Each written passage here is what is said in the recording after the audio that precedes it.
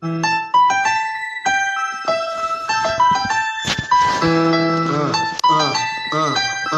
Democrats don't speak for me. Speak for me. Speak for me. Republicans can't speak for me. Speak for me. Speak for me. A bitch ass nigga can't speak for me. Speak for me. Speak for me. You coon ass niggas can't speak for me. Speak for me. Speak for me.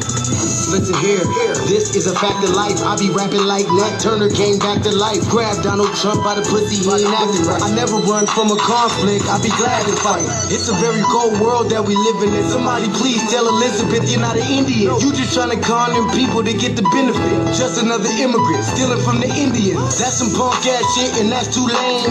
Now we finna step over to Andrew Yang.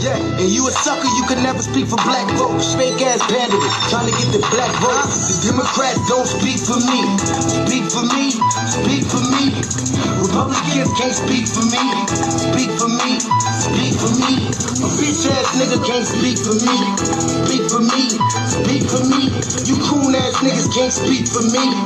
Speak for me. Speak for me.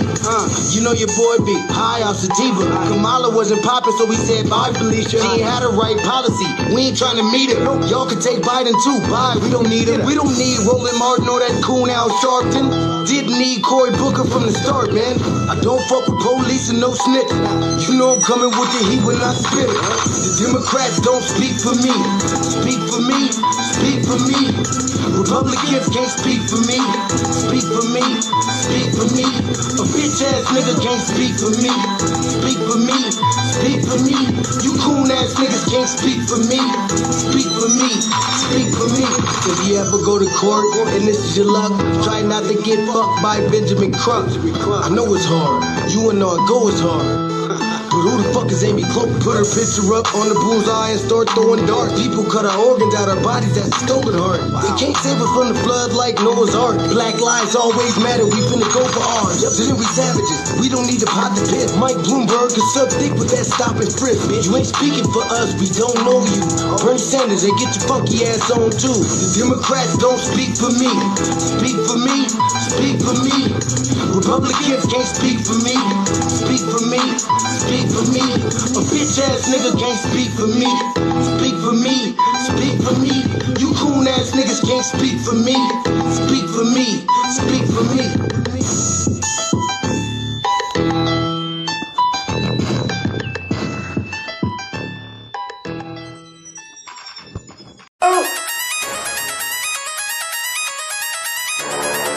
I'm talking about shout it going crazy. People going crazy in this motherfucker. Run that shit back, man. But it means nothing. Nothing. Got a woman on the day.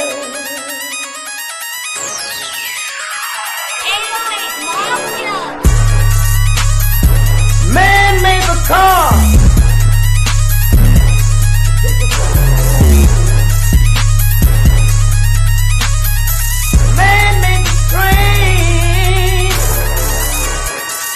Carry the heavy load.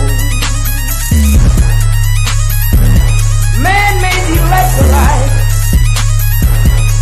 to take us out of the dark. Man made the boat for the water like the 7 Man thinks about a little bit of baby girl and a baby boy. Man make them happy because man make them dark.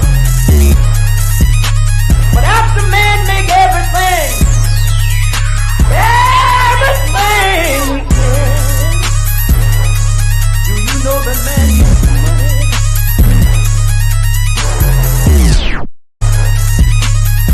To buy from other men. This is a man's world.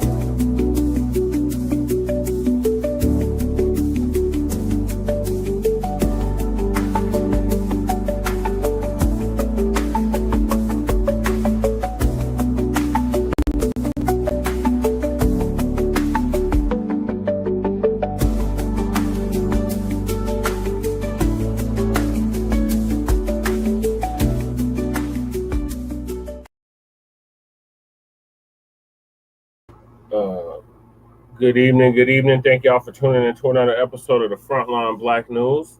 I'm your host, Che and Kruma, and we should be joined with our other host, Lady Che, here shortly, and our West Coast correspondent, Shabaka Sankori, Shabaka's Black Experience Enhanced, which I'm the co-executive producer and co-host of.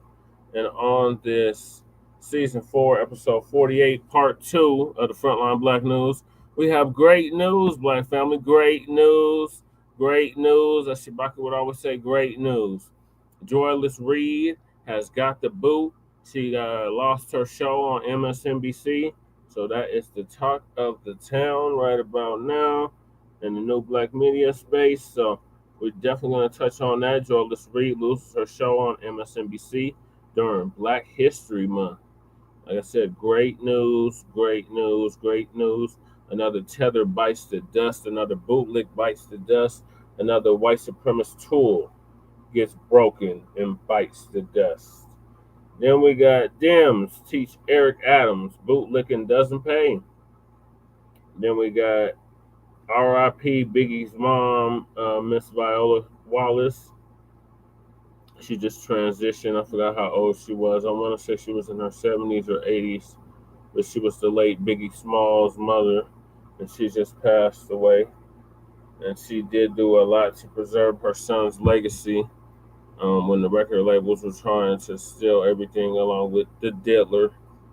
Then we got when your biggest haters start running to you for help, why FBAs aren't coming to the rescue against ICE.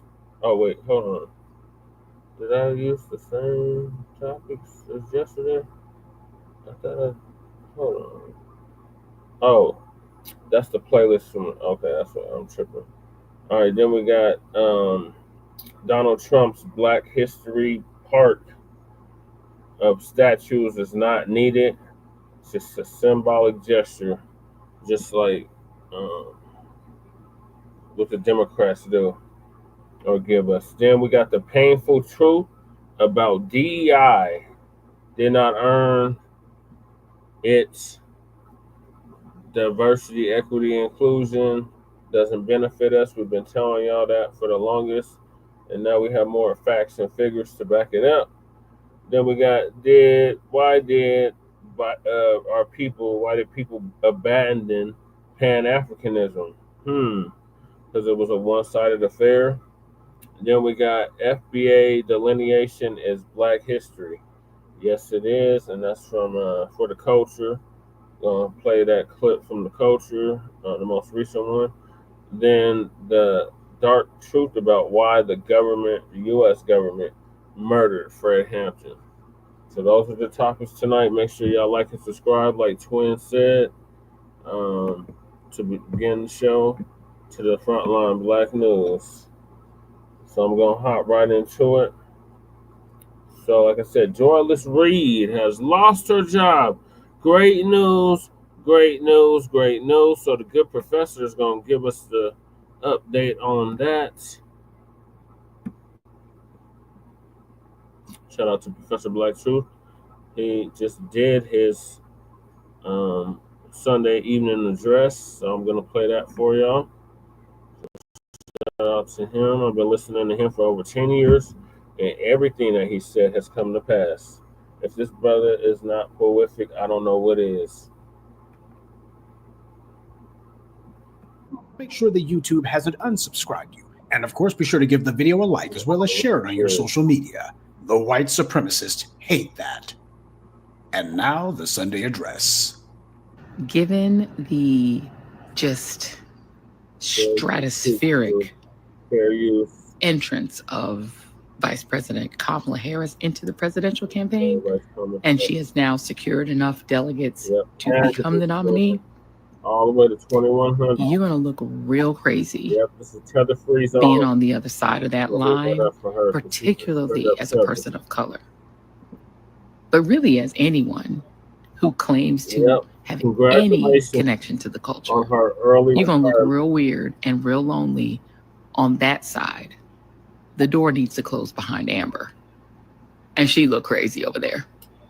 But shut the door behind her. You really are going to look crazy being on that side, given the cultural phenomenon that FBA force of Vice President Kamala Devi Harris. Many months later. Well, that didn't age very well, now did it? Nope. Turns out Joy Reid's the only one who wound up looking real weird. But this is how she's talking to black folks in particular. If you don't do what I say, you're gonna look real weird. Yeah, the woman who utterly failed to have her thumb to the pulse of the Black Street. That's because she has nothing to do with the Black Street. Right. Now, we're not gonna waste this entire Sunday address talking about the predictable fall of Joke Reid, but we do have to mention it because she was one of the last bootlicks standing, or is it sitting, that the white media had out there. The last holdout still trying to pretend as if, oh, well, you see, it's still hunky-dory. Nothing's changed in the white media. They still got some black folks that they let hang around as their house pets. So that basically means we're still all on the team, right? Now, according to the LA Times, Joy Reid had signed a new contract with MSNBC just last year. So just like that, the white media went from telling her, oh, you've still got yourself a job for a few more years, we like having you around, to instantly telling her, okay, now clear out your desk. Gee, what could have possibly changed? And don't let the white media headlines fool you either. This wasn't a shakeup or a reshuffle. It was a crackdown. Just like they did the first time that Trump became president. Reshuffle is one of my favorite words the white media has been using to describe her firing. You know, when you do a reshuffling, that means that positions are changed. Like a deck of cards, you do a reshuffling means you're moving them around. But you don't throw away any cards during a reshuffle. Joy Reid, on the other hand, isn't being reshuffled or even recycled. She's being removed. And why is that? Well, it's because the orange man is back in the White House, so these white media companies are doing exactly what they did 8 years ago the first time he was in there. They're pivoting to accommodate him. Why? Because his FCC is going to be very generous to corporations. And that's who owns MSNBC and the rest of these white media so-called news outlets and these newspapers like the New York Times and the Washington Post owned by Jeff Bezos. So for all of them, it's in their best interest to now get back in the orange man's good graces. That's the reason why Joe Scarborough and Mika the Bigot Brzezinski were the very first ones to go running to Mar-a-Lago with their tails between their legs, bowing and scraping before Trump. They knew that after all the trash talking they had done about him the previous 4 years, they had to go ahead and make sure that they were the first ones in the door saying, oh, Mr. President, may we please lick your boots? And they also knew that the corporate heads over at MSNBC, or rather Comcast, who owns MSNBC, they knew that those guys wanted to make sure that they got in good with Trump as well. So if there was going to be some sort of backlash, they wanted to try to get themselves out of the line of fire. See, that's what Joe Scarborough learned from his years as a Republican politician. And it shouldn't surprise anyone, as Neely Fuller said, white supremacy believes in taking both sides of the conversation. That way, no matter who loses, they always win. Sure, MSNBC renewed Joy Reid's contract when they thought that Trump's poll numbers were bad and that they would need Joy to be their Negro whisperer for a Kamala Harris presidency. And I'm sure that for a good long while, Joy Reid thought that she was safe. But then when the poll numbers began to turn, especially back in the fall, and it became more and more clear that the orange man was going to be able to slither his way back into the White House, they already had her pink slip typed up. Don't kid yourself. They already knew that they were going to be throwing her out the door as soon as the returns came in for election night 2024. That's when they already looked and said, okay, so we're not going to be needing Joy Reid to be around anymore. Good. Nobody liked her anyway. That's what was going on around the offices of Comcast. They already wanted her out, and this was going to be their way to go ahead and expedite a move that they already wanted to make. Everybody could see the writing on the wall, but then again, Joy Reid had absolutely no incentive to admit to this reality. After all, what the hell else is she going to do? Where's she going to go? As far as she's concerned, that renewed contract was ironclad, or at least she needed it to be. Well, at this point, she might as well ask Tiffany Cross if she can get the number to her lawyer. Both of them could probably try to do some sort of joint action to sue MSNBC for some money. Might as well. And you know, you can't even really gloat about it that much because we all saw this one coming for years. Yeah. This was no surprise to anyone at all. Well, except for Joy Reid. I'm sure that she's absolutely shocked. She can't understand what on earth she did wrong. All those years of feckless butt kissing that she did for the Democrats and for the white media, she was the one who led the charge to attack the black grassroots on air. The rest of her white media colleagues, the white ones at least, were smart enough to not try to attack us directly, but not Joke Reid or Tiffany Cross for that matter. Remember, it was in 2020 that Joke Reid used her show as a platform to attack us directly, saying that anyone who was talking about reparations was a Russian bot. She was the one who did that. You didn't hear that from the folks over there on Fox News. You didn't hear that from anybody else. You heard that from Joy Reid. And it's no accident that they had a black face out there selling the soap. Same way that Tiffany Cross attacked Brother Tariq by name on her show. That's what they do. They use their platforms to call us out by name. Now, these black tools, that's why they were employed by the white media, to do the white media's dirty work and attack us directly.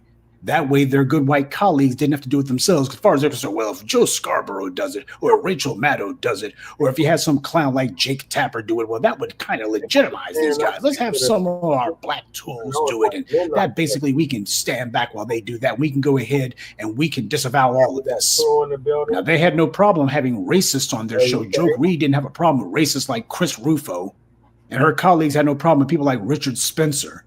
But when it comes to people who actually speak for the black grassroots, all of a sudden, well, we can't have them on the air. We dare not talk to them. Talking to us crazy like that. Why? Because as far as they're concerned, we're the enemy. Not the white right, not the conservatives, not the Republicans. Black people who are actually speaking up, demanding changes, we're the enemy. We're the ones that they don't even dare even have us on the air, can't even have us on camera. We're too explosive. Sure, you can go ahead and bring on Chris Rufo and his mountain of lies. But as far as bringing on anyone from the black media to speak the truth, nah, we ain't doing that. We can't do that. Right. So this is the reason why we do not care that Joke Reid got shown the door. Because what she did with her show was to use it as a platform to attack us. Yep. Now, instead of bringing black folks on, black folks who are going to be speaking some realness, instead she brought on the Jason Johnsons and bringing on the Shea Butter crowd and a bunch of other safe, non-threatening bootlicks for all the good it did her. Oh, and can you believe that some fool at the LA Times actually had the gall to write, but once Reid leaves, the network may have to deal with the wrath of her fans and the left-leaning followers of MSNBC. What a joke. Fans? Joy Reid doesn't have any fans. In fact, at this point, she barely has any viewers. All she has are the corpulent losers from Shea Butter Twitter, and those morons couldn't help Kamala Harris keep her job either. The wrath of the ski-wee is a myth. Tiffany Cross got crossed out by MSNBC, and her ratings were more respectable than Joy Reid's, that is, considering her time slot. The old black demographic who may still be silly enough to watch MSNBC on a regular basis, they're simply too small in number and too small in their mentality to matter. None of those people are going to be causing any sort of a stink, and even if they did, they're not numerous enough for anyone to actually be scared of them. What do they expect to happen? You're going to get a few angry tweets from Shea Butter Twitter? And what exactly is that supposed to do? Is that supposed to make the white executives over at Comcast start quaking in their boots and go, oh, there's some angry serial tweeters over there on Twitter, and they're sitting here putting us in some sort of chain. They did a couple of retweets. Oh, we better go ahead and put Joy Reid back on the air. Otherwise, they'll be giving us some down votes on our YouTube videos. Is that what's supposed to happen? Are they supposed to be scared of a couple of retweets? Give me a break. But this is supposed to be passing for political and media analyses over at the LA Times. But now that these folks over there at Comcast, their priorities have changed, they're not going back on this. They're throwing her overboard, and this was always going to be the result. When Goldie Taylor got the heave-ho, there was no wrath from anyone. Same for Melissa Perry and Roly-Poly Martin and Tiffany Cross and Don Lemon. These people don't have a following because nobody actually respects them. They don't have the respect of black viewers. The only reason that these people were on the air at all was because they were non-threatening Negroes, not just non-threatening to the general white audience, but most of all, non-threatening to the white media executives who they wanted jobs from. That was the main thing that they were supposed to be doing, presenting themselves as non-threatening to the white powers that be, which they did. And what that means is, if they don't look at you as any sort of a threat, they also will have absolutely no intimidation whatsoever when it comes time to throw you out. They won't even think about it. Why should they? None of these bootlicks are a threat to them in any shape, form, or fashion. That's how they got their jobs, and that's also how they lost their jobs. See, this is what happens when you convince yourself that the cozy sound stages over at MSNBC is what constitutes the pulse of Black America. You sit there and tell yourself that a couple of Shea Butter bootlicks on Twitter, apparently them giving you a couple of likes, that means that you're speaking for the black folks. Well, the black folks who matter. This is what happens when you try to convince yourself of that. Put yourself in a cocoon, a little bubble.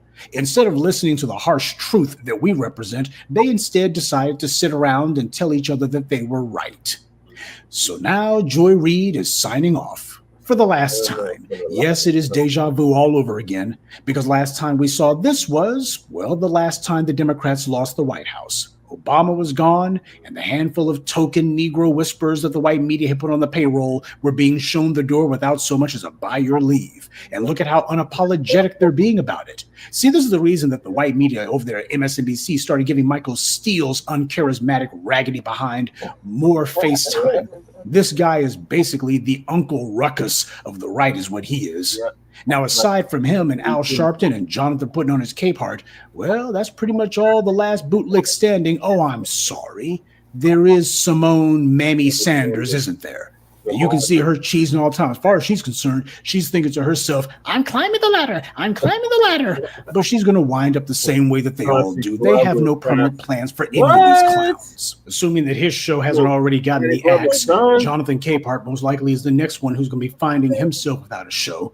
After all, they got their Negroes properly corralled, and that's what they like. As far as they're concerned, we don't mind saying that there's 2 or 3 Negroes who work here, just so long as we never have to see them more than, say, 30 minutes a day. That's the kind of arithmetic that the white media likes to do. And it's because that's what their audiences want at the end of the day. Now, from time to time, the white media would remind Joy Reid and the public about some of her more controversial weblogs from the past. And that was just to keep Joy Reid properly cowed, which it did. She didn't get out of line. Then again, there wasn't much danger of that. But it should be no surprise to anyone that they canned her regardless. See, bootlicking is a career path that doesn't come with a retirement plan. And there is no amount of professional butt kissing that you can do for the white media that is going to make them look at you and go, well, maybe we'll go ahead and keep you around. They didn't want these Negroes there to begin with. And no amount of deferring to their white colleagues or respectability politics would be enough to change that. Melissa Harris laced well Perry round the way in 30 days. She got the boot, never to be heard from again. And you notice that they didn't need to use any controversial social media posts from her past as an excuse to do it either. If they want to throw you out, they're going to do it. Sure, they may try to use something to point to as an excuse or a justification, usually claiming that you offended some white person. Ask Tiffany Cross-Eyes or Don Lemon how that rationale works. But in the end, it always ends the exact same way. When they're sick and tired of looking your black behind, when it becomes expedient to throw you overboard, it doesn't matter if you just got through signing a new contract. As Joy Reid is finding out, they will literally sign a new contract with you, and then about a month later, they'll be handing you a pink slip. That's just the way that works. Well, if you're black, you're supposed to understand that reality. Now, as I said from the outset, we're not going to devote the entire Sunday address talking about Joy Reid getting canceled. You only get excited about something if you're surprised, and we're not surprised at all. We knew that this was how it was going to end no matter what. We've been talking about this all along. She was going to be getting the boot sooner or later, and it happened to be sooner rather than later. She wasn't going to be leaving decades from now after an infamous career of bootlicking. Nah, they weren't going to let her leave the same way they let a Tom Brokaw or whoever that other fool was. They always wanted to make sure that when she would leave, it was going to be suddenly. She was always going to be thrown out the airlock in an instant. There was never any scenario where they were going to let her leave gracefully. And while they didn't send her out the door under a cloud of scandal and disgrace like they did Roly Poly and Don Lemonade, they also didn't let her leave on her own terms either. So what's next for Joy Reid? First of all, nobody cares. But secondly, out of morbid curiosity, I wouldn't be surprised at all if she tries to slither her way over here to the online sphere. As the LA Times just got through intimating, she'll try to convince herself that she's got some sort of online fan base. She'll try to see if she can trade on that. There's been a number of these little bootlicks and suck-ups who have tried that one. People like the Angela Rise with lettuce and tomatoes on the side, the Bakari sellouts and others. These people all try to reinvent themselves, and it never works out. Though I have to admit that at least in the abstract, I would be somewhat curious about what she attempts to do to try to get her 15 minutes of fame to last for 16 minutes. Though just like the rest of you, I wouldn't be interested enough to actually watch. And speaking of things that aren't interesting enough to watch, another white media organization, the NAACP, had their annual circus. And like all circuses, they made sure to have clowns, which is why Kamala Harris was given an award by them. I know what you're thinking. What the heck are they giving her an award for? She didn't win office. What the hell has she done? She lost her presidential campaign for the second time in a row. Talk about a participation trophy, because that's exactly what this is. She's being given a trophy merely for being there, just for having participated in a presidential campaign. You ain't got to win. You don't have to accomplish anything. All you got to do is just run for office, and that's enough for the NAACP to say, you deserve an award. We're not even sure why we're doing it. Just you deserve an award. Yeah, well, at least she's finally won something. This is what I tell you. Awards under white supremacy are all about bestowing instant legitimacy on something or somebody. And in this case, this is meant to bestow instant black credibility on Kamala Harris. She's now legitimately black because you got this sock puppet organization that claims to speak for black people, but hasn't done a doggone thing for black people in decades. And they're vouching for her as being a black recipient, though they didn't produce a single shred of evidence to back that up. This is apparently what qualifies as evidence, an award. But for what, I don't know, and they don't know either. The only thing they needed was for Joy Reid to be the one to present her the award, and this static portrait of failure would have been complete. All of these irrelevant Negroes who white powers had on the payroll, propping them up for decade on end, and here they are being reduced to the predictable failures that we always said that they were. These are people who are now sitting around trying to tell themselves that they're important because black folks, especially the under 55 crowd, don't pay them any mind. They're irrelevant, they're dinosaurs, and they're now going extinct. But unlike the dinosaurs, there's not going to be any museums for these guys. There won't be any books chronicling their failures either, though there will be some of us making sure to remind you of exactly what kind of treason these people were mired in the hopes that our people will learn not to ever let bootlicks like this insinuate themselves amongst us ever again. And speaking of awards, the white media is still trying to make Cynthia Erivo into a thing, and yet another example of the white media trying to prove that they can pick and choose winners and losers. Cynthia Erivo's been nominated for an Oscar because she played the Wicked Witch of the West. A witch. Well, you can definitely say she was born to play that role. If anybody deserves to have the image of them on a broomstick immortalized for all time, it's Cynthia Erivo, and she knows where she can shove it. I think she might have been nominated before for Harriet. We all know what a fiasco that one became. But good tools are hard to find, so the white media has to at least try to resurrect her career, such as it is. Between Cynthia Erivo and Domingo Coleman, the Academy Awards might as well be called the Massa Won't You Please Let Me Sit Under Your Table Awards. But this is what the bootlicks would inevitably be reduced to, sitting around in a circle, applauding each other, giving one another awards for things that aren't even achievements, literally giving each other awards for nothing. And that being the case, one can only wonder, when the NAACP tries to give Joy Reid a Lifetime Achievement Award for journalism, exactly what are they going to point to? This isn't even about politics anymore. This is about making a statement about who and what America is. And Joe Biden, to his eternal credit, did that in 2020 when he said, if you have a problem figuring out whether you're for me or Trump, then you ain't black. Good evening, and be one. I'd like to take a moment to mention some of our contributors: Charles Reid, Valiza Hollins, Kelly Marie Bax, Jacques Hargett, and Williams. Salute to them, and thank you to everyone for listening, liking, and sharing this message. Right. Black empowerment only exists because of you. Email Lady Tay about it, please. Please do. Please email Lady Tay about your movie idea. Brother Kahari. If you're not already subscribed, Lady Tay. And don't forget, family. All right, cool. Don't forget that to go ahead and share this GoFundMe link everywhere, because we are shadow banned on everything, so we can't share nothing. So we could share the link for us so that someone get out this stupid movie. Oh yeah, just put the I put it in there. Yeah, don't worry about it. Please share this link out. It's very important because we got shadow banned from pretty much everything: Twitter, Facebook, lucky we got Instagram. YouTube. Yeah. And we can't, I TikTok. don't know how that goes to share, if we're allowed to share it on YouTube or not. I have to look into that. I'm definitely not trying to. I can share it in a post. You can share it? In a post. Okay, cool. All right. But we'll do, we'll continue to do. And I can put it in the description too. But me and Jesse are moving this year. Him probably before me. But we still gotta, get the packing and we need supplies. So that's really what that's about. And a baby truck this year. But yeah, we need supplies. There's some furniture, but I know a place to get some furniture. Yeah, that's already in there. I've already factored that in. No, I want to get furniture. With the warehouse, they already factored that in. Oh yeah. Yeah. So, like I'm gonna replace most of my furniture, and I have to. I'm replacing all of my furniture. Except for you just have to. You replace no comforters? I don't think it's furnished. I don't know. I haven't went to go see it yet. I'm moving, y'all. Well, both me and Lady Chair are moving, but I'm moving within the next month or so.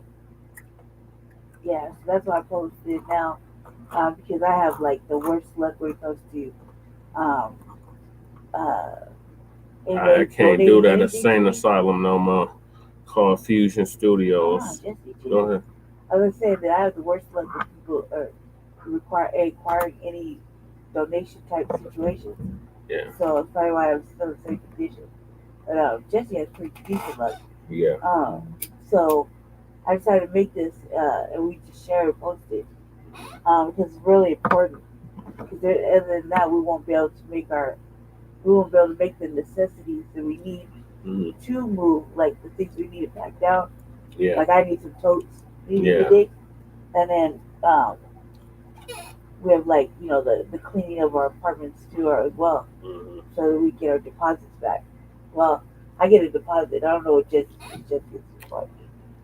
I don't even care at this point. But it's still a deposit. Deposit's a deposit, right? Yeah. But Jesse's Jesse's apartment came first. Yeah. Mine did not. Yeah. And then when we had the a thing with the mice. Yeah. So we both had infestations. Yeah, which is really crazy because they keep laying traps, but these motherfuckers just keep showing up every couple of months. Like last week, I seen down the hall from me on the other side, far down the hall, there was a whole bunch of mice dead. They had left some traps out of somebody's apartment. He said he's gonna text you in the chat. I'm right here. I'm right here. He said tell her text in the chat. Oh, you can't hear me? Oh, your email. All right, yeah, I got you. I got you. So yeah, go ahead if you can, y'all share that to any platform you can. Just keep sharing it. Yeah, please do. Please share we have this link no out. other outlet right now. I can't rebuild the Twitter no matter what I do at all. It's permanently just on read mode. I think I got it pinned. Yeah, I sent it in there again. Okay. You might be able to pin it in the chat too. I can't pin it. You have to pin it. This is your platform. Or you get over to Dubai, I can pin it. Okay. Oh, yeah, so thank you everybody. Carry on. Oh, I got something to say about this. Yeah, what are your thoughts? Because I had some more clips on this I was going to play. Oh, well, I think that she was setting herself up for she should have known that her job was going to be in question after the election. Yeah. Because nobody was really no matter how she tried to blame everybody but them and her, she should have known after the election that she was gonna have to go. And it had been like 2 months, and her shit wasn't really cracking off. I did notice that she's been in a couple of TV series where she's played herself. Also, she was doing little weird shit like putting YouTube reels up, So I think that she's gonna head in that direction because where else can she's gonna wake up in the morning and be like, I ain't got no job. Let me go ahead and bitch about this. You know what I mean? So I think what we've seen her there, for those that come across her propaganda. Yeah. You know what I mean? We already knew she was spreading lies and disinformation. That's what they do over there. So I'm like, well, shit. It happened a lot later than I planned. Yeah. That's all I'm thinking. But it was inevitable. And shout out to the new black media. We called it from the very beginning. And like the good professor who we just played said, white supremacy always breaks their tools. And this tether crack got broken. Great news. So I have some more clips on there I was going to play. Yeah. Because we're going to cherish this momentous occasion of another white supremacist tool getting broken. Where is it?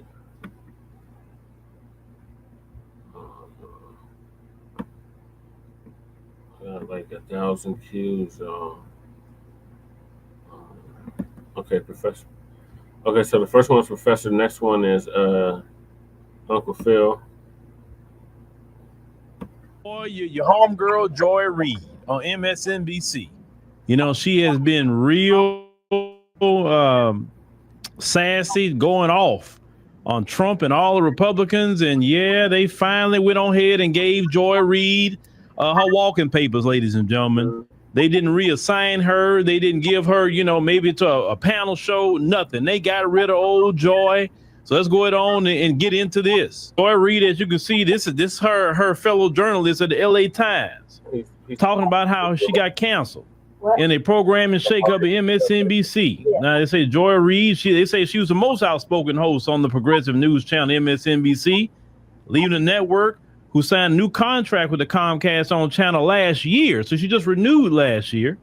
And say we'll have her final show this week, according to two people familiar with the plans who are now authorized to comment publicly. Say MSNBC representative declined comment on Reid's status. Now Reid, she's 56. Said occasion made Comcast executives uncomfortable with her harsh critiques of President Trump and his supporters. Now I'm gonna tell you why. No matter what, if they are left-wing progressive, they are still them folks. That's their community, and they don't like no person, whether she's an immigrant or not, speaking down on their people. You better believe something. Those so-called Democrats and Republicans, they are the same, and they don't like to see Joy, even though she's not FBA, she's an immigrant, still talking about them people, right? They didn't like that mess. But let's continue. Say her exit will be seen as another example of TV news divisions reining in journalists and commentators who are viewed as hostile to the Trump administration. It says CNN effectively pushed out daytime anchor Jim Acosta, who is notoriously tough on Trump, by offering him a midnight shift. He chose to leave instead. Reid joined MSNBC, it says, a daytime host in 2014 and took over the 7 p.m. Eastern time slot with the readout in 2020. Her departure is the first major move under new MSNBC president Rebecca Cutler. Now, Cutler is leading MSNBC as it becomes part of a new spinoff company made up of Comcast cable channels. She succeeded Rashida Jones, who left the network last month. Now, she didn't leave, she was pushed out. Now, Reid's hour will be filled with a trio of hosts, Michael Steele, Simone Sanders Townsend, and Alicia Mendez. And they say they have appeared together in MSNBC program The Weekend, which debuted January 2024. Now, Cutler developed The Weekend while serving as executive vice president of MSNBC. She also plans to expand the daily presence of former Biden White House press secretary Jen Psaki, whose program currently airs on Sunday and Monday. They're talking about Psaki can take over the 9 p.m. Eastern time slot on nights when MSNBC stars host Rachel Maddow is off. It's Alex Wagner, who served in that role, is being pulled off the schedule, but will remain with MSNBC as a correspondent. So they didn't even let Joy be a correspondent. They said, Joy, you got to go. Now, of course, Rachel Maddow is she has a special position with them people. She's going to be doing her nightly show, but then after the first 100 days, she'll go back to working once a week. Let's say once Reid leaves the network, we'll have to deal with the wrath of her fans and the left-leaning followers of MSNBC. But here's the deal. Here's the deal. Okay. Now, we've been talking about this for a very long time, but with Joy, Don Lemon, and all them other ones, listen, let me go with their argument right now, right? I remember CNN when I was a kid, and I didn't see none of the anchors do what they do today, right? These people on the cable networks want to do what we do, and you can't do what we do because you're on network television. And you being on network television, you're there to report the news, to talk about it. That's it. They don't want to hear you. They don't want to hear you talking about the president, the vice president. They don't want to hear the sass. They don't want to hear whatever. They want a bunch of yes men and yes women working there. Now, the reason why they allowed them to do that, Joy included, is because they were competing with us. You have to understand, we are their competition. Bottom line. Breakdown of the Kendrick Lamar. And they were seeing how people was turning off of the cable news and listen to people like myself and many others. They saw that. So they allowed Joy and Don Lemon and all the other ones to run off at the mouth and talk crap and all of that. They allowed them to do that, right? But now since this new administration is in there, these people are going to tap dance whatever the new administration want to do. Let's call it what it is. Same thing when Biden was in there. They're going to tap dance what Biden wanted to do, right? That's why you don't want to work with them kind of people. Now, let's talk about Joy. Joy was making $3 million a year. Hopefully, Joy didn't overextend her money. Hopefully, Joy bought a home, paid it off, got some cars, paid it off, whatever the case may be, and she was stacking her bread. Hopefully, Joy was doing that. Yeah. Joy been with that network, like I say, since 2014. So Joy been there about 11 years at that network, and they let her go. Now, Joy, let me tell you something. As you finish crying and licking your wounds, you can either do one or two. You probably want to call your buddy Don Lemon. He trying to bounce back, Don. But see, this is the deal. She just signed a contract, they said last year, so they got to pay her out her contract. So whatever her dollar amount is, they got to pay her out. She gonna get that money, right? Cool. So what you gonna do, Joy? You gonna just chill at the house and ride into the sunset? Or you gonna come out here to the chitlin circuit with the rest of us and see if you could come out and do your thing, right? I'm pretty sure she may start a podcast. I don't think Joy is gonna, you're not gonna hear from her no more. It would be kind of hard to believe you wouldn't hear from her no more. Definitely being outspoken as she is. But it's not as easy as talking about doing things on your own versus having the network and having all the editors and having elaborate studios. Now, Joy made the money to build her nice studio in her house. She ain't got to go outside her house, right? Hype, man. Your buddies you knew from over there, why don't you call them? Set you up a studio, whatever. Can you still do your thing, Joy? I mean, it is what it is, right? But we all knew this was coming. We knew this was coming. We knew when Kamala lost. Now, if Kamala would have won, Joy would have been all right. Joy would have been just fine. Maybe she can also get with her buddy Boule Martin. I don't know, and talk with him, right? But it's not as easy on the chitlin circuit as people think it is. It is very hard, right? Here in the chitlin circuit, it is. You got to learn how to separate yourself from the crowd. You can't be like everybody else. But like I said, I'm not laughing at Joy, even though I knew this was coming. Because I don't laugh at nobody if they lose their job or something bad happen to people. I just don't get in that habit or that business to do so. That's not what I do. But Joy, this is the thing. For a long time, Joy, you was being used as a tool to speak against Black Americans. You didn't support us in the things that we were talking about. You was all Democrat. No different than your buddy Jasmine Crockett and all the other ones. You just pro-Democrat. And the Democrats have left all you Black folks high and dry. They ain't protecting you. It is what it is. The Democrats ain't worrying with y'all. So maybe, Joy, if you get some sort of religion and understand you need to get with the program, and you know what the program is, nobody got to tell you. You know what the temperature is. Nobody got to tell you anything, Joy. Maybe you get with the program, Joy, and try to reinvent yourself and come on back, and maybe a lot better for you, Joy. But if you want to still continue this same old you're doing, it's not going to work. This is not the temperature where people are at right now. Now, maybe you can go join Native Land Pod with your girl Angela Rye and Tiffany Cross over there. Maybe you can go join them. Like I said, that may be a good place for you. Native Land Pod, right? That may be a great place for you. That's all your same ilk, and then y'all can all complain together, right? But it's all this is just interesting. But they did the same thing before, because I remember when Melissa Harris Perry lost her gig. They be cutting the Black folks real quick. But see, this is why. Listen to me, Joy. If you see this, Joy, this is why I never wanted a position like yours. You get comfortable. You're making millions of dollars a year, Joy, and they just snatch it from you. And you didn't do nothing wrong, because if you did something wrong, you'd have been written up and been fired a long time ago, or they would have not renewed your recent contract. So I know you didn't do nothing outside of what they didn't want you to do, Joy. But see, Joy, that's how they get down. And I knew this. This is why I never wanted to pursue no TV in the United States of America. Right. If I'm gonna do something with TV, I'd rather do it in the African continent, because at least in the African continent, I have more opportunity to do it over there. I'm not playing that game here in America.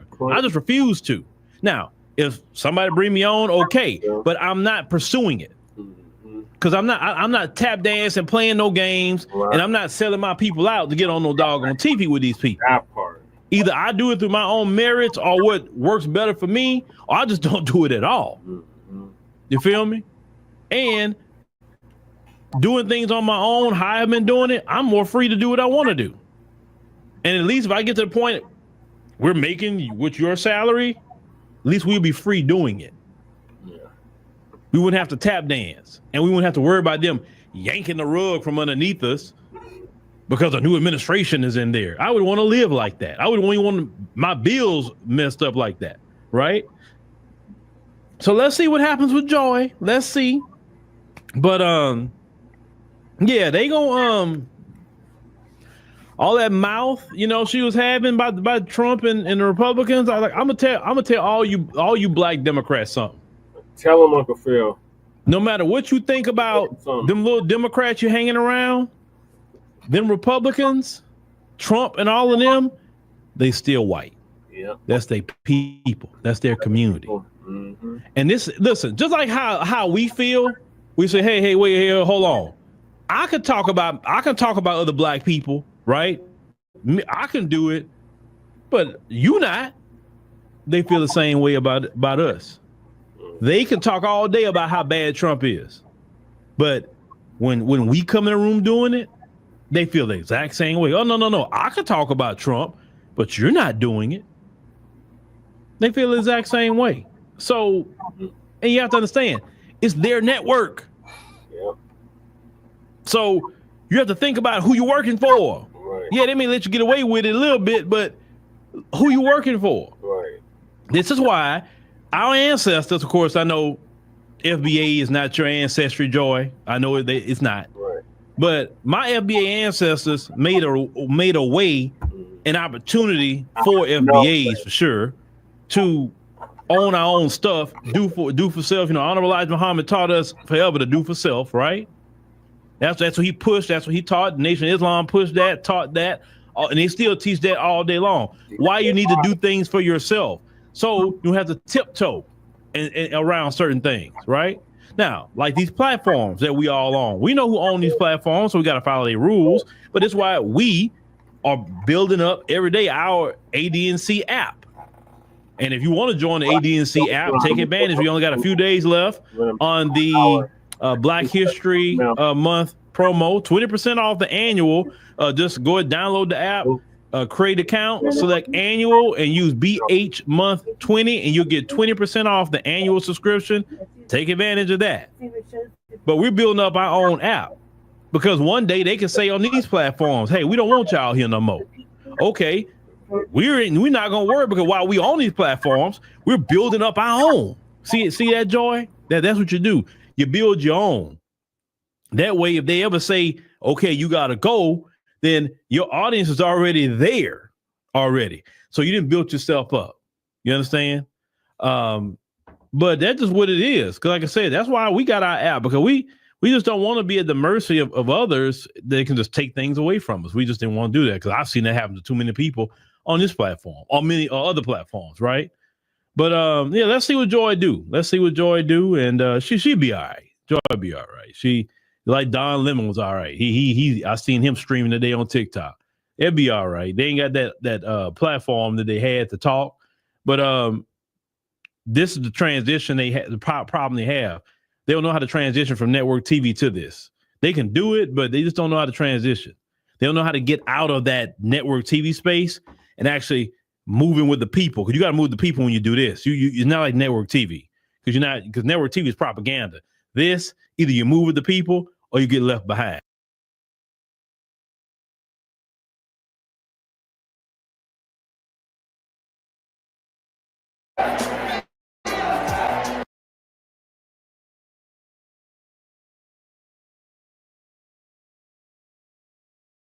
Well, tonight on the podcast.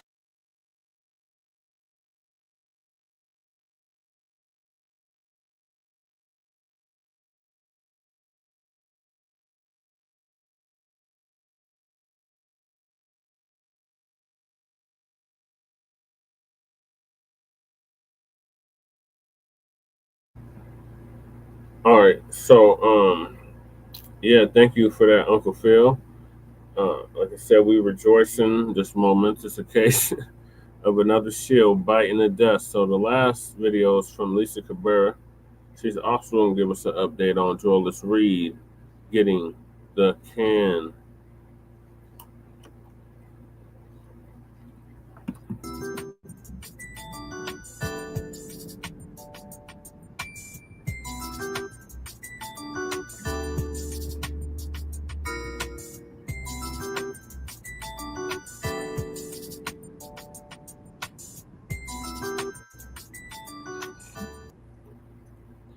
Do not buy 12 Tribes on Earth hair growth oil and hair magic elixir unless you want super healthy. The one thing that I can remember when, ladies and gentlemen, Joy Reid, her show has been canceled.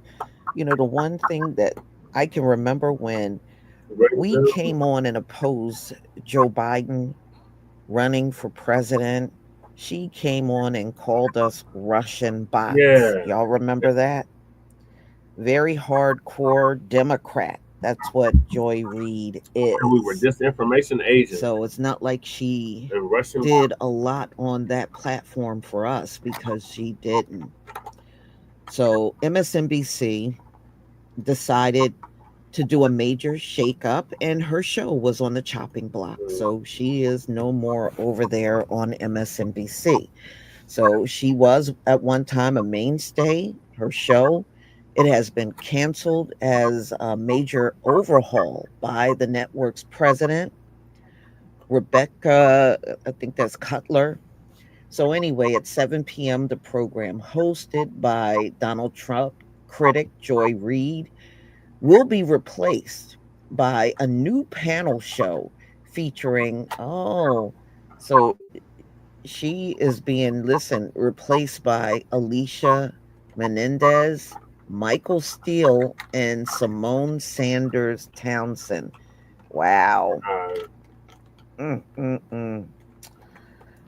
Okay. This is according to the New York Times.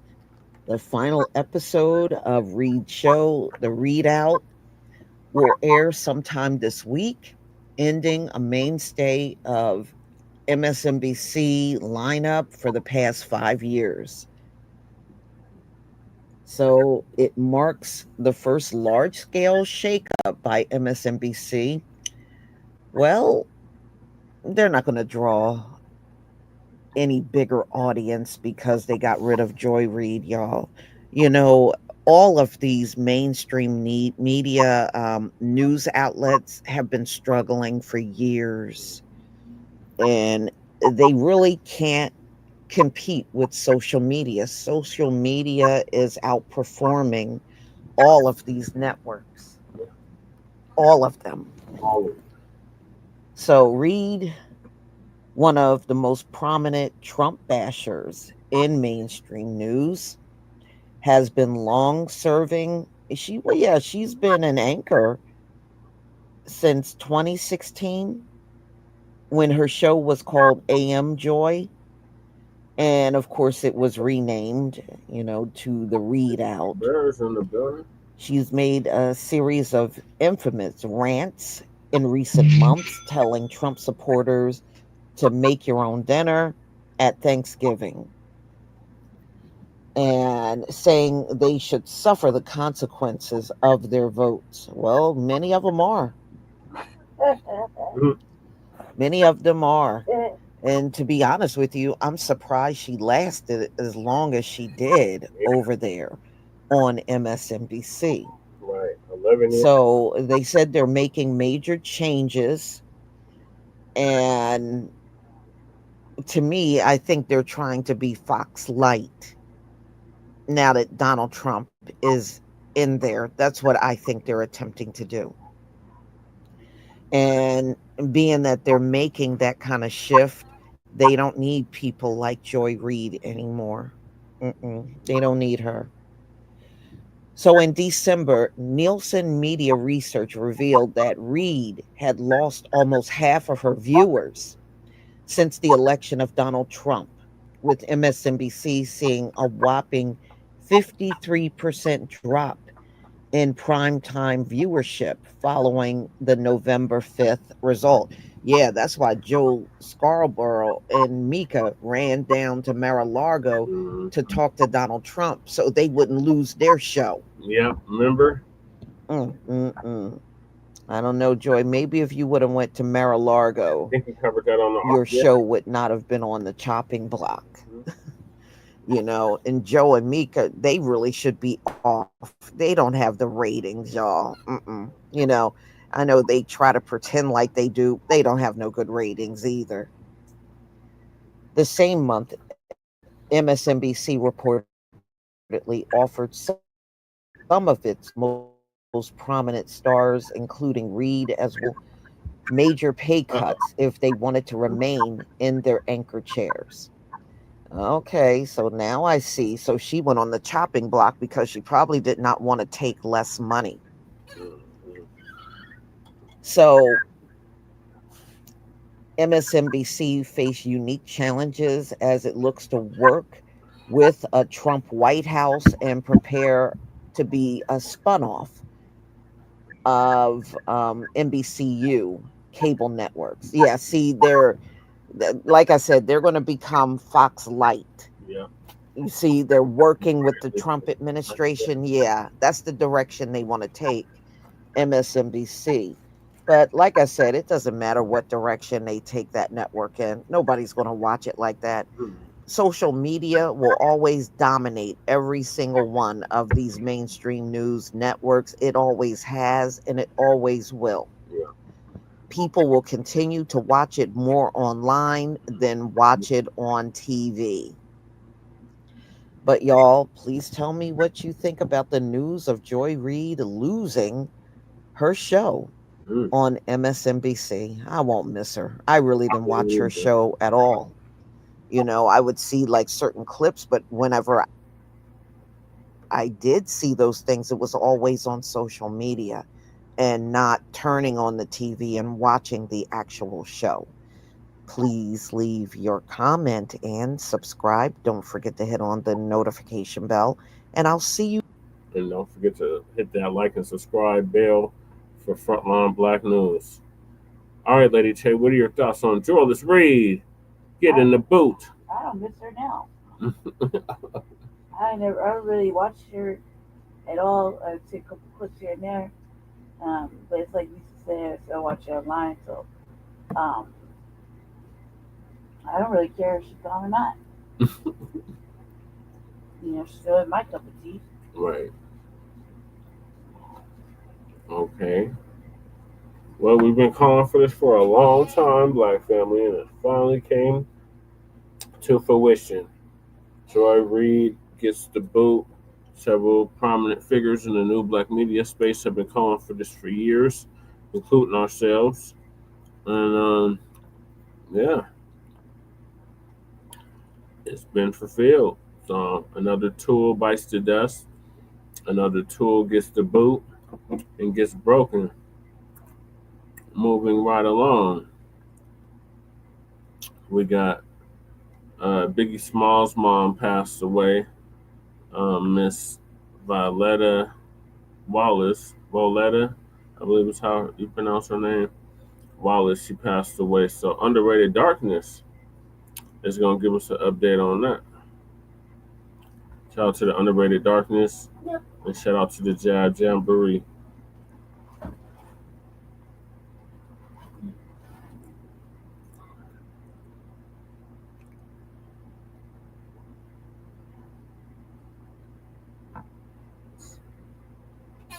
I'm waiting on it to stop him moving.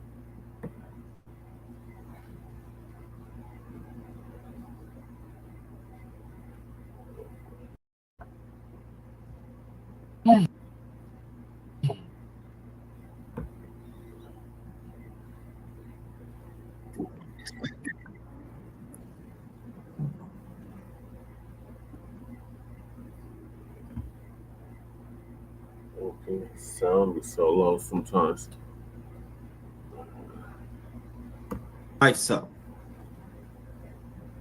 Okay. The memories about the late great Miss Voletta Wallace. Always fun, always keep the family together. Yeah. You know. No, I don't have a call-in number. No, I don't. Mm-hmm. In fact, I gotta work on that too. I gotta work on that. Have a call-in number, but I ain't have a call-in number. So, well, that's how I got the link right there. Might want to hit that. Oh, Lala D, let me hook you up. Man, YouTube be so Lala D be rolling with me throughout the years. Lala D, type something in the chat for me. Yeah, Lala D was rolling with me throughout the year for years and stuff. So let me blast too.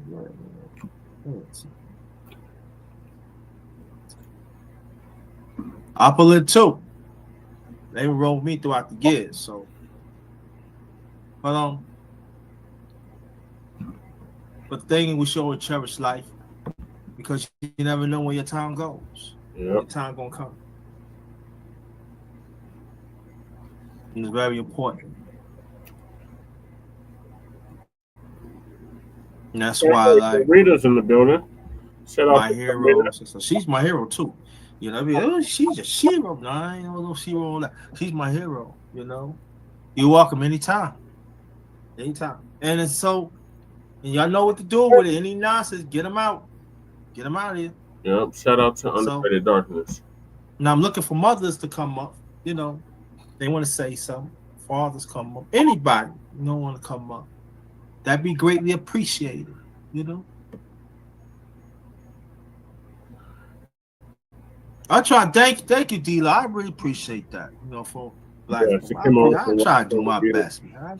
Like people hate one woman be accountable, and then she Miss Voletta Wallace, the late great Miss Voletta Wallace. She want each of us as a people to be accountable. And I appreciate that. She reminds me a lot of my late mother. Be accountable. I'm going over the late, great. Yes. Mother of. Yeah. You're absolutely right, Lala. And I'm telling you, the system is wicked. And the people working is wicked.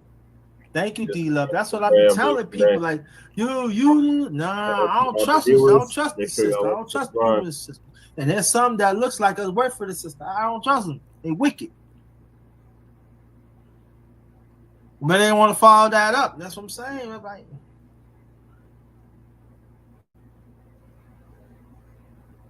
so the brother we're hearing from, his name is. You know what? I was gonna bring this person in. I ain't want to bring him up. Update on it. I start with a P. I don't want to bring him up. I don't want to bring him up because I don't like him. I don't like him. I don't like nothing. Anything around, I don't like him. But I ain't gonna bring him up. But yeah, man. She was very determined. Yeah, very determined. Yeah, she was very determined to, and that's why like she was like maintain the hip hop community. Son's legacy, you know, when the record label. Let's get ourselves together and we're showing you know what they trying to do to us and everything. And that's the part that the mainstream media do not want to say that. What the late great Miss Voletta Wallace was saying. Yeah. They didn't want to say that, but they trying nah.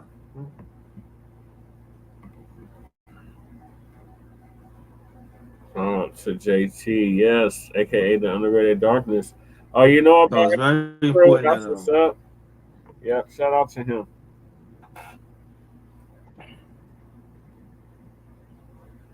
Yeah, we get ourselves together, man. The fight against the system. Stop finding money, each other. I was listening to something like almost like 20 minutes ago. Then you got people don't want to hold each other accountable, you know. Say derogatory things about, I'm not even gonna talk about it because we gonna stick to pay our respects to the late great Miss Voletta Wallace. Voletta. You know, So, like I said, anybody wants to come up, yeah, I would be more than happy. Hit the link. When he does these panels, I try to get on them.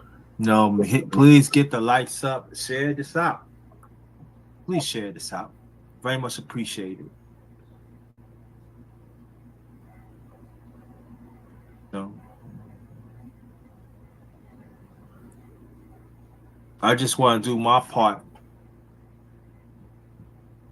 to present the ones that we lost.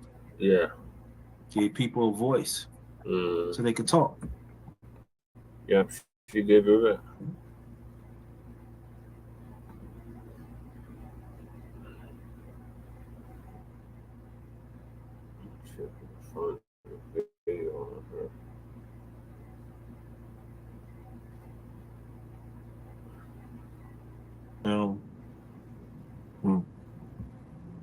Especially in New York, it's a big loss. This is.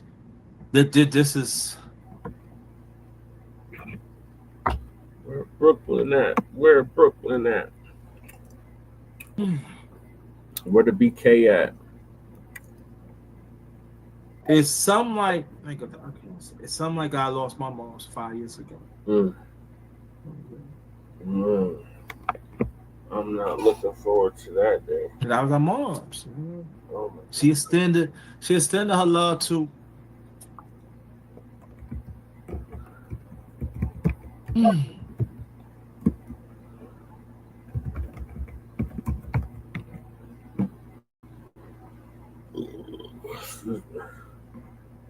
Always had a smile on her face, you know. Hold on, y'all. I'm gonna play some short clip of her and what she did for her son. Always had a smile on her face, you know. Always about positive, even what's going on. Fair use. As a parent, I love my son dearly. Voletta Wallace, mom to the notorious B.I.G., has died. A tribute shared on her Instagram revealed Voletta died on Friday, with the Associated Press confirming she died of natural causes at her Pennsylvania home. Voletta was 78 years old. Throw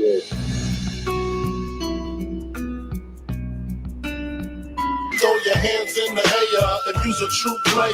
You have kids who were 9 years of age when he passed away. Who would like to be Biggie. To be honest with you, not all the parts of Biggie I would like for them to have. I would like for them to have his strength, his intelligence. Voletta was the proud keeper of her son's legacy for decades. Born Christopher Wallace, the rising rap star was gunned down in 1997. His murder at 24 years old remains unsolved. Tell everybody what BIG stands for. Business instead of games. Because of our family, because of our love, and because of our faith in Jehovah God, we can be here today. While her son famously feuded with friend turned rival Tupac Shakur, who was killed just 6 months before Biggie, Voletta forged a friendship with Tupac's mom, Afeni Shakur, in the wake of their shared tragedies. I think our message is pretty simple. We're mothers, we're never alone, and that we're united with other mothers in the same situation. I love Miss Wallace because Miss Wallace is a mother who's lost her child, and I have deep compassion for every mother who's lost her child. It's an awful club to belong to. We are in pain, but because of all that love that surrounded us, that encroached us, we can able to stand firm and go on with our lives.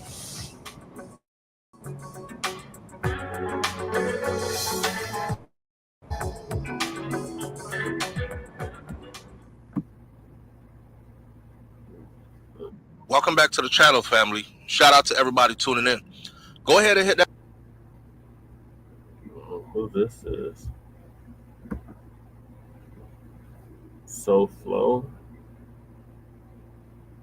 TV. Never heard of them. Let's see what they got to say about it. That subscribe button and let's get right into the story. If you should ask me who my favorite rapper was or is, it would definitely have to be the notorious B.I.G. Right up there with Tupac Shakur, of course. Right. Now, I'm a bit biased. Tupac was great, but the Notorious B.I.G. was also Jamaican, right? God. His mom, Jamaican damn teller. Voletta Wallace, a prominent figure in his life, No wonder has passed away, and we're here to pay our respects and speak a little about this great woman who created this great figure. Voletta Wallace was the mother of the late rapper Christopher Wallace, otherwise known as the Notorious B.I.G. or Biggie, from Brooklyn, New York. Both Jamaican immigrants. So she died February 21st, 2025, at the age of 78 years old. May I remind you, this is some 28 years after her son's death. And Miss Wallace did not she did not get an answer as to who took her son's life, which is pretty sad. You know, she held on to faith her whole life that God would reveal and she would know who it was. Now, there are lots of rumors out there of her saying that she knows that Diddy did it, Puffy did it, but you know how the internet is. People make stuff up, and then people in far corners of the earth believe that those things happened when they never did. Being the mother of the Notorious B.I.G. was one of her biggest claims to fame. She stood by her son all throughout his musical career. There were times when she didn't even like the content of his music. And you know, Biggie had a lot of stuff in his music, but she also learned a lot about her son through listening to his music. Fucking hoes, smoking live optimals. She was like, oh my God, this is so disgusting. Why use such language, Christopher? She never called him Biggie or Big. She was also a school teacher, so she was a bit on the more educated side. She was like, why use such language? But I remember her doing an interview, and she said it was through his music that she also learned that he was doing drug dealing and he was hanging out with gangsters and killers as well, packing a gun and getting into trouble outside of her eyesight. Now, dealing with legal issues and artistic issues after her son's murder, she took that on to the fullest. She also played herself in the 2018 film that's called City of Lies. Everybody wants to know how she died, how she passed away. Natural causes. The only thing we have so far, it's listed as she died of natural causes in hospice care at her home in Stroudsburg, Pennsylvania. She died at home. Natural causes. You know, we all have a date with death. Some will die of a heart attack. That's the appointment you want. Some will die at the hands of other human beings. Or be late to. Some will die of accident. Some will die of sickness and ailments that will last a while. And some will just simply, you know, their body has given up at that particular age. She was 78 years old. Now, 78 is not really young when you see people living until they're like 99. But at the same time, not all of us get to make it to 99 and 100, right? She shaped the legacy of the Notorious B.I.G. Yeah. She played the rapper's music as a child for us, because Biggie started making music from a very young age, and she would record him. And there was one time when she played him getting into it, and I guess that's why he became such a good freestyler / lyricist. Miss Wallace also navigated the legal and artistic questions that arose after her son's killing, and her 2 grandchildren from her son she took very seriously. CJ Wallace Jr., which is Biggie Jr., and his daughter. Here's a thing and a fun fact to show you how great and how focused this woman was on not letting her son's legacy die, and also taking what he had earned and turning it into generational wealth, true generational wealth. Yeah. You see Biggie's children, and you might think, their daddy had about $10 million at the time of his death. I'm sure that money is squandered away now. Well, here's the real story. Fact check. Miss Wallace, at the time of Biggie Small's death, her only son, her only child, at the time of his death, Miss Wallace realized that Biggie had a $10 million fortune to his name. Now, you might think that's a lot of money, but by the time you're done paying P. Diddy, Puffy, Bad Boy for all the stuff that goes to those records, the promotion, the marketing, the whatever, by the time you're done paying off Biggie's lifestyle for all the stuff that was rented and all the people who were owed, by the time you split that money up into properties that needed to be paid off, by the time you split that money up into plans for his children, there wasn't much money left. She took his estate at $10 million after he passed away, and she worked and worked and worked. And today, at her passing, 28 years after her son's passing, although she did not find out, or we did not find out, who killed Biggie, she passed away, leaving his estate today in the hands of his two children, and his estate is worth $110 million today. You got to give a round of applause to a mother like that. You know, Miss Wallace, a great woman. She came, she saw, she conquered, she taught her son how to conquer, and he did as well. That is why he is the notorious B.I.G. Everybody is born from a mama, whether C-section or she pushed you out the vaginal way. But not everybody gets to live in the limelight and go down in history as a legend and is still remembered decades after their passing. Facts.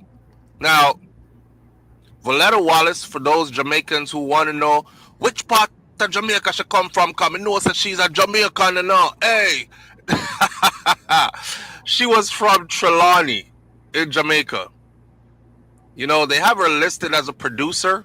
They have her listed as an actress. She's known for, she played in Knocked Up in 2007, Notorious in 2009, and City of Lies in 2018.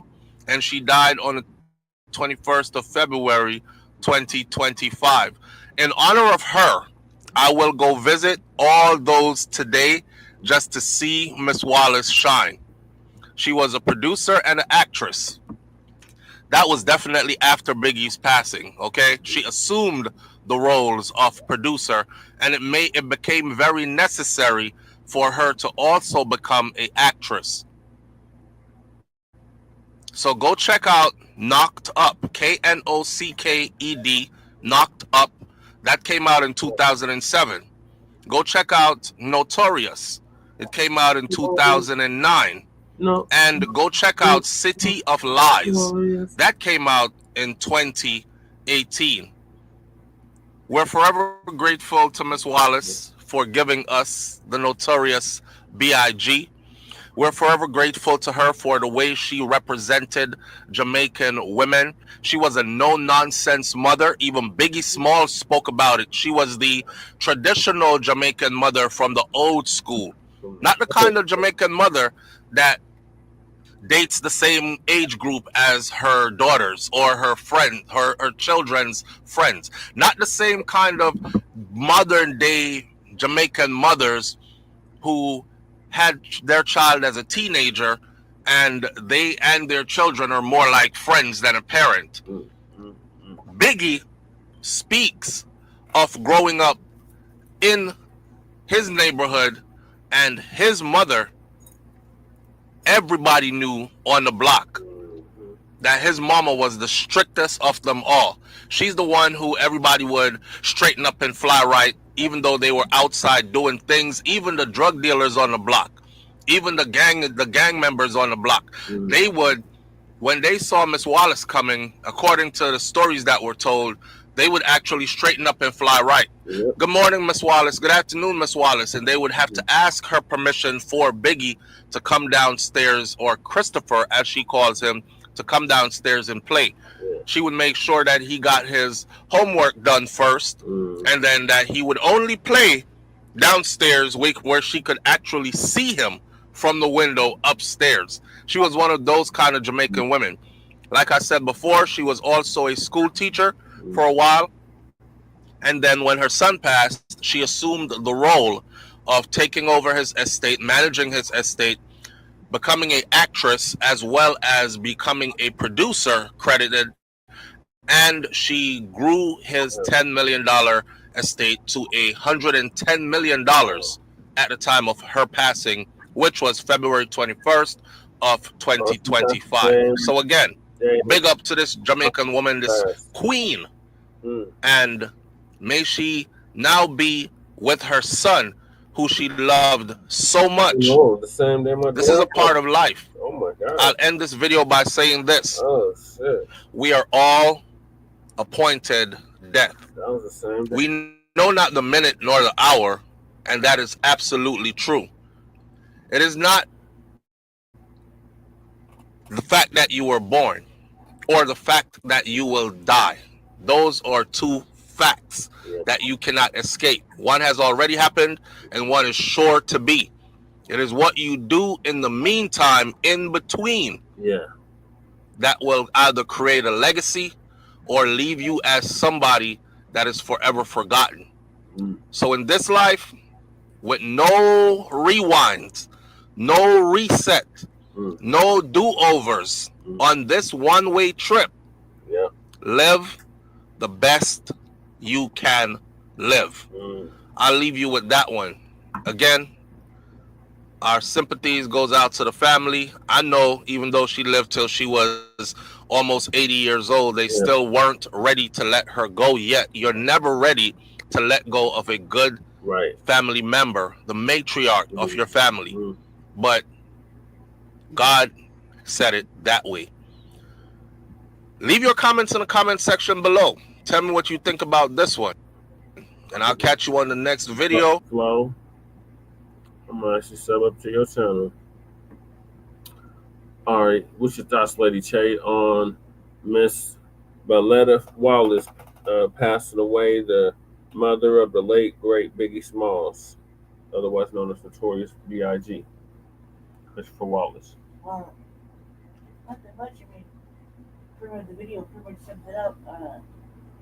Sad to say, but you know, she went home. She lived a long life. Yeah. Pretty much all I have to say about that. Okay. I didn't really have too much to say except for that. Okay. Well, as an avid hip hop fanatic, this definitely hits close to home. I was a fan of Biggie as well, but Pac was always my favorite. But I rock with Biggie too. I liked a lot of his songs, and I'm glad his mom held down his estate all that time. She held his estate down since his passing. And shit, that was 25. What? How many years was that now? 30 years ago? No, 28 years ago. She held it down for 28 years. So she's the same thing Afeni, and then when she and Afeni linked up, that was a really beautiful moment at the Soul Train Awards. So yeah, I remember all of that. That's like my childhood up until now, adulthood.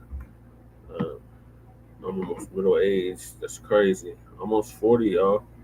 Not there yet, but I'm almost there. And Lady Che got a birthday coming up too. But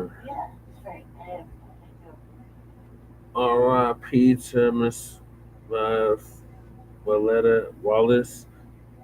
Thank you for holding down your son's estate, making sure that the record labels and that the diddler didn't get everything that your son created and deserved to have due to his musical talent and musical ability. So, in the genre of hip hop, rap music, and culture. All right, so I'm gonna move us along, y'all, because we still got a gang of topics. So moving along, the Dems teach Eric Adams bootlicking doesn't pay. And you know, this is coming straight from the professor, so this is going to be a doozy. A real good one, rather. Okay, here we go. Family and fellow soldiers, I'm the professor, and this is the moment of truth. We are right now in the midst of the biggest scandal at the Department of Justice since Watergate in the 1970s. So far, 7 prosecutors have quit the DOJ in protest of Trump's corrupt deal with New York City's Democratic Mayor Eric Adams. In what can really best be described as a blatant quid pro quo, the charges in Mayor Adams' federal bribery case have been conditionally dropped for now in exchange for his full cooperation with Trump's plans for immigration enforcement and mass deportation in New York City. Now, yesterday, 6 career prosecutors, people who signed up to work for Donald Trump, resigned rather than help facilitate such obvious corruption by dropping the charges. This morning, a 7th DOJ official, a man named Hagen Scotton, the lead prosecutor on the case, joined them. In a letter to Trump's acting Deputy Attorney General, Emil Bovee, Scotton called the deal with Mayor Adams a serious mistake. If no lawyer within earshot of the president is willing to give him that advice, then I expect you will eventually find someone who is enough of a fool or enough of a coward to follow your motion. But it was never going to be me. It could be a critical week for Mayor Adams as a judge is expected to decide whether to drop his corruption charges.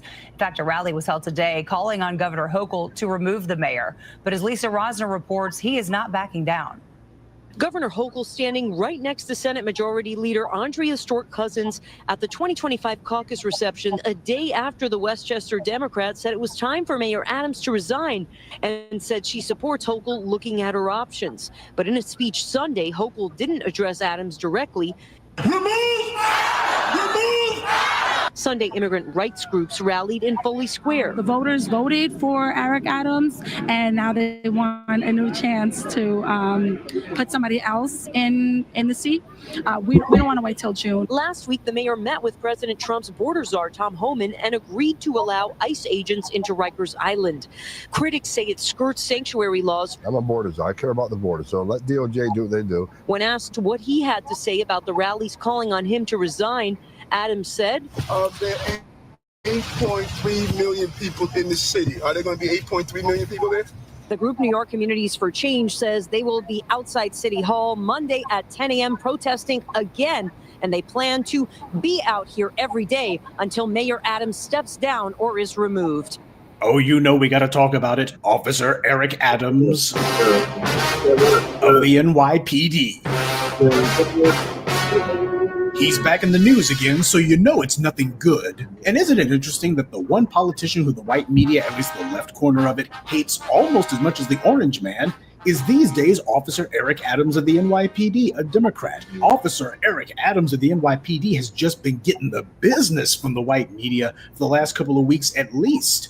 And it's a hell of a lot more than just allegedly that he's not solidly leftist when it comes to the whole sanctuary city thing. No, this is far deeper than that. Yes, the orange man did tell him that they were going to suspend the federal investigation into him, but that being the case, it's only a momentary reprieve. And you've had all of these folks like on CNN and MSNBC and all these publications and such saying that, well, could there be state charges brought against him? Yeah, the same way they've been talking about Donald Trump, now they're looking at Officer Eric Adams of the NYPD the same way, same tactics. Because if there's one thing that these good white folks on the political left like more than trashing Republicans, it's trashing some black prominent political figure just to remind everybody that, well, these Negroes over here, they're all actually dirty when you think about it. They're dirty or otherwise unqualified or just undesirable to be in these positions. Yeah, we went ahead and let this fool have this office, but it's only so that we could raise him up only to crush him down to the earth just to watch him fall. And that's what's happening with Eric Adams. It's happening from the very people who pretended to be his buddies. But now they're trying to find out, how do we go ahead and dirty this guy up? Because he's up for re-election this year in November.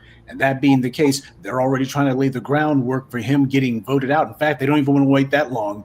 Like Democrats, or rather Demorats, fleeing a sinking ship. All the talk about Republicans being in chaos, well, it looks like the Democrats have some turbulence too, but don't kid yourself.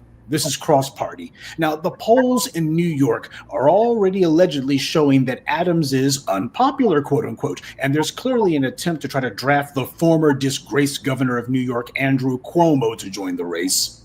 Last time we saw something like this happen was 2020. Biden wasn't really on the radar to be the Democratic nominee until the DNC realized they didn't really have anyone with the same name recognition or credibility to pit against the orange man. And that's how they started the calls for, let's go ahead and get Biden out of mothballs. Yeah, we know he said he didn't want to run for anything, but god dang it, we don't have anybody else. Reports are that Andrew Cuomo is considering running. That's what the New York Times has him listed as. They got him categorized as considering running. The election is in November, but if he intends to run, he's going to have to be ready for the primary there, and that requires him to basically make a declaration by next month. And he's allegedly just weighing his options and polling and more polling to see whether or not he actually has this one in the bag. Well, the way the white media is talking about it, it's already a done deal, but he doesn't seem to be quite so gung-ho about it. Now, he's clearly not trying to discourage this kind of speculation about him running, and he has been looking for a way to re-enter the political arena for the longest time. You even have Fox News openly describing Andrew Cuomo as a quote-unquote popular governor. This is Andrew Cuomo you're talking about here, a Democrat who comes from a family of Democrat politicians, and yet Fox News is calling him a popular governor. That's how they're talking about Andrew Cuomo. Well, I guess once again, as we've seen with so many other instances, so long as the person in question isn't black, the white media will gladly overlook any of their past scandals or controversies. Just go ahead and dump those down the memory hole and forget about them. But of course, if Andrew Cuomo was black, even if the accusations were totally disproven like they were with Nate Parker, the white media would still harp on about it years or decades later, no matter how long ago it was, and no matter the fact that it was all proven to be false. But yes, this is Fox News praising Cuomo as being popular. Never figured you'd hear them say that about somebody with the last name Cuomo, did you? You have this across-the-board narrative being promulgated by both sides of the white media to push this narrative that Andrew Cuomo is going to be the hero of this particular story. That's what they're crafting here. It's a hero narrative. They're setting this up as a New York native son from a prominent political family, a popular governor, and he's going to be the Big Apple's last hope. I mean, they're not even being subtle about this media manipulation. They're crafting this narrative that everybody's just waiting on pins and needles to see if Andrew Cuomo's going to ride in on a white horse to save the town. This is how the white media does mind control. They basically try to dictate to you what they want you to think. So if Andrew Cuomo does indeed enter the race, the goal is to manufacture in the minds of the people the presupposition that it's inevitable that he's going to win. Why, Eric Adams might as well go bow out, or at the very least, the people already are in Andrew Cuomo's corner. He hasn't even said that he's going to run, but they're already telling people that he's the front runner already. Ain't that something? He's not even in the race. They'll say, well, doesn't matter that he's not in the race. He's the front runner already. So this is basically them trying to draft him for this election. It's not just the left corner of the white media who's beating the hell out of old officer Eric Adams of the NYPD. They're trying to big up Andrew Cuomo in the hopes that he'll run. There's the equivalent of a palace coup taking place in Officer Adams' kangaroo court. And I bet that when he decided to throw his Burger King crown in the ring 4 years ago, he didn't think it was going to end like this. Oh yeah, the white media, they were going ahead and bigging him up. As long as he was attacking and trashing and thumbing his nose and giving the middle finger to black people, oh yeah, he was the belle of the ball. But as is always the case, they get tired of looking at your black behind sooner or later. It doesn't matter how much dumping on the black community you do. And Officer Eric Adams is being dismantled by the very same white media that invented him. He's an invention of the white media. And that being the case, they had the ability to take him apart, and that's what they're doing.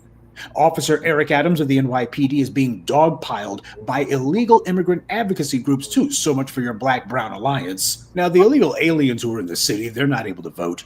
But I guess the goal is to see if there's many of the people from their home countries and their ethnic groups and such that they can try to turn against Officer Eric Adams. And considering the fact that his black support has always been shaky at best, he really put himself behind the 8 ball on this one. Just like Kamala Harris, he's finding out that if you decide that you're going to be a black candidate who does not need a black political base, that's fine. But you've built your house on mud. That's what you did. It's like Karen Bass out there in LA. As far as they're concerned, oh, we're free. We don't have to depend on black people for votes. And that means we don't have to sit here and do any of this groveling in front of our white political paymasters and tell them, well, I kind of got to get out there and say some of that stuff that the black community wants to hear. I mean, that is kind of the base that I've got. A lot of these Negroes, they're only too happy to be going into places where they run for office without having a significant number of black people in that area because they feel like that frees them. Now they can just go ahead and they can kiss masses behind full time and not even pretend to give a rip about the black community, even though the story always ends the same way. But the white media and the Democrat powers that be, they're not trying to leave this one up to chance. Not only are they deciding to do everything they can to draft Andrew Cuomo into the race, and also got the white media preparing the public mind with this narrative of, oh, Andrew Cuomo, he's already the front runner, sight unseen, because he's so popular. Don't worry about the whole Me Too scandal thing that he had to leave office under disgrace. You know, we've all forgotten about that because it doesn't matter. That's what they're doing, setting it up, programming the public mind. But now you got these illegal alien advocate groups, and of course you got a whole bunch of wannabe mayors of New York, or otherwise these wannabe political operators waiting in the wings, and they're saying, well, hell, why even wait for November? Why don't we just go ahead and get rid of old Officer Eric Adams of the NYPD now? Because ever since the Orange Man made the announcement that the investigation into Officer Eric Adams has been suspended, you've had Democrats out there saying, well, hell, let's just go ahead and talk to Governor Kathy Hochul, and see if she can use her governor's office to go ahead and just force Officer Eric Adams out. Well, talk about the right tool for the job. Say, has anyone seen Governor Hochul showing this much concern about the beating death of Robert Brooks? Because it needs to be noted that the animals who murdered him still haven't been arrested yet. In fact, their alleged arraignment that's supposed to have happened has been moved, that is, postponed yet again. And this is happening in a state run by Democrats, by the way. Democrats are the ones operating like this, giving cover and protection to criminals who they can't deny murdered a man on camera. And yet these blue state Democrats are protecting these degenerates no differently than you would get in Greg Abbott's Texas or Ron DeSantis's Florida. How is this any different than the inbred bigots in Louisiana or Mississippi? Again, this is what we're told that Donald Trump was going to institute. Oh, he'd be sitting here covering for the thugs in blue, and yet it's the Democrats going to the mat for them. Remind me again what the big difference is between the Orange Man and these Democrats. And you can tell that even though Officer Adams has found some refuge in Trump's warm embrace, it's still cold comfort for him out there, especially with the white media hammering him day and night. If he thought that this was going to change the headlines, that clearly didn't happen. Hell, it didn't even happen with the right corner of the white media. Fox News is attacking him, saying, yeah, Andrew Cuomo's still the man. We say that he's the front runner. And as for Officer Eric Adams, well, he might as well go ahead and start packing his bags now. Yeah, they're not letting up on him at all. Trump's protection notwithstanding, he's finding out that he's not getting the kind of treatment that he would get if he was white. Now, if this was Andrew Cuomo who found himself having to go to Donald Trump to ask for a favor, what we'd be hearing is all of the, well, there's plenty of nuance here. And the son of Mario Cuomo, New York political royalty. Well, Cuomo and Trump kind of came up together through the political ranks and the ranks of fame and notoriety in the 70s and 80s. So there's a lot of overlap. They would be sitting there just hammering you and bludgeoning you over the head with the whole nuance argument. These kind of things are very intricate, That's what they would be saying if this was Andrew Cuomo or any other white politician who went to the Orange Man saying, hey, can you get my neck out of the noose? But if Officer Eric Adams was expecting that kissing Donald Trump's ring would result in the white media's attacks on him being defused and derailed, well, he's finding out that exactly the opposite has happened. Because this is not about whatever accusations of corruption against him there are, whether they be well-founded or not. What this is about is the same game it's always been, that these bootlicks never seem to figure out. Sure, Trump went ahead and gave him the golden nod and said, we'll give you a stay of execution. But you would think that this would make it where Fox News, of all people, would be saying, well, if Trump is sticking up for him, he must be okay. There's like, nope, No, that's not going to do it. Andrew Cuomo's a popular governor, and he's going to run, and if he does, he's the front runner already. Get that nigger out of here. So I, for one, am enjoying seeing Officer Eric Adams of the NYPD getting beat like a piñata. And that being the case, he better not ever try to bring up, maybe because if I'm a black politician. Oh, no, Officer Eric Adams. When you were running for office, you were saying to black folks that you got to stop blaming race for everything with the police. A lot of these people out here what about black on black crime? Okay, well, in that case, then, Officer Eric Adams, you need to go ahead and remove race from this. Stop trying to pull the race card. And that also goes for that gaggle of suck-ups and professional butt kissers that he surrounds himself with. Yeah, all of these little sorry Negroes who are endorsing him, they don't seem to have any kind of stroke now, do they? Of course not. He surrounded himself with a bunch of people who didn't actually have any influence, didn't actually have any community support. He thought that he was going to separate himself from being dependent on black voters, and as a result, that was going to empower him, and instead it's done exactly the opposite. And so Officer Eric Adams of the NYPD is finding that his career in politics looks like it's going to be coming to a premature end, but truth be told, was this man really in public service to begin with, or was he just serving himself? And while it's totally conceivable that the negative polls the white media is inundating Officer Eric Adams with are merely confirmation bias on their part, crafted polls meant to simply dampen public support for him, the reality is that neither party wants Adams. His support, especially when it comes to donors, is weak. He won't be able to switch horses and become a Republican either, I imagine. Hell, mouth-frothing sellouts like Mark Robinson and bottom-feeding trash like Daniel Cameron, they pulled out all the stops to try to get white Republican votes, from openly attacking reparations in the black community to illegally subverting a grand jury to derail the prosecution of cops who murdered an innocent black woman.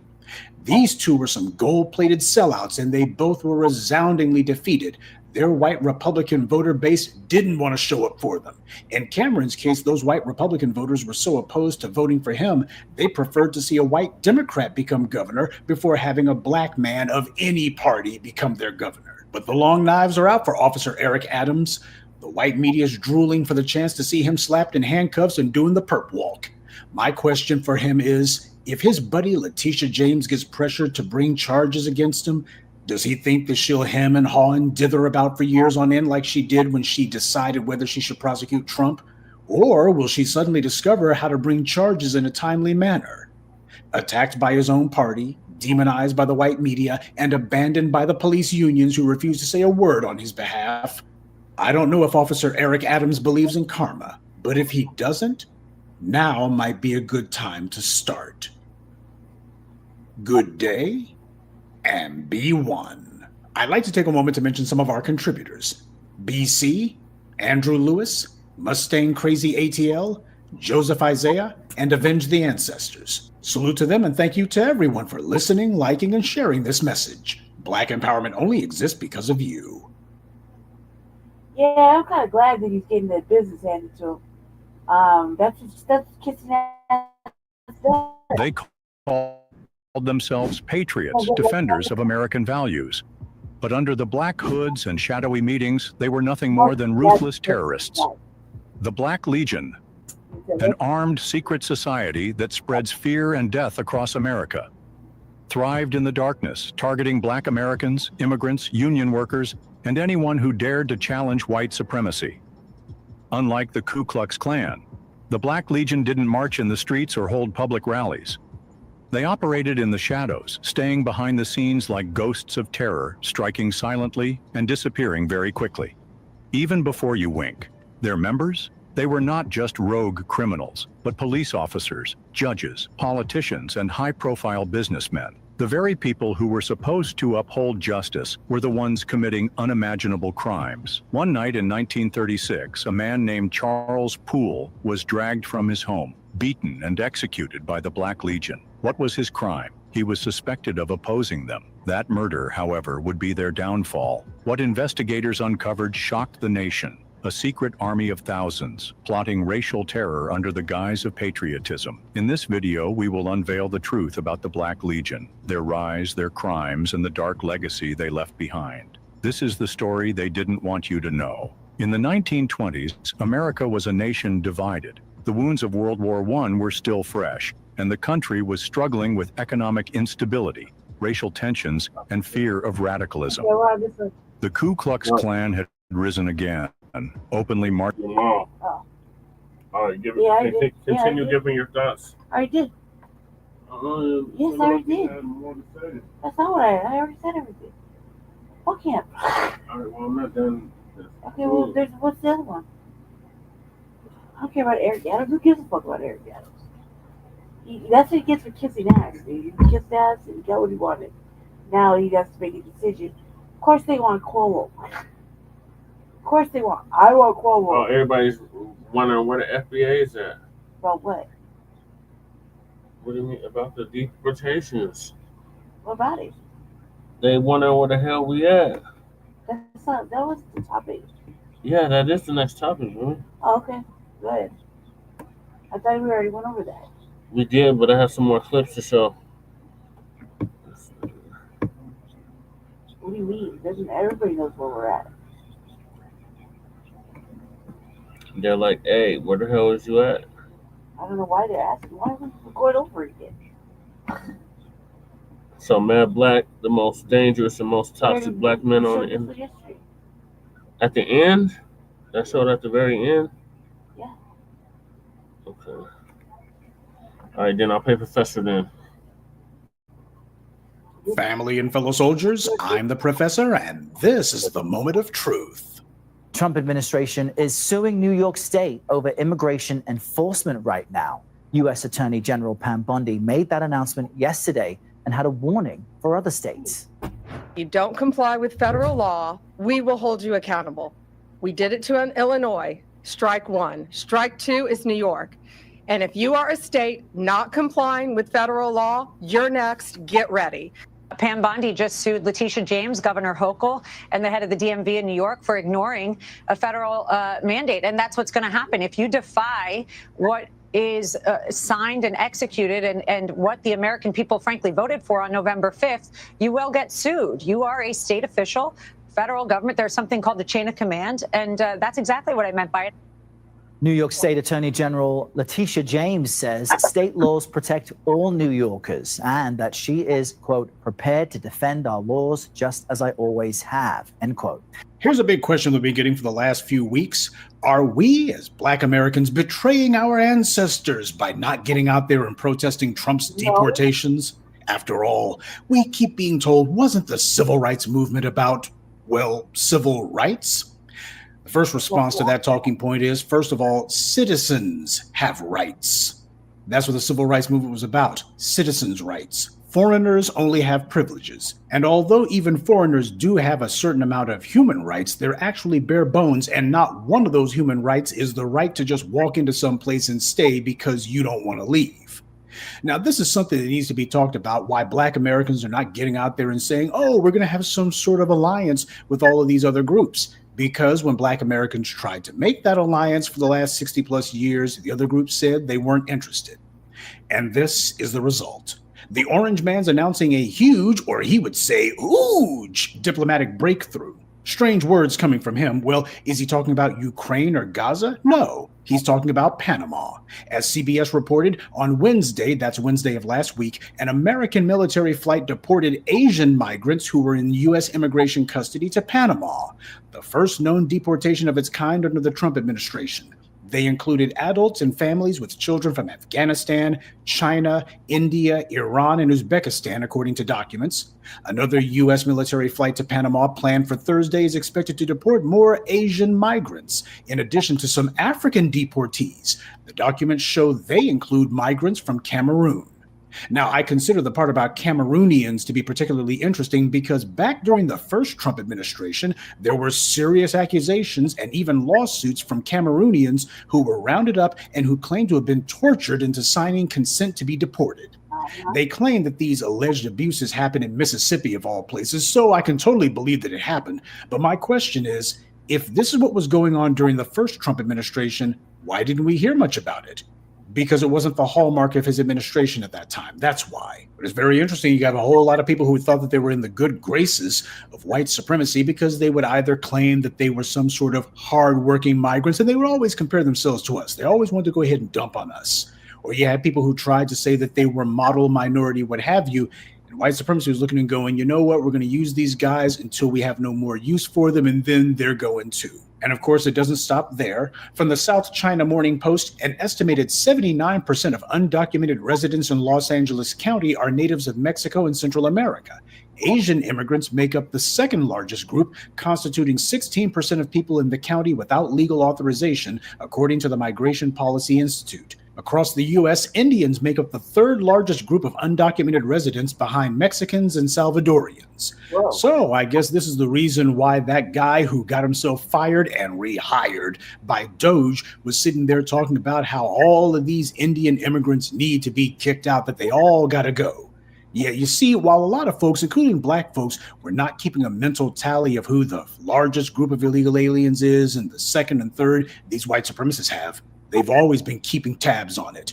And the very people who they claimed that they were sticking by, you had garbage like Ed Blum and others taking photos with them. All the while they were thinking, as soon as we go ahead and get these little old court rulings filed, y'all are going to be put on those doggone planes out of here. Which is exactly what black Americans for decades have been warning would happen. No matter how chummy these white supremacists pretended to be with these people in their little press conferences and their public meetings, it was all cap, it was all performance, and this is the reality. One Asian American advocate spokesman was quoted as saying that Asian immigrants who lack legal status tend to work often in industries where Asian American communities over generations have established a strong presence. Yeah, and don't think that these white supremacists don't know that. Whenever they decide that it's finally time to break one of their tools, first thing they look and see is, okay, they got a strong presence in these areas. All right, we're going to rip them out root and branch. We can go ahead and dissect them and dismantle them this way. Oh, they got a strong presence. Yeah, we're going to hit them where they think that they're strong. That's what they usually do. It's time to run the competition out because they had no permanent plans for them in the first place. This is exactly what black Americans warned would eventually happen. Because you had other people who were sitting there thinking, oh, these white supremacists, they're cool with this. They act as if they like us. They're so pleasant and such.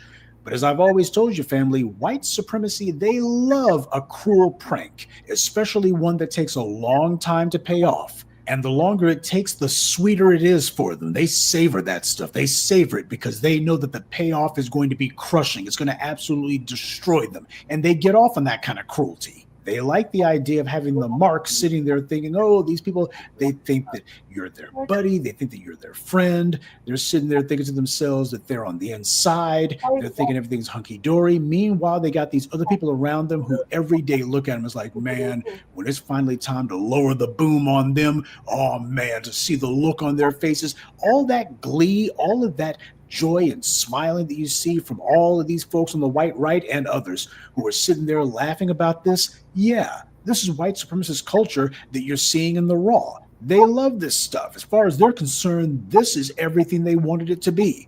That's not just them simply laughing because something's cruel. The cruelty is what gives them joy and such, but it's largely because this is an expression of personal philosophy on their part. They love cruel pranks. As far as they're concerned, this one's paying off in spades. They love it. And now you got all these other groups who are sitting there dumbfounded and confused going, but you let us stay here for like 20 years or more. We thought that you liked us. And the white supremacists are looking at them, laughing in their faces and going, yeah, that's what makes it so hilarious. You actually believed it. That's what makes it so funny. The South China Morning Post continues, many undocumented Vietnamese work at nail salons, many Cambodians at donut shops, and many Indians in the hotel and motel industry. In Monterey Park, a common landing spot for Chinese migrants, employment agencies routinely connect workers with jobs at warehouses, restaurants, and marijuana farms with no work permit required. So basically, when it comes to all of these people coming here illegally or illegally, you got these so-called employment agencies, they got the hookup for them. Hey, you got no papers? No problem. Now, with stats like that clearly these white supremacists have been aware of from the very jump, that Indians would be the third largest group to be deported, I have to wonder, because we already know that Kamala Harris wouldn't say anything about this, but I wonder if Dinesh D'Souza will be cheerleading for these mass deportations of Indians when we start seeing large numbers of them being rounded up and shackled up and put on planes. Is he going to be cheerleading for that? Will Mindy Kaling's brother be cheesing with Ed Blum and celebrating this development as well? You already got these folks on the white right saying, well, that whole model minority thing, that was all just a myth. That was all just a con. Yeah, they're letting the mask slip.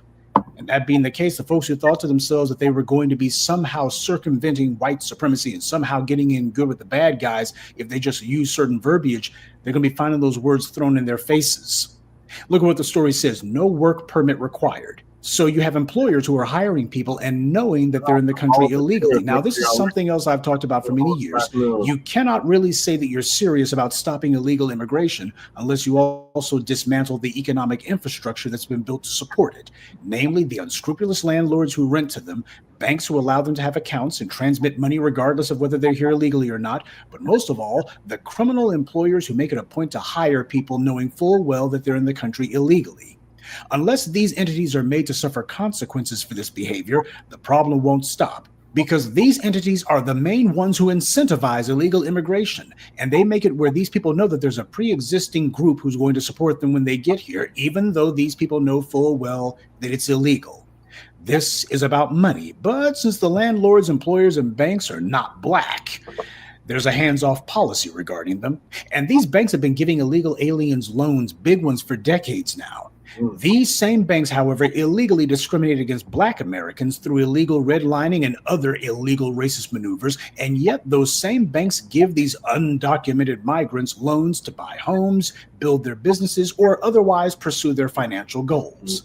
And the U.S. government knows this, and the U.S. government boldly protects this criminal practice. Now, how can I be so sure that the feds are aware of this? Because in 2023, during the Biden administration, the Consumer Financial Protection Bureau, you know, Elizabeth Warren's pet project, they put out a joint statement with the Justice Department threatening banks if they turn down people for loans just because they're in the country illegally.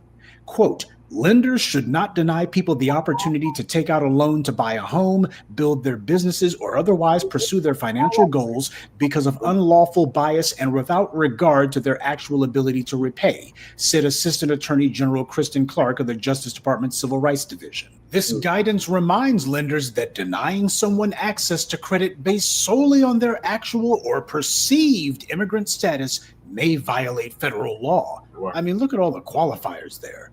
Going out of their way. This is to remind you that if you're denying someone access to credit based on their actual or even perceived immigrant status, that may violate federal law. Now, what's that meant to do? That's meant to put a chilling effect on them. If you're looking and going, wait a minute here, this person's not even in the country legally, what are the chances that this person gets the money and they just skip town? Well, you can't consider that. You can't think about that. That shouldn't even matter. You better not think about it. You're violating federal law. Federal law for people who are not American citizens. So when you have people from foreign countries who come to the US and get loans easily and then use them to start their businesses, to buy homes, and then they tell black people like you and me that we're lazy and that they just work harder than us. Remember, these same banks redline us and openly discriminate against us. And then when we routinely remind them of all the laws and policies and the rules that have been passed that give them their opportunities, they deny it outright and claim that they haven't benefited in any way. Why? Everything they have is the result of their own hard work, dent in industry, and it certainly wasn't the result of the dominant society giving them anything. Why? That's ridiculous. You see, this is why all of these groups have had no interest in any so-called alliance with us, because as they saw it, they were already in an alliance with white supremacy. And for a while, it seemed like they were right. So when they talk about how I came to this country with 2 pennies and I built a business, and if you haven't, it's because you're just lazy. You see, they always leave out the part about the easy loans that they were given and all the benefits that they received too that were baked in the cake, set aside for them simply because they were immigrants, and the hands-off policy that the U.S. government had regarding them. It's the same way that white society leaves out things like the Homestead Act and the countless veterans benefits that white GIs received after both world wars that black GIs were categorically shut out of, and how the suburbs were built with black taxpayer money, and then the government allowed racial covenants, redlining, and discriminatory housing pricing to freeze black homeowners out of these places that our taxpayer dollars were used to build, and the tons of other white skin benefits that other people received that we didn't. And due to these massive billions of dollars that have been given, this has allowed these immigrant enclaves to not only become established, but also to thrive. This is what's allowed people to have such immediate upward mobility that Black Americans have been prohibited from having. And I'm sure you noticed that our friend Kristen Clark was the person who made this statement. She's also the child of immigrants, and here she was using the bully pulpit of the Justice Department's unlimited resources to threaten lending institutions and tell them, if you consider somebody's legal status in the country when giving them a loan, if you decide that you're not going to give them a loan because they're in the country illegally, well, we're coming after you. So in other words, you got to give money to them regardless if they're in the country legally or not.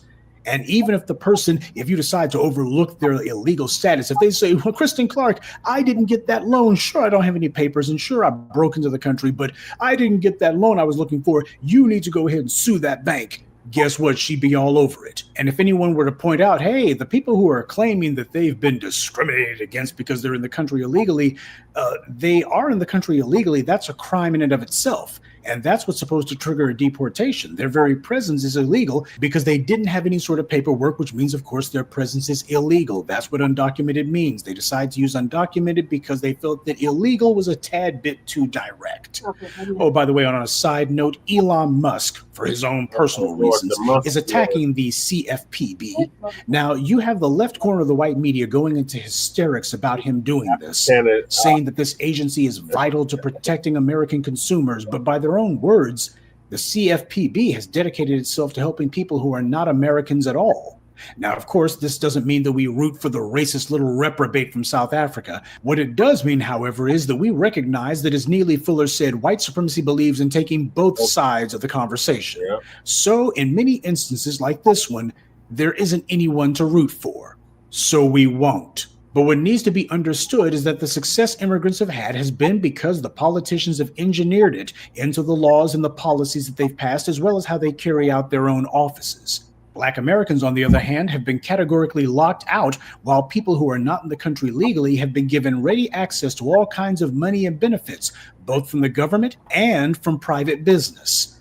And yet we're told by these exact same groups that they just work harder than we do. And that the reason that they can leapfrog Black people is because they have a superior culture, superior work ethic, etc. But of course, the government's own words say otherwise. Black Americans have not at all been lazy. We've been the hardest working group here. We've been categorically shut out of these opportunities that we made possible.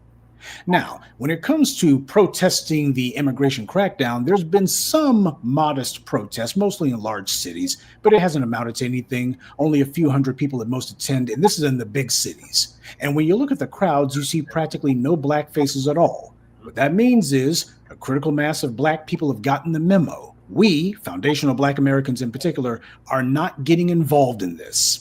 The people who the orange man is targeting are the ones who told us for generations that we're lazy. And when you have people who are marking themselves as white on driver's licenses, and job applications, and on census forms, well, at that point, you don't get to claim racism is the reason this is happening.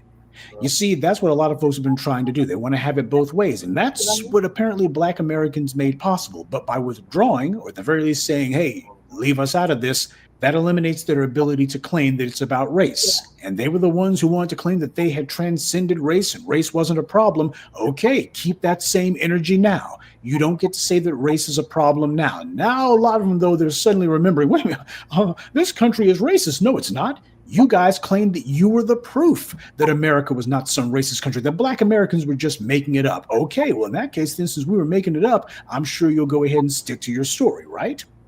I'm not trying to draft anyone onto my team. If people want to consider themselves to be whatever, then so be it. They believe propaganda like Amy Chua's book, The Triple Package, where she was trying to claim that Asians were superior to Black people based on culture, so be it. They believed clowns like Thomas Sowell and others who claimed that these other groups were accepted by white power and that those pesky FBAs were only complaining because they didn't want to work hard like these other groups do. Fine then. Keep that same energy. Stick to those talking points, because white power is not listening to any of that talk about superior culture or about hard work or Amy Chua's talking points about, well, these people have superior work ethic to Black folks. Man, these white supremacists don't care about that. White supremacy was not based on hard work, dent in industry. It was based on ruthlessness. It was based on thievery. It was based on lies. And for the people who are confused in all this, why is it that Black Americans have made it very clear that they're not going to be putting on the cape for anybody? Well, just understand something. We're not going to be allowing anyone to use the civil rights movement to justify their agenda. The civil rights movement was very specific to a specific group of people. And to compare migrants, legal or otherwise, to Dr. King, the Freedom Riders, civil rights marchers, or anyone else is ludicrous.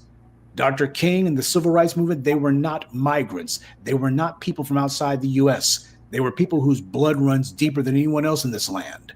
What's going on here has nothing to do with the civil rights movement, and we will not lend the good offices of our struggle to anyone else's agenda. We allowed too much of that already. The reason Black Americans are not getting involved is because we've always put on the cape for everybody else. We've always had some attention-seeking fools out there, usually tethers, claiming to speak for us, whenever other groups are sitting here fighting for their privileges and opportunities that they actually get.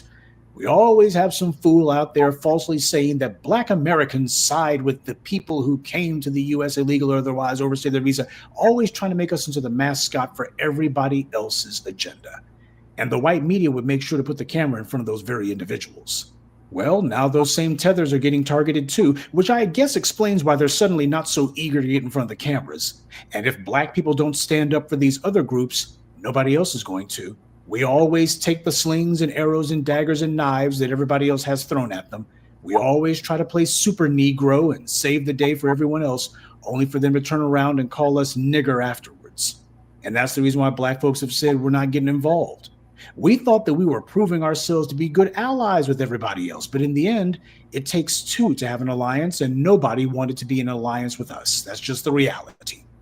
Everyone wanted to come to the U.S. to enjoy the world's most powerful economy that we built and made possible, and to enjoy the rights that we fought for and died for, and the laws and programs that we fought to get passed. And then when they felt they had a foot in the door, they sided with racists like Ed Blum and Chris Rufo and the Republican Party because they thought that they would form an alliance with the white supremacists. And their problem isn't that they see the error of their ways. That's not what's going on with these people who are having buyer's remorse. Their problem is that their brilliant strategy to get over at our expense didn't work. That's their regret. When Peter Liang murdered Akai Gurley, you had nationwide protests. You had Asians literally cross the country. Well, he just made a mistake. He certainly doesn't need to be charged. Now, why would any quote-unquote minority be out there cheerleading for the police to be able to kill somebody and not be punished? Why? Because as certain individuals like the Dinesh D'Souza's, the Amy Chuas, and the Michelle Malkins, all of them on the payrolls of these white conservative think tanks, they've been saying for the longest time that basically they had proven to themselves that they were basically more or less white adjacent. And as a result, they were demanding the same genetic immunity from law that the dominant society enjoys. This was supposed to be their entree into those kind of circles. As far as they're concerned, wait a minute, you're supposed to be making sure that we don't get punished for that. I mean, they only killed a Black person. If you're going to be prosecuting Peter Liang for killing Akai Gurley in cold blood, well, if he's not being given an exemption from the law, then what does that say about the rest of us? And this is the reason that Black people are not getting involved. What's happening is you got a bunch of people who are finding themselves being targeted by their former allies. That's what's happening here. People wanted to ally themselves with white power. Well, they need to go tell the Stephen Millers and Ed Blums and Chris Rufos and the other reprobates, hey, we're all on the same side, remember? Tell them that Black people are lazy and dumb and beneath them and inferior culture. Repeat all the canned anti-Black racist talking points that they've been saying for over a century now. All of that racism that they bring from their home countries, all of that anti-Black bigotry that they bring here, go ahead and repeat that stuff. Surely that will stop ICE from coming and getting them. And surely that will cause all of these mouthpieces on the white right to finally stick up for them, right? Surely that will do it, right? Black Americans have been warning about this for the longest time, and now that that day is here, what do they expect us to say? The deportation laws need to be enforced. And if anybody wants to claim, well, haven't we heard that Trump intends to bring some South Africans here? Man, the South Africans, the white ones over there, they happen to be living off the fat of the land. Those people are still living as good as they ever did under apartheid. That's the reason why you don't see them in a hurry to get here. All that garbage about, oh, they're persecuting the white South Africans. Man, those people are the most pampered, comforted, wealthy, oppressed people on the planet. That's me being sarcastic. They're not oppressed at all. It's the same old whining that we always heard from the dominant society. Lies. That's their stock and trade. So, by the way, even if they were making some sort of exception and saying, well, we're not going to be deporting white people, at least not en masse, we're not going to be. Well, the only thing I would say to the Asians and the Hispanics and the Africans and Caribbeans is, what did you expect? We told you that white power was not going to be applying the same leniency to you that it does to those that it classifies as white. We have been warning about this for decades. And people thought to themselves that as long as they dumped on Black Americans, and even the people from Africa and Caribbean would do the same things, everybody thought to themselves, hey, we know what the rules of racism are. People have known about it ever since at least the 19th century. All of those immigrants coming to the U.S. from Europe, from Germany, and from Ireland and elsewhere, they knew exactly what the first rule was. If you want to prove to the dominant society that you want to be on the team, go ahead and show that you have total allegiance to the racial pecking order. And the bottom of that pecking order is foundational Black Americans. Show that you're willing to dump on them. Show that you're willing to say that they're lazy and stupid and all the rest of it. Go ahead and repeat every anti-Black talking point that you've had handed to you by white supremacy. If you do that, you'll be on the team. You'll be white supremacist adjacent. And this was the result. That's the reason why Black folks are not putting on the cape. And I'm not sure why that bothers anyone. After all, Black Americans are lazy. Black Americans are dumb. Black Americans don't want to work. Oh, Black Americans are all criminals. Black Americans are all this, that, and the third, everything negative. And they teach that in their home countries. They start doing this stuff before they get to the U.S. This is what they say about Black Americans in their home countries. When they have not met a Black American and no Black American ever did anything to them, we didn't do anything to these people. And yet they attack us and assail us nonstop. Okay, that being the case, if Black Americans are so dumb and lazy and no work ethic and inferior culture and all criminals like that, you shouldn't mind Black Americans sitting this one out, because after all, Black Americans wouldn't have been much help anyway, right? Right? Everyone's trying to get us to get involved. They want us to lend our voices to this because everybody recognizes that there is no substitute for the moral legitimacy that foundational Black Americans represent. When we step forward, everyone recognizes that we define who and what is the right side of the issue. For 500 years, we have been the fulcrum upon which history is turned. For half a millennium, we have been the ones who have been defining the right side of the issue. When it comes time to talk about the longest, the most sustained, and highest regarded freedom struggle in the history of humankind, they're talking about us. That's why everybody tries to compare themselves to us. And now people are shocked and confused because for the first time in decades, we've said, you know what? We're not going to have that anymore. Everybody needs to compare themselves to themselves. You had groups who cheered when we were being mistreated, and they also cheered when it was done in their home countries and said, oh, well, there's no racism here. You shouldn't be trying to compare what happens in America to our countries. Okay, fine, then. Don't compare what happens to America to yours either. In many cases, you had people who took part in that mistreatment. Well, we're not going that far. We're not going to be taking part in anybody's mistreatment. In this case, we won't be cheering on Musk, and we're not going to be throwing any ticker tape parades for ICE either necessarily. And if there's still anybody who insists that we need to stand up and step up for some sort of minority coalition and that we have some sort of obligation to support other groups in this case, the only thing I have to say to that is we are supporting them the exact same way they've always supported us. Right. Good day and be one. I'd like to take a moment to mention some of our contributors: Charles Hairston, James Brown, Black Truth United, Brian Walton, and Bobby Ross. Salute to them and thank you to everyone for listening, liking, and sharing this message. Black empowerment only exists because of you. All right, Lady Shay, what are your thoughts on these other groups saying, where the FBA? Where the FBA go? Like I said yesterday, no. I mean, it's been very clear since the election day that we told them we weren't riding with them, holding their hand. We didn't give a fuck if they cried. It didn't matter to us. You know, we knew. That's just what it is. So then acting stupid brand new now, it's like dumb. Like, you're dumb. What did you think? You think they thought we didn't mean it? They thought we didn't mean it. They thought that we weren't serious. That, oh my God, this was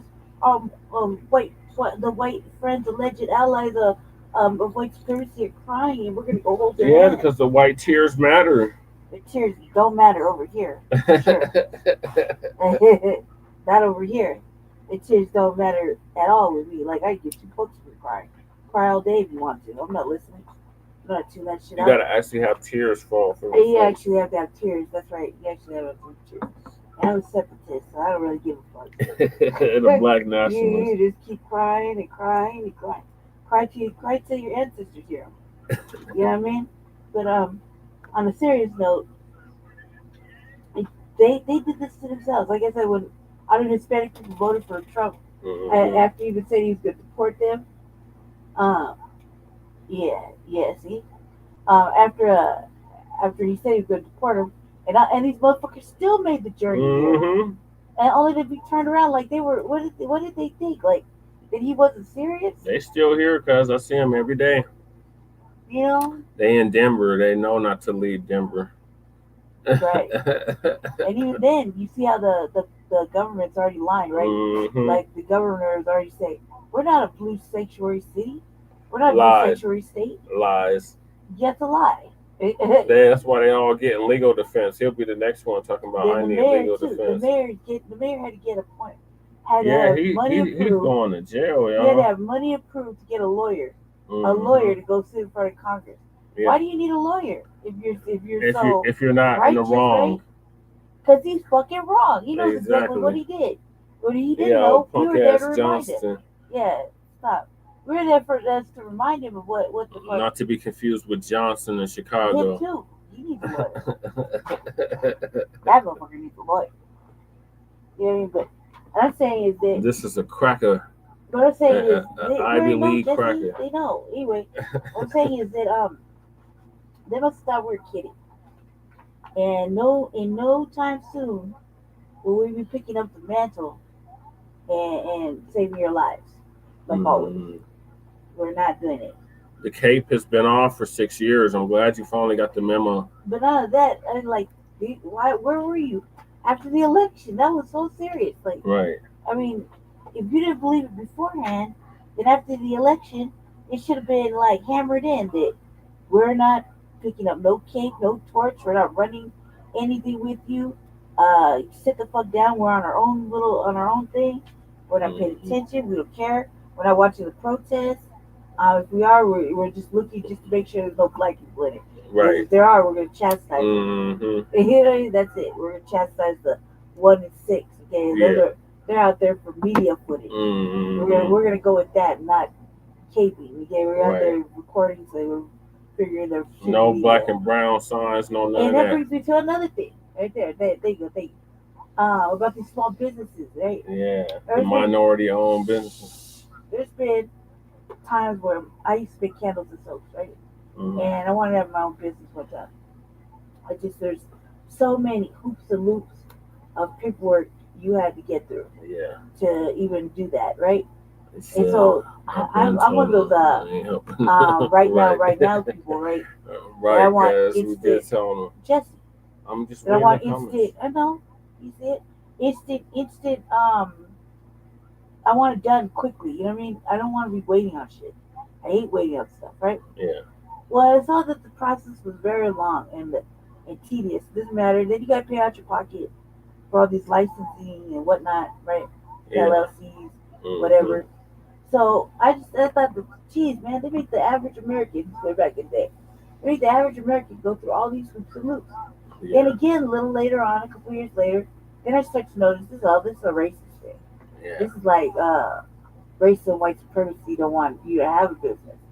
And then when it came time when Jesse was running for mayor, one of the ladies that was trying to retain her seat, they tried to talk about reparations for black and brown people. Oh my God! And I went in and cussed them the fuck out. It was like they were trying to ride a wave. But this was at a time when that's after the shit that happened with California. Just let me talk.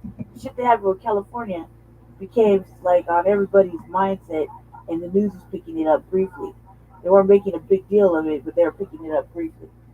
And I was like, huh. Yes. Knowing that what that lady was saying was she wanted to give reparations for Hispanic people to start businesses. And it kind of reminded me this topic with the professor. It kind of reminded me of that because I was like, why in the fuck do you want them to keep adding businesses when we just watched all of Weldon's black people sell out to a white man. Literally, like the same week. Yeah. On city council, everybody's like, we welcome him to the neighborhood. We sold our business. Hee hee hee. Ka ka ka. You know what I mean? And he's smiling and showing every single tooth they had in their mouth. Yeah. And I'm like, why? Why would you do this?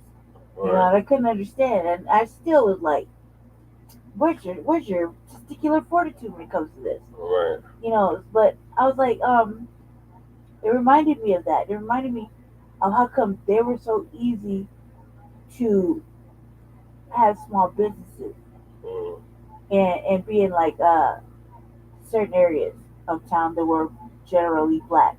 Yeah. I.e., if we look at Walden Street right now. Yes, the Harlem of the West. If we look at that directly, it's like there's a couple of white, a delicatessen, whatever that means. I know what it means. That's the name of it. So sort of delicatessen.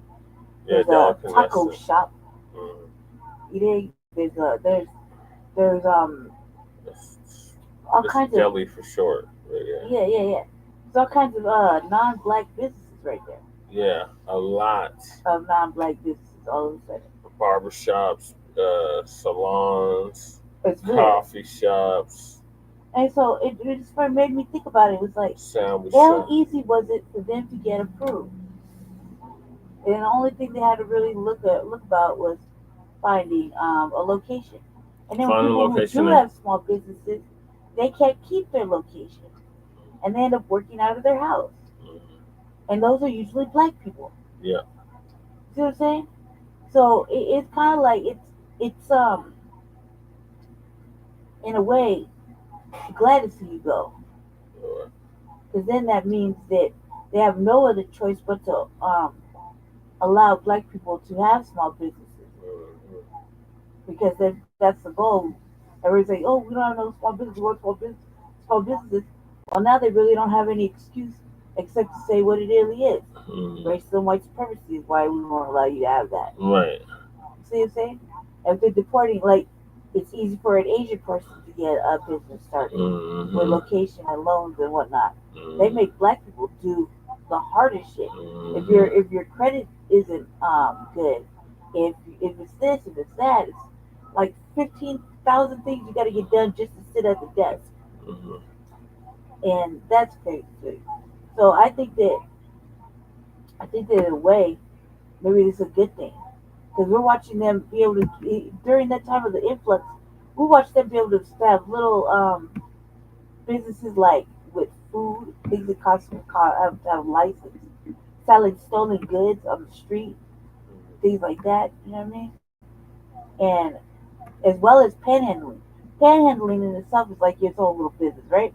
Yes. If you look at it, panhandling, it's illegal in our state. Yeah.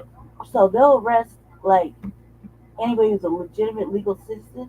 They would have let them and their children out there to panhandle. So I think that now we could just see. Let's just do a little experiment. Is it gonna be easier, or is it still gonna be hard? You know what I mean? Yeah. So I feel like, in a sense, this DEI and this deportation shit is a real test to see who is actually what. Yeah. And when, you know what I mean? And then we'll really know. Aside from that, we're not putting on the fucking cape, we're not. We're just observing occasionally when we're bored. And I feel myself not wanting to look at YouTube or anything, because I see somebody crying and like, oh, why won't the black people come ahead? We've held your hand. We stood next to you in Black Lives Matter protest. Come on with that shit, cuz. Shout out to the 12 viewers. You know what I'm saying? Just because you bought a t-shirt doesn't mean you're in alignment. You know what I mean? Yeah. Just because you came out with your fucking 5 white friends and walked, for like around the little trail of where the protest was, does not mean you're in alignment.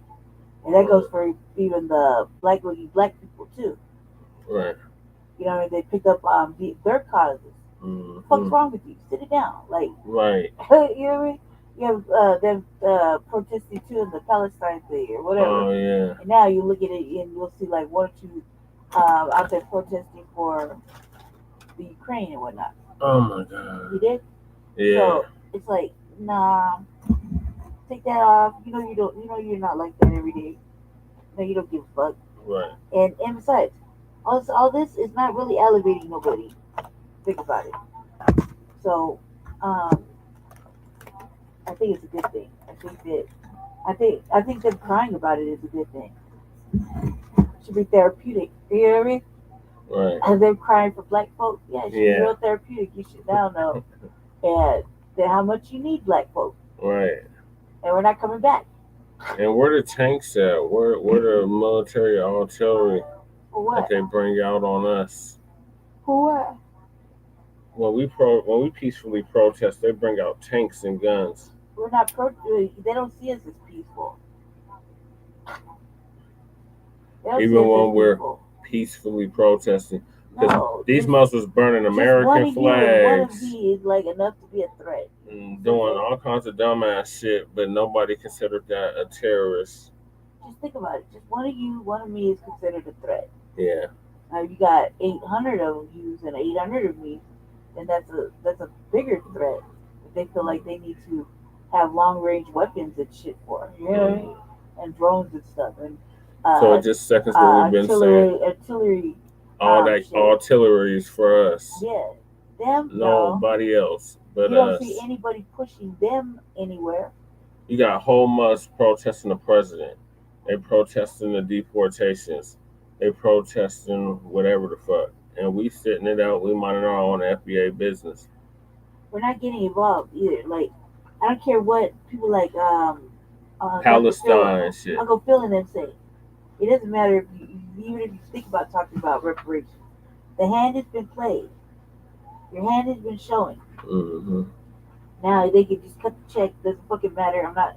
At the end of the day, there's no real reason to vote for anyone unless they have tangibles. Nobody has tangibles, as you can see. Nobody that's currently in. And how you put it, as far as Cuomo is concerned, yeah, of course they want Cuomo to run. They just want Adams out, period. They just want him out, and they think that that'll be the option. But Yeah. look at it. It's just like them saying about how they wanted Rubio in, Yeah. right? And then Rubio's in, and look how Rubio is. Oh yeah. Well, Rubio looks weak, soft-handed, delicate. yeah. You know what I mean? And they pick the weakest motherfucker to go to Ukraine or go to anything to discuss Ukrainian matters. You know what I mean? Yeah. So I feel like look, everybody's like, oh, Rubio. Rubio's a piece of shit. All the people that he promoted so far are not gonna be good for us anyway. Yeah. And it doesn't matter what he says. Symbolism, statues. Well, we're shit. about to get to that. Yes. Yeah, it don't matter. That shouldn't matter to anybody. The symbolic like, oh, You would about think fucking they would have time. learned from the Democrats. That symbolism shit ain't gonna get it. Yeah, it's like about time. Fucking how many decades later? Oh my God. Right. There you have it. 60. Six decades. 6 decades later, you know what I mean? And then we probably get some real statues up and shit. From Muhammad Ali, Yeah. Jackie Robinson, and Kobe Bryant. Sports. That's all we should be remembered for. Right. Go ahead, Jesse. That's all I gotta say. I feel like they can cry. They're gonna keep crying, and it's going to get worse and worse. In the middle of Black History Month. This is like when they did the hip hop day, the Democrats. The Donald Trump, the dump as in human shit, and we want to make that perfectly clear. Black History Park of statues is not needed. Lisa Cabrera is going to give us an update on that. These statues of Jackie Robinson, Muhammad Ali, and Kobe Bryant are not needed. We need our goddamn tangibles, dump. We need our goddamn reparations, our compensation, our freedmen compensation. right now. So Lisa gonna give us an update.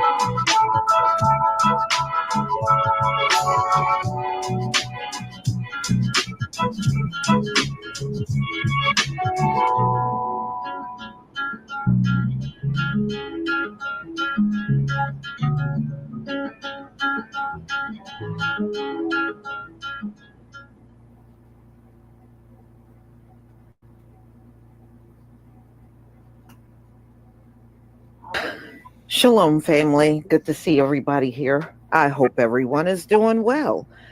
Well, we're going to talk about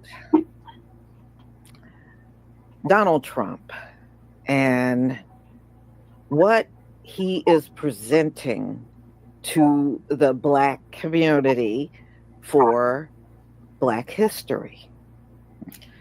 And as usual, it's always something we did not ask for, something they are willing to pour millions of dollars into. As long as those millions don't go in our hands, then it's all good.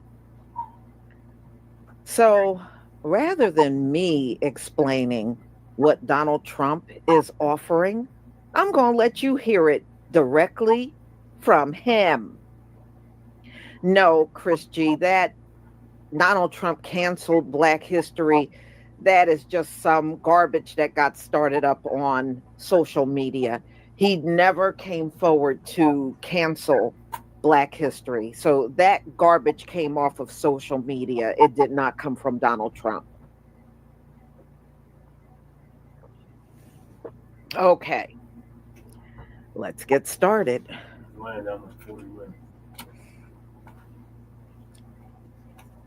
All right.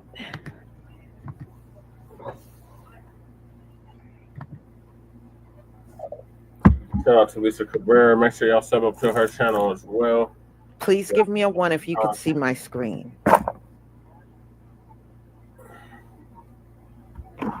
Give me a 1 if you can see my screen.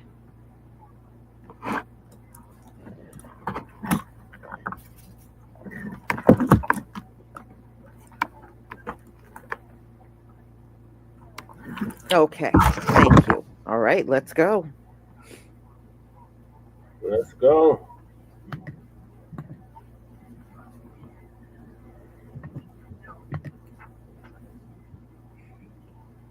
Under the executive order I signed last month, this new beautiful outdoor statue park, it's going to be a statue park. It's going to be unbelievable. We're picking the final sites now. It's between various states that want it very badly. We'll honor hundreds of our greatest Americans to ever live, including countless Black Americans icons. The garden will predominantly feature incredible women like Harriet Tubman, Rosa Parks, Billie Holiday, Aretha Franklin, and Coretta Scott King. And I will showcase extraordinary.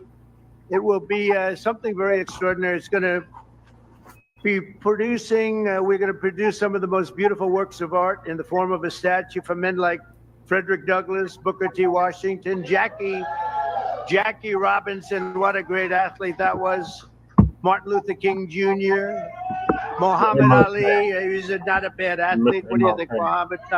Not too bad. And the late Kobe Bryant. People love Kobe Bryant. And we're going to save Tiger Woods for another time. That's all that I can. I'm sorry. During Black History Month, we pay tribute to these heroes and to so many others. That's not simply because they're Black heroes, but also because they are truly American heroes who inspire all of us, very much so.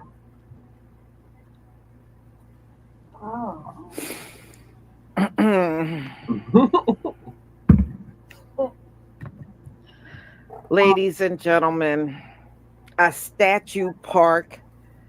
You know, one thing I can say about our people, statues is just not our thing. It's white people's thing. And see, they think we're impressed. I think, you know, what I was even more annoyed about were the Black men and women in the crowd, because he did this in front of Black men and women were out in the audience, and they were cheering and oohing and on like he was giving them some sort of prize.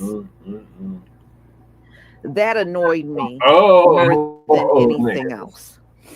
But historically, like I was saying, statues are just not our thing, y'all. You know, even in the Bible, when you read the Bible, which I read 4 times, by the way, anybody that had statues, those were the people that were practicing idolatry and praying to false gods. And usually our people would destroy the idolatry, as we are instructed to do. We are instructed to destroy idolatry. But we never had it. It is just not our thing. You ever wonder why it's just not in us? We're not impressed when we see statues. That's one thing. That is actually something that is really bred in us. We just are not impressed with that. So when you tell me on Black History Month, if you want to surprise us on Black History Month, surprise us with reparations. Exactly. Not statues. A park with statues in it. I mean, no, I don't want that. Right. I don't want that. I see statues of no value. Right. Can I put food on my table with the statue? No, they always give us, Jill B, listen, they always give us things we never asked for. They do it all the time. Yeah, both parties. We could say reparations for the next century, and they'll keep coming back with anything but that. Yeah. It will hurt their heart if they had to just give a little to us in some sort of way. But statues and these idols and everything, because that's all it is just idolatry. You know, I think we should remember those people, because those are people that did impact history. Yes, I think it's okay to remember those folks. Yeah. But when you start throwing statues, how many Martin Luther King statues are there in the country? Right. There are many. We got one. You know, and Aretha Franklin absolutely was one of the greatest singers of all times. Do I want a statue of her? No. No, I don't. If I want to remember Aretha Franklin, I can play her music. But I do not need a statue of her. Right. At all. Well, I feel you. So this is what he is presenting for Black History Month. And I know, you know, some people might be satisfied with the symbolism. Some might be. I'm not. And I know if you are my Hebrew brothers and sisters, I know you're not either. Yeah, that's FBA. And this is what Donald Trump is offering, and not anything tangible that we can use. Tangible. How about giving us land? The land that was stolen from our relatives. I mean, on both sides of my family, mother and father, land was stolen. And land. And the qualified why not give us back things that you stole? The anti-black money was stolen from us, land, homes, businesses, everything. Everything was stolen from us. And even to this very day, y'all wait and you try to take from our elders, you try to get their land. And that's because many of our elders bought those lands probably like 60, 70 years ago. And the land has a lot of value now. Yeah. So y'all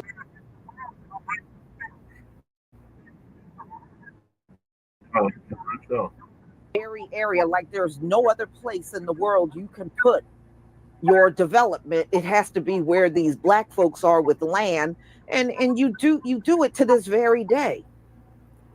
How about righting the wrongs of what has been done to our people, How about instead of giving us statues? Right. Don't want to do anything right.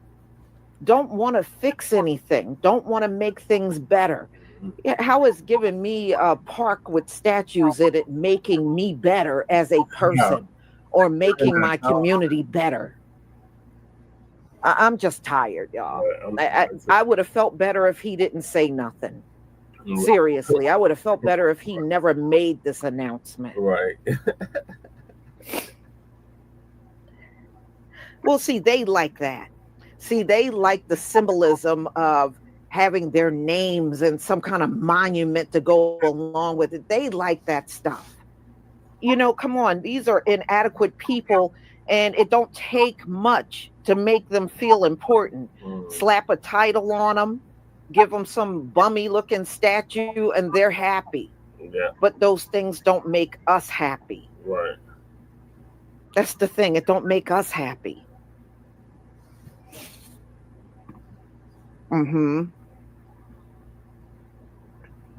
Just ask some questions now. Wow. Wallace, right. Thank you, Lisa, for that update.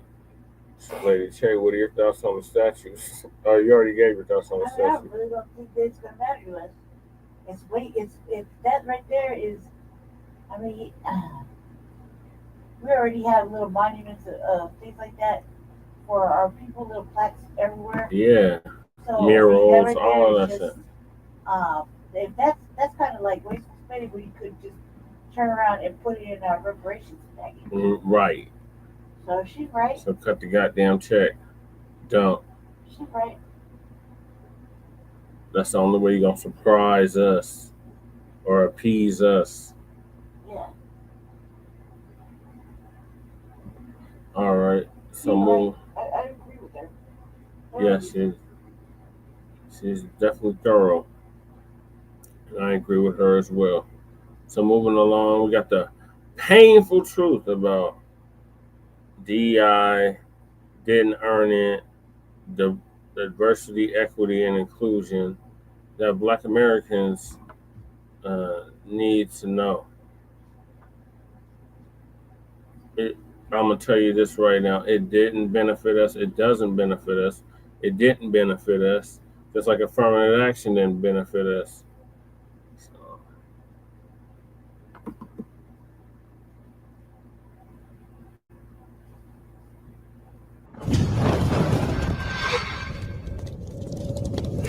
Why'd you stop being a diversity officer? I just thought it was a useless thing. There's a better way to go about doing this. In the U.S. in 2020, DEI was a $3.4 billion industry. Every big company. They feel like they have to. They have to say something. They have to signal to the world that they're doing something. Is it effective?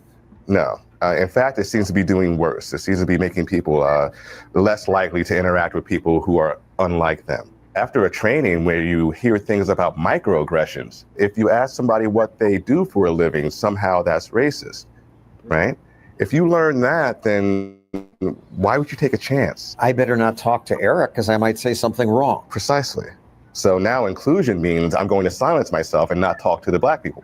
They know that the people who have profited most by DEI is white people. But they don't know that because the people they're trusting is telling them just the opposite. If you want to find out who's getting the preference in the jobs, it's still white people and primarily white women right now. You want to find out who's getting the food stamps? It's white women. You want to find out who's the majority on welfare? It's still white people. DEI it's not anti-racist. It's the only source of racism on university campuses. The white male Americans, you've created a problem for the white working class and the white underclass, but you want to make them think that blacks have created that problem.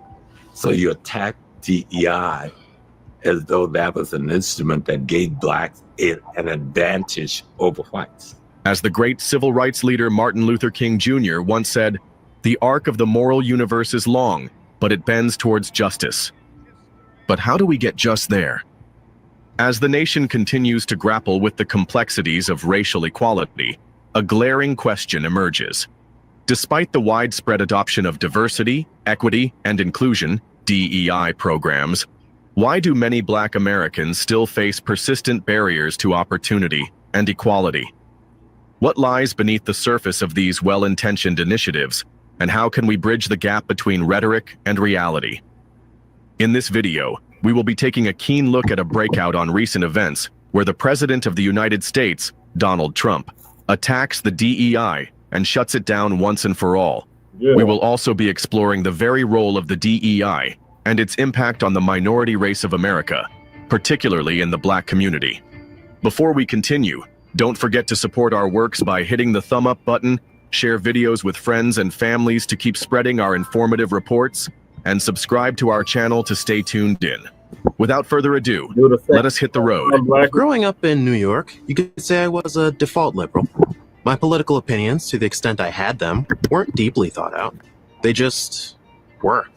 My philosophy was live and let live. Say what you want, do what you want. Just don't physically harm or abuse another person. I also never thought much about my skin color, or anybody else's. For me and my friends, race was never more than a punchline to a joke. After graduating from college, I got my dream job as an engineer at a major toy company, Hasbro. Everything seemed to be moving in the right direction. And then one day, the company decided that all the engineers would have to attend a training session on implicit bias, racial awareness, and intersectionality. This was my introduction to the mad, mad world of corporate DEI. Diversity, equity, inclusion. DEI, as it is simply put out, is a generic label given to the wide-ranging measures that aim to promote fair treatment and ensure full participation from people of all backgrounds. It is particularly geared to represent people who are historically marginalized and underrepresented. In 2023, the Supreme Court struck down affirmative action in higher education. Since then, a dozen states have passed anti-DEI laws. While DEI advocates would say that it remedies effects from decades of exclusionary policies and practices for underrepresented communities, the realest words on the streets is that DEI policies, 1, actually don't address inequalities, 2, wastes public money, and 3, breaks anti-discrimination laws. What is DEI? Repackaged affirmative action. What did affirmative action do? It kept Black people at the bottom of every socioeconomic statistic in the United States of America for 50 years. Why did it do it? Let me explain. You say that America is racist and that businesses are also racist. Let's put a pin in that. I'll accept that argument. What is your solution to this? Let the same racist country and the same racist businesses decide what Black people are elevated in the Black community. Now, what type of sense does that make? To let your enemy, who you say is racist, decide who your leadership is going to be and what people are elevated in your community. And that's why we're still at the bottom of every socioeconomic statistic in America. They've chosen a bunch of step-and-fetch-its that will do their bidding. It is not about ending discrimination, y'all. It's about controlling discrimination. It's about them deciding, not the meritocracy. That's not all. There is, in fact, a colossal heap of numerous other ridiculous complaints about the DEI program buzzing in the same direction with what the brother just said. And there seemed to be this question of you're either diverse or you're qualified. All I could think about was the fact that I currently hold an honorary doctorate. I also hold a Juris Doctorate. I also hold a bachelor's. I also technically hold the rank of Lieutenant Colonel in the Civil Air Patrol. And I actually practiced law for almost 2 decades, in addition to serving on various boards, in addition to being a prior state lawmaker. And there are those that would make some people believe that because I happen to be Black and or a woman, that somehow, even though I can rattle off all the qualifications in the world, my Blackness makes me unqualified. And so you're now scapegoating Black folks and saying that's the reason that so many white people are unemployed, because something called DEI. But let them remove it, because it didn't serve Black people that much anyway to start with. Affirmative action never really served Black people. DEI it's not anti-racist. It's the only source of racism on university campuses. There is still old white supremacy style white racism in other pockets of the country, but on universities and corporations, the only kind of racism is the DEI kind. So it's the opposite of what it says it is, and I think more people are now seeing that. And then Charlemagne the God comes in and adds to the commotion with the most hilarious statement of them all. DEI. DEI stands for Dr. Dre, Eazy-E, and Ice Cube. What the periphrasis used here literally means is that the diversity, equity, and inclusion, DEI programs, were never run for what it was meant in the first place, which is equity and inclusion for the Black community. And honestly, I'm not surprised these programs didn't work. And here's why. It's just corporate PR. They want good vibes. And also, they want to cover their ass, okay? Did you know that if a company gets sued for civil rights violations, just having a DEI program will be counted as evidence in their favor, even if the program doesn't do shit, okay? It's the I have a Black friend of the legal system, right? We don't need corporate DEI. Yes, we want diversity and equity and inclusion. The truth about DEI is that although it's well-intentioned, it's mostly garbage, okay? It's kind of like the Black Little Mermaid. Just because racists hate it doesn't mean it's good. And you know I'm right, because every one of you has sat through one of those diversity training sessions and thought, this is some bullshit. And it's not just you. Over 900 studies have shown that DEI programs don't make the workplace better for minorities. In fact, it can actually make things worse because of the backlash effect. Remember DARE from school? Y'all remember DARE? Yeah. She said, woo. DEI training is like DARE for racism. And you all know how effective that was. I was sitting there going, oh shit, there's a ton of fun drugs I should try. I didn't even know about Molly. Thanks, Officer John. But the biggest failure of DEI is that the number of Black people in power at big companies is basically the same as it was 5 years ago. In fact, maybe the only thing that DEI has accomplished is giving racist white people cover to be openly racist. And why all these fuss in the first place? It is because on the 22nd of January 2025, the White House released a fact sheet article. President Donald J. Trump ends DEI madness. Yes, Donald Trump, the 47th serving president of the United States, has recently signed the order to end the DEI process that's been in place in the United States since the 1960s. My administration has taken action to abolish all discriminatory diversity, equity, and inclusion nonsense. And these are policies that were absolute nonsense throughout the government and the private sector. With the recent yet somewhat unexpected great Supreme Court decision just made, America will once again become a merit-based country. You have to hear that word, merit-based country. But what does ending the DEI mean? Why is the DEI being attacked? However, let us have a look at what brought about the DEI process in the first place and how it affected the minority race.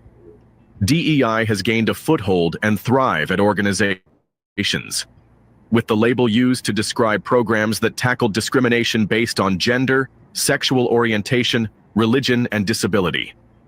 In the United States, diversity, equity, and inclusion, DEI, are organizational frameworks that seek to promote the fair treatment and full participation of all people, particularly groups who have historically been underrepresented or subject to discrimination based on identity or disability.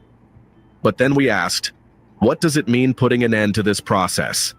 Haven't the non-white race living in America benefited from the DEI project? The answer to this is no. With the Blacks being the unmentioned center of this process, the black man has known one thing for sure after birth: to work. From the minute the slave ships landed them on unknown shores, they had worked their backs up to where they are today. Nothing was ever handed out to them, except being used and extorted. Recently, Reverend Al Sharpton, the president of the National Action Network, alluded to this week concerning the DEI program being stopped. "Why do we have DEI?" he asked a crowd gathered at a black church a few blocks from the White House. "We have DEI because you denied us diversity, you denied us equity, you denied us inclusion. The American system has played the black man to thinking he's been given a gift, except nothing was ever given, it was earned. DEI was a program meant to include the minority race of America. But in a real sense, it was a program meant to allow resources available to the white man and limited to the blacks.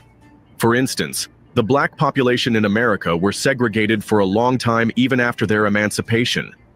They were not allowed to have better jobs or attend the best schools. They were even not to be most prestigious.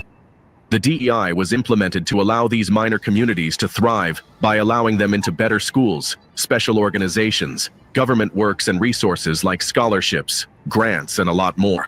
After the Civil War, by saying the reason you're impoverished is not because the planters of the South are a bunch of greedy robber barons, but because these black people now, who had working in the fields for free for 400 years, is now working for a salary. And they're taking away the salary you could have had. You know, you weren't working in that field for 400 years. You didn't have no salary picking cotton, so you're gonna blame the black man who you gotta pay now to pick the cotton, taking your job when you never had that job to begin with. Remember, most of you were unemployed then and didn't understand why you were unemployed, because I was working for free. Professor James Small, Live on I Never Knew TV on YouTube, said in the interview how Donald Trump has played both the white and black American population by attacking DEI.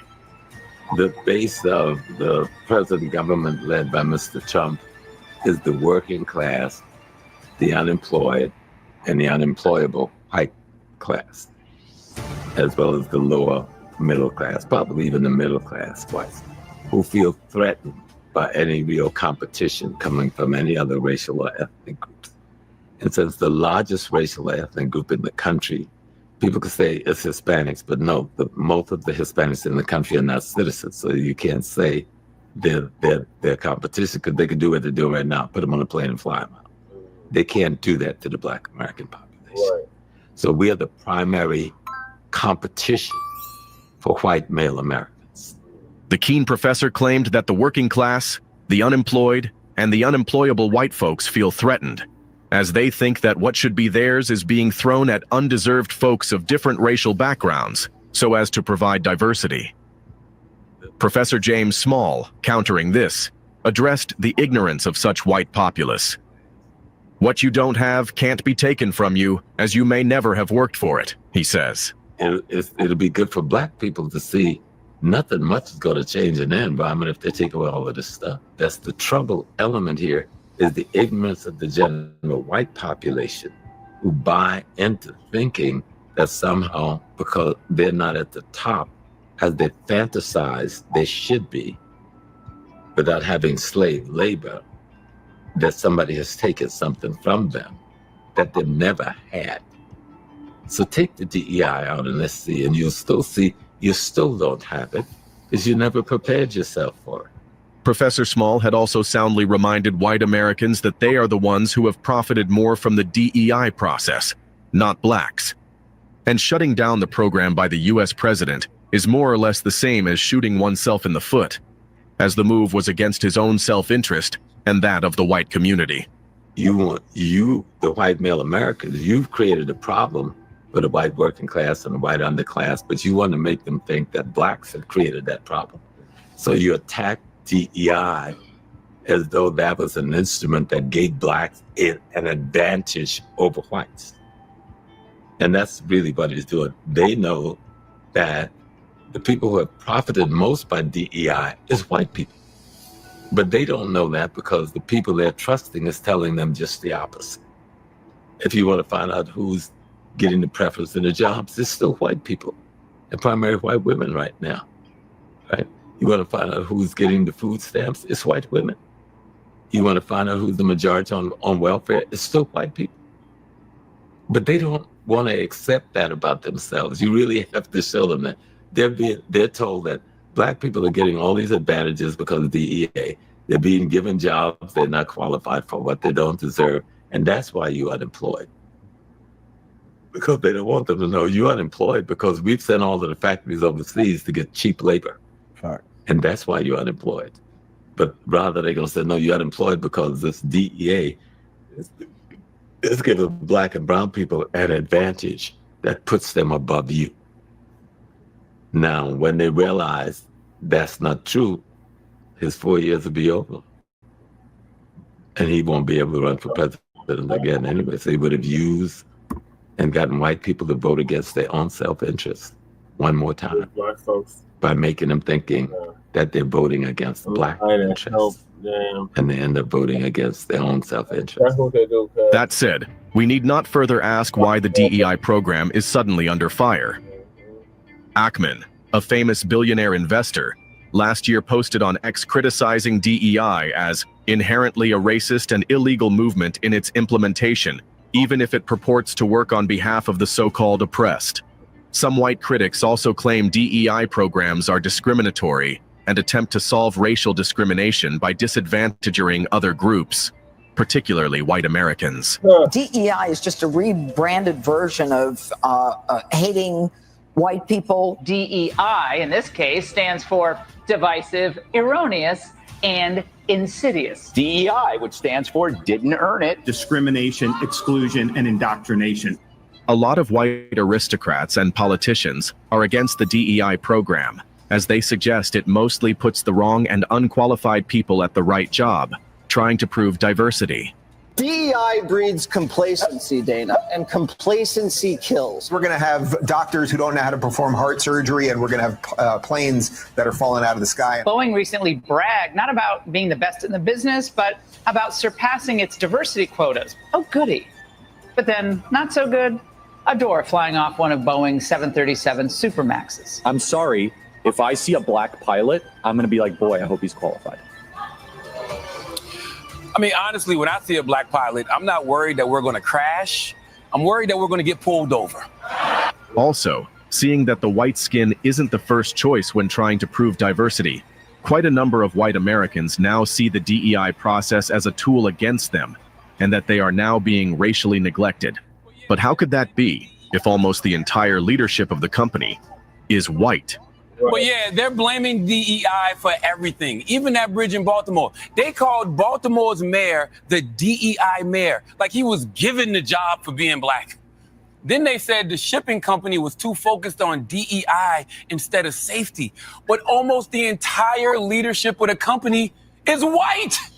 No Black people. Some also claim that most minority races are being snubbed for other minority races. Although it seems to look like it, a lot of people seem to think that the DEI program has done more harm to the minority race than good. It now appears that every now and then, a non-white folk is being appointed to a high government or company executive role. Their qualifications are now being overlooked, and they are seen as more of a diverse choice.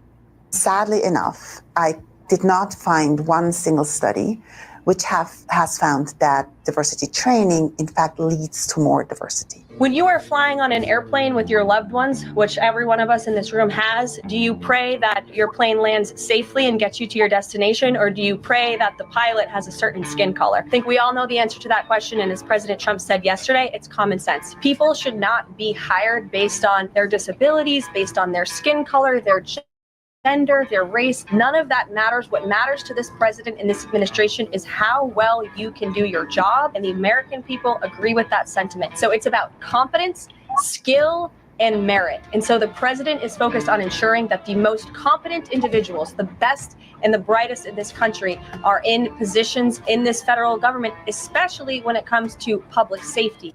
Donald Trump, in his speech on the 22nd of January 2025, made his reasons to end DEI clear. It is about getting the best man for the job and promoting excellence.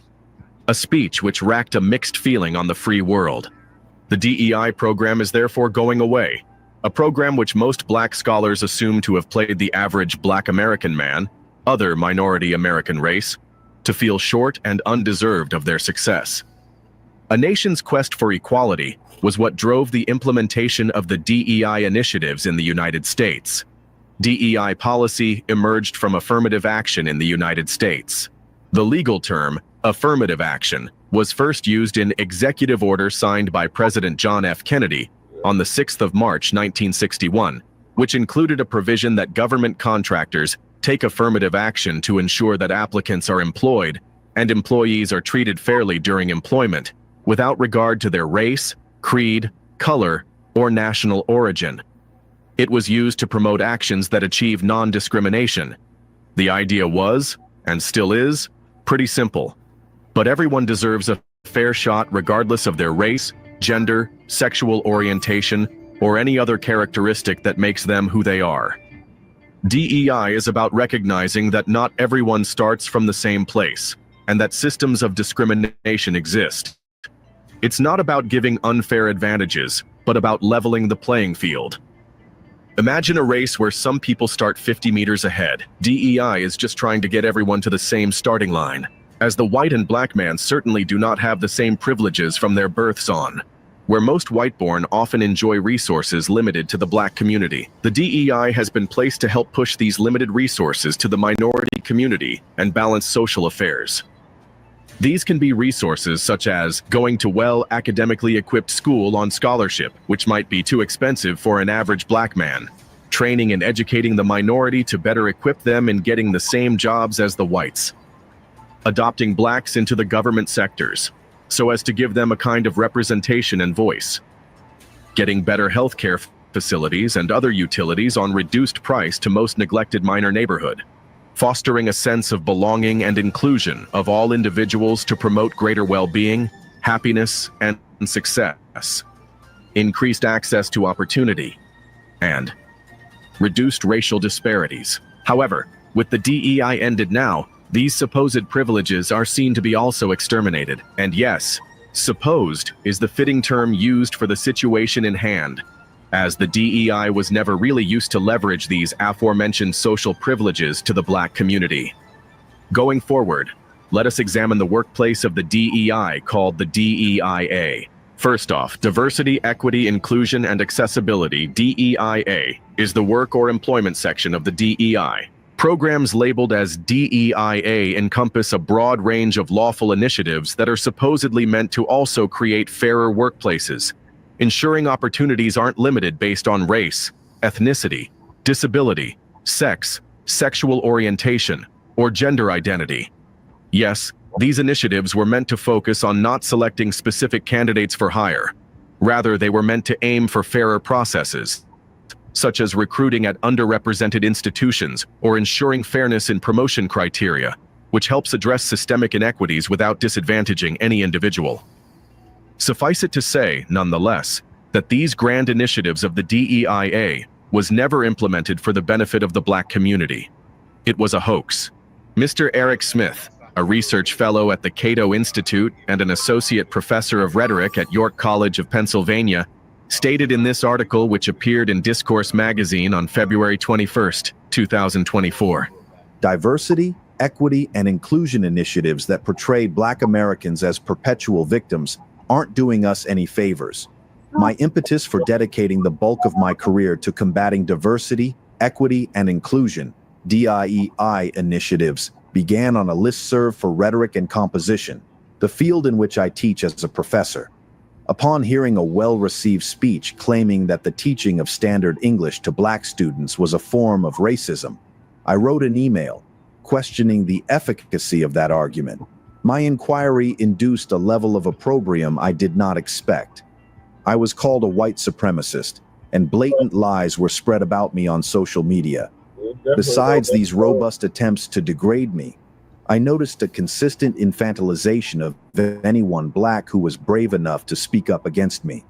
Mind you, this extremely woke listserv was a safe place to voice disdain for anyone who refused to embrace a victim narrative. No bravery required. But in order to abide by that narrative, Anyone black had to be cast as a downtrodden victim, punching up and speaking truth to power. Anyone black except me, of course. For wanting black students to have the utmost agency and to flourish in today's society, I, a black man, was shunned by whites and blacks alike. The U.S. is currently celebrating Black History Month, and I've been asked to share my thoughts about how this month of celebration aligns with DEI initiatives. The answer to that question depends on the type of DEI.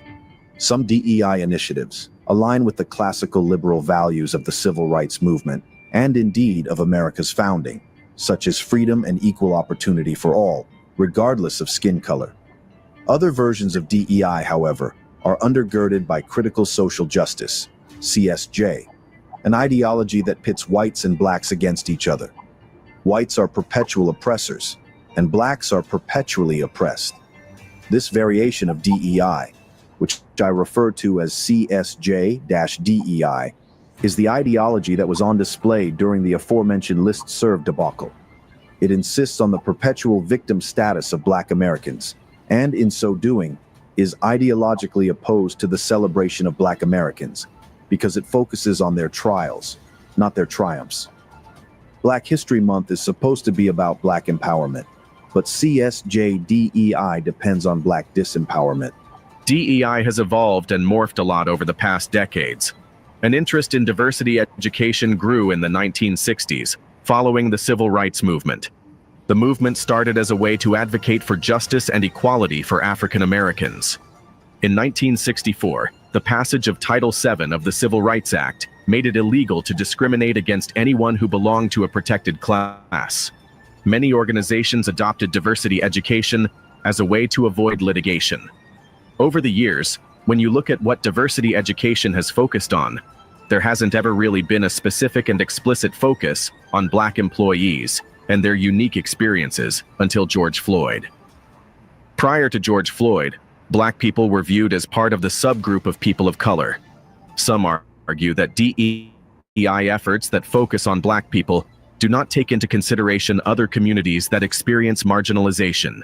But when you peel back the layers and examine every marginalized community, those who are Black or have Black proximity within those marginalized communities experience the most severe forms of subjugation. Adam B. Coleman, author of Black Victim to Black Victor, and the founder of Wrong Speak Publishing, had also stated in an article published May 24th, 2024, I am a proud Black man. DEI undermines us. Am I not good enough to compete? Am I being hired because I'm Black and fulfill some quota? Or do I stand out from the crowd because of my competency? These are the questions Black people like me are forced to consider in this new corporate environment that overtly wants to elevate people based on the complexion of their skin. It's a policy philosophy that creates doubt not only within the minds of the minorities who are trying to navigate successfully in corporate America, but their colleagues as well who aren't sure if the person standing beside them is there for the same reasons as them. I understand the motivation for wanting to help people that some feel are disadvantaged by ensuring a fairer environment for everyone, no matter their ethnicity, sex, or sexuality.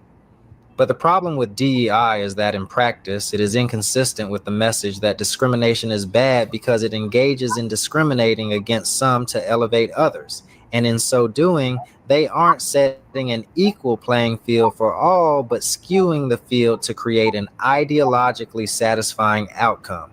And no one likes it when there are favorites in a competitive market, including the people who didn't ask to be anointed. As a Black man who has worked in the IT field for well over a decade, I never once questioned why I was being hired for a position prior to the popularization of DEI. There was a solid chemistry in the room during the interviews that resulted in job offers. But after the death of George Floyd, I routinely began to wonder if the job I was hired for was given to me out of some kind of racial motivation instead of thanks to my capabilities as a professional. And for a moment, I questioned if the other Black men in my work environment were also beneficiaries of a diversity agenda. Yes, I, a Black man, fell into that trap. Progressives like to pretend it is racism and wondered if my Black coworkers were diversity hires, and I am not the only one. Over time, of course, I realize that, like me, the other black men I work with are highly capable, intelligent, and competent, and it would be unfair for me to presume any of us didn't deserve to be standing where we were. But this is one of the many fundamental problems with DEI. It creates paranoia even among the people who theoretically benefit the most from it. Further looking in, the failure of DEI did not equate to black progress. So why do blacks keep fighting for it? The truth is, the black community understands the redeeming quality of disposition conveyed by diversity, equity, and inclusion if it someday would be justly implemented without any deception or ethnocentrism. For decades, black leaders have championed diversity, equity, and inclusion as a means to correct systemic inequalities. Yet, after more than 50 years, DEI has failed black communities while reinforcing white power structures. If DEI was truly about dismantling systemic oppression, why have white women been its greatest beneficiaries while black families and generational wealth continue to fall further behind?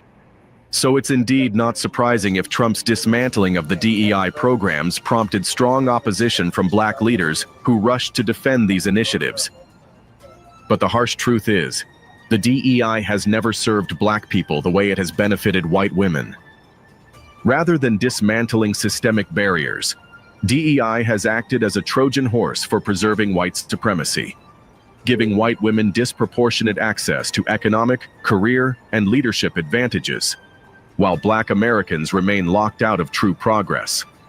For black women, this realization is particularly disheartening, as their emotional labor and advocacy have long been manipulated to push agendas that have done nothing to build black wealth or strengthen black families.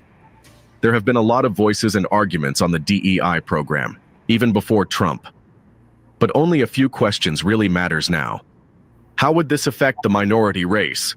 Who benefited the most from DEI?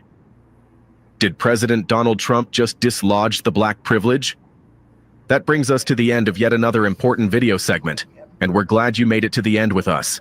However, if you found this video informative, then please take a moment to hit the Yep, and if you found that informative, make sure to like and subscribe to Frontline Black News. All right, ladies, hey, what are your thoughts on the painful truth about DEI that black Americans need to know? I would say that sadly to say y'all waking up to this, but we've already known it. And you're really seeing it now. Ladies, everybody's on that program, and you know, I myself wouldn't be too offended by this. Let all them people are really all the white people they've been kicking out are allegedly DEI hires. We thought it was going to be a good thing when you saw that they couldn't discriminate against you when you filled out the application, but it was a lie. They did discriminate, you know. Now we're just seeing it up close personal. That's what I think. Okay, thank you, Lady Che. All right, well, switching gears. I was hoping Shabaka was going to be here for this topic, but the show must go on. So we're down to the last few topics of the night. And we got, why did people abandon Pan-Africanism? So Tariq's going to give us an update via his Twitter space.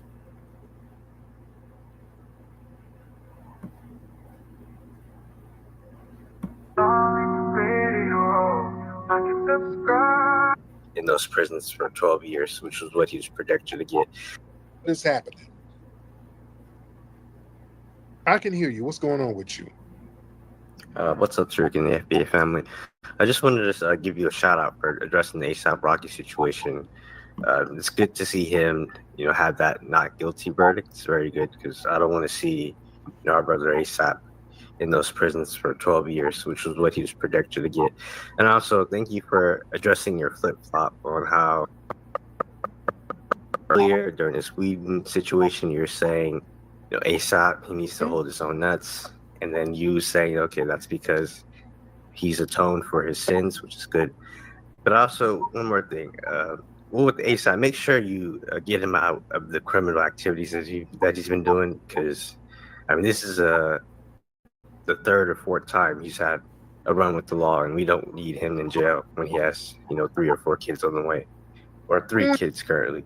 But I wanted to ask a reparations question. So we were talking with Ayanna Pressley, which is the U.S. Congresswoman from, I believe, Boston, about how much freedmen are owed reparations. So the average, as far as I know, currently the average lifetime earnings for a white man today is about $2 million, right? And at the time, at the peak of slavery, right, or even cumulatively, there are about 2 million slaves. So if you times, I think it's 2 or 4 million, so let's just go with 4 million. So if you times 4 million by 2 million, which is the lifetime earnings of white Americans today, that's about 8 trillion, which is a realistic number for reparations. So where does the 40 trillion come from? I never said 40 trillion. Well, you put 30 trillion in the ballpark, correct? Around Your 15, ballpark is 20 trillion. I said around 15, 20 trillion. I've never said 30.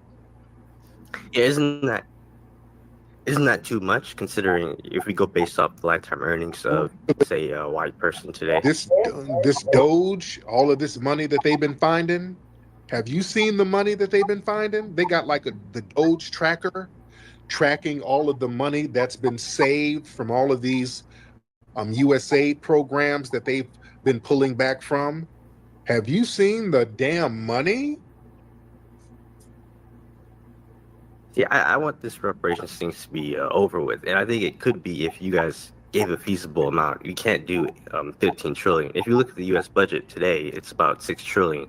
So if you were to say, okay, let's base it off of $1 million per slave, right? That's about 4 to 8 trillion, which is a doable amount, but you can't do 15 trillion.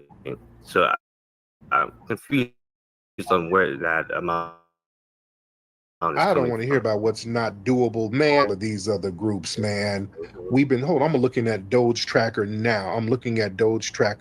Hold on. They done already, within like a couple of weeks, done itemized $55 billion damn dollars. This is in a couple of weeks, and they're still digging out money that's been just squandered and wasted.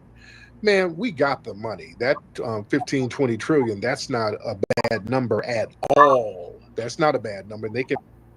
But where does it come from? Where does it come from? It These sounds tax made up, dollars, the same money from that USAID, all of this money, go to Doge.tracker. You can see. No, but where does the estimate come from? Why did you guys? You're not gonna sit here and act dumb. I'm telling you what to look up. You look up Doge Tracker, Doge.tracker. It's a live tracker following all the money. And I'm showing you where this money is coming from. This money is coming from all our tax dollars being funneled into all of these little programs, for all of these little special interest groups, except us. People like you, Nathaniel, you and your people, y'all getting this money.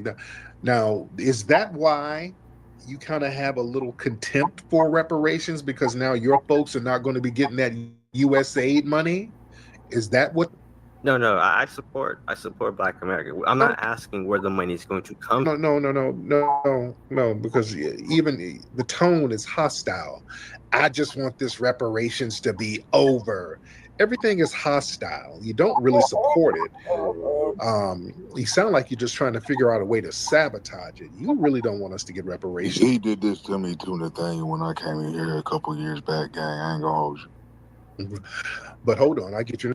Tariq, I'm not asking where the money is going to come from. I'm asking, where does the estimate, your 15 trillion estimate, where does that come from? Like, why do you deserve 15 trillion? Yeah, for all of us, why shouldn't we, sir? We literally built up all the wealth of this country, sir. We built this country up for free. All of the wealth came off of our backs. The banking system was built up from slavery.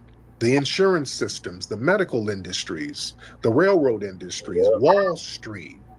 these multi-trillion-dollar industries, all of this money was built off our backs. That 15 trillion, that's not asking too much at all. All right. That's unarguable. What you're saying is unarguable, but why is it 15 trillion when, as I said earlier, the average lifetime earnings today for a white man is about 2 million USD. So if you use that 2 million amount of lifetime earnings and you apply it to the 4 billion slaves, that's only about 8 trillion. So why is it double that? Because that money, the great thing is we deserve it. We're owed that. And to be honest, we actually owed more. 15, 20 trillion, that's a start. We start there. But the great thing is that money will be recirculated into the economy and compounded, and it's going to stimulate the economy. See, that's the good thing with us.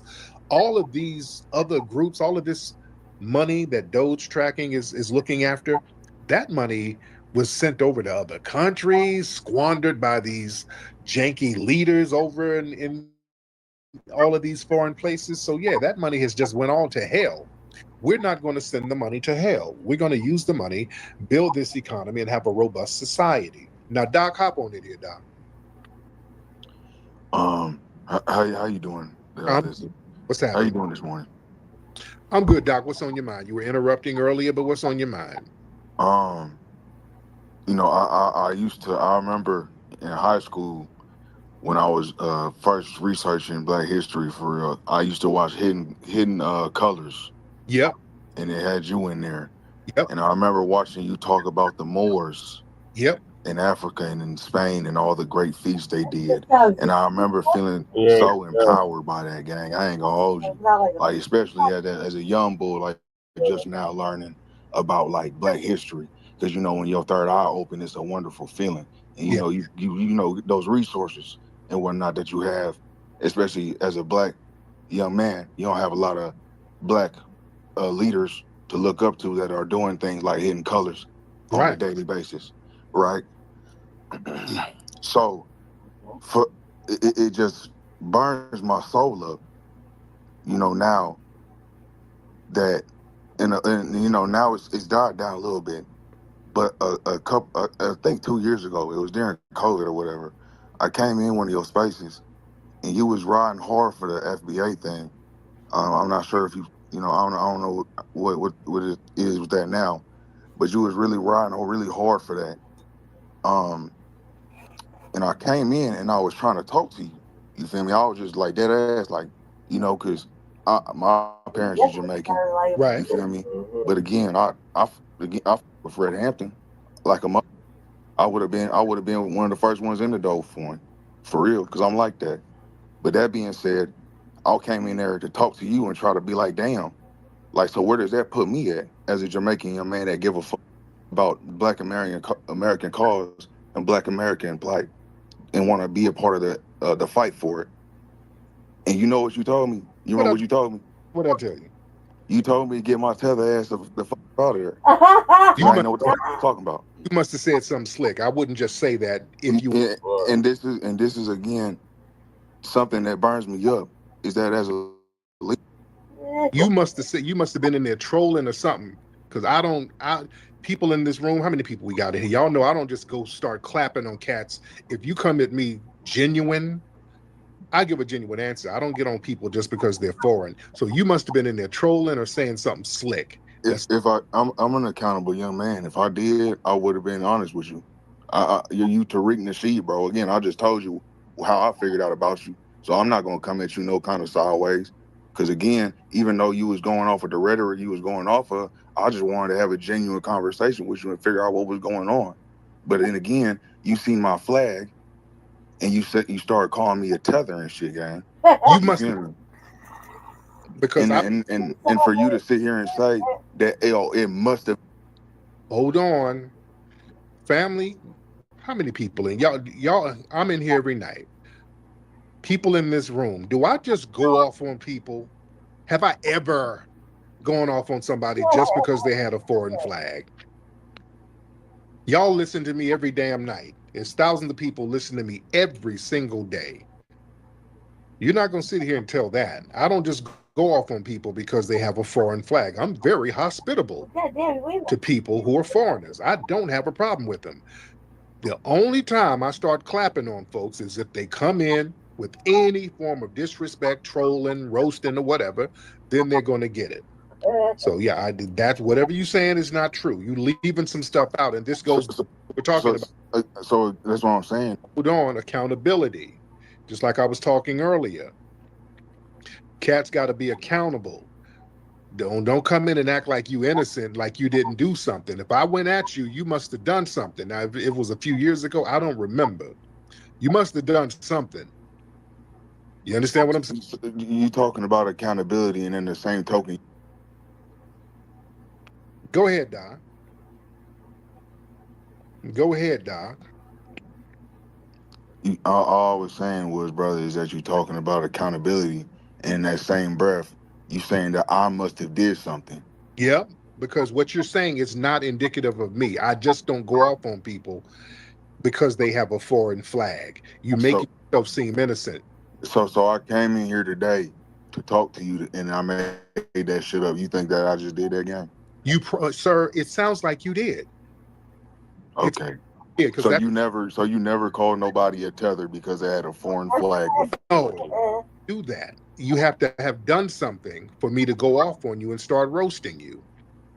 You have to have done something. I just don't do that because you have a foreign flag. What you're saying is a goddamn lie. You're not going to. I know me, and the people in here know me. I don't do that. In fact, brother, I feel you. No, in fact, I'm extremely hospitable with people when they come in here, even if they're foreigners. Even when I'm kind of roasting on cats, I'm very hospitable about it. I welcome people from foreign places to come on in and let me know what's on their mind. I welcome those conversations. So I wouldn't just be, get your tether ass out of here. You must have said something. You must have been in there trolling. You must have been doing something, sir. So you're not going to sit here and tell me some shit where I know me and the people here. I feel you, brother. I'll be the example in front of all these people, and I'll tell you what, I apologize if your memory serves you as me trolling. And again, you said this was back around COVID, so I don't remember. But the thing is, again, I don't have a problem with foreigners. None of us in here has a problem with foreigners. We do have a problem with people who try to undermine our lineage, which has been a problem. Can I ask you, do you think it would be, if you don't remember, right, if you forgot, do you think maybe it's more responsible to say, I don't remember that, or I forgot, versus you're telling somebody that they lying about something that you don't remember? No, because it's not just that I don't remember. I know me. I just wouldn't go off on somebody because they had a foreign flag. I don't do that. I don't do that at all. The only time I snap on folks in here and roast them is if they're saying something slick, or if they're trolling, or if they're doing some weird stuff in the chat. But I just don't snap because I want people who are foreign to come on in here and talk to us. Let us know what's on your mind. So yeah, what you're saying, that's not true. I know it's not true. I didn't just throw you out of the room and go off on you simply because I saw you had a foreign flag. It's something else. That must have been something else. 100%, because I know how I get down. And I'm cool with Jamaicans. I do not have a problem with no Jamaicans. I go to Jamaica all the damn time. Jamaican cats look out for me. I'm real cool with Jamaicans. When I got love for Jamaicans. One of my barbers, one of my good guys, my brother Jay, who's real good with my family and the whole shit. He's Jamaican. I ain't got no problem with no Jamaicans. A lot of love for Jamaicans. For sure, brother. Well, yeah, shit. I just ate some goddamn curry chicken and some festival bread earlier. Much love, brother. I ain't trying to, because I know there's probably other people that want to come over here and have a conversation with you, and I ain't trying to take up no more of your time. But I do want to say I appreciate you for, spreading the knowledge that you do spread that is conducive to our community. No doubt. You do it. God bless you for that. Thank you, brother. But listen. Yeah. Now, y'all not gonna sit up and say we just we don't attack folks just because you got a damn flag. Listen. The thing is, a lot of folks are upset because the Pan-African thing is kind of that shit is fizzled out. Let's be real. A lot of people are upset because the Pan-African thing has fizzled. You understand? That has fizzled. Justifiably so. And a lot of people are kind of upset with us about us kind of abandoning the Pan-African thing, because they always come to us, well, y'all, a few years ago, y'all were talking about Pan-Africanism. Y'all were talking about Africa. You had made hidden color. You were talking about Africa. We don't have a problem with Africa. The problem is we're shifting our priority to our lineage, justifiably. Why? Number one, Pan-Africanism, it just has not been reciprocated. We have a couple of people who are riders, but hell, despite foundational Black Americans historically embracing Caribbeans and Africans and all these other people in communities, they've not shown the same level of solidarity. Come on now, let's just tell the truth. African and Caribbean immigrants, man, they come over here and they start prioritizing their own ethnic and national identities. You prioritize your own joint. Shit, you do. Y'all come over and you have your Caribbean Day Parade, Puerto Rican Day Parade, this day parade, which is fine. Okay, that's fine. And look, we foundational Black Americans, we have a unique ethnogenesis, just like Jamaicans, just like Haitians, just like Nigerians. They recognize their own distinct identities. Foundational Black Americans, we have our own lineage, our own history, our own cultural development that is separate from Africa and the Caribbean family. Okay, can we all just acknowledge that? Because you guys have cultures that's separate from foundational Black Americans. That's great. I don't take credit for jerk chicken and curry chicken. Again, I had some earlier. It was good. We don't take credit for it. You shouldn't take credit for our soul food. We have a distinct culture that is unique and separate from your culture. It only gets divisive when we acknowledge our culture is different too. You can acknowledge the differences in your culture, and we're supposed to respect it, and we do. And the minute we say, okay, we got our music, no. Hip hop was from us too, nigga. Yeah, okay. Then everybody has to claim jump our joints. See, this is where the problem is. We're not supposed to acknowledge our culture independent of Africans and the Caribbeans. You see? That's a problem. We're called divisive when we do it. That's a problem. You see? And let's be real. This Pan-African thing, you know, it brings over a lot of non-FBA immigrants to come over here to pursue their own best interest, independent of us. You see? And let's truth be told, Africa, they don't really recognize foundational Black Americans as their own. They don't. Those African nations don't really offer citizenship or automatic rights to foundational Black Americans, despite all that Pan-African rhetoric in Ghana. Them too, they got that right to abode, and we got to go over there dropping off all types of money. And then they open it up for everybody because they sit up and talk about all the Black folks who can get quote unquote citizenship. They were sitting over there letting East Indians, Palestinians, and Middle Eastern, they let everybody go over there and get quote citizenship, quote unquote. You see? Meanwhile, foundational Black Americans, we've always supported African causes, from fighting apartheid to donating to African nations in times of crisis. And there's just been a lack of reciprocity.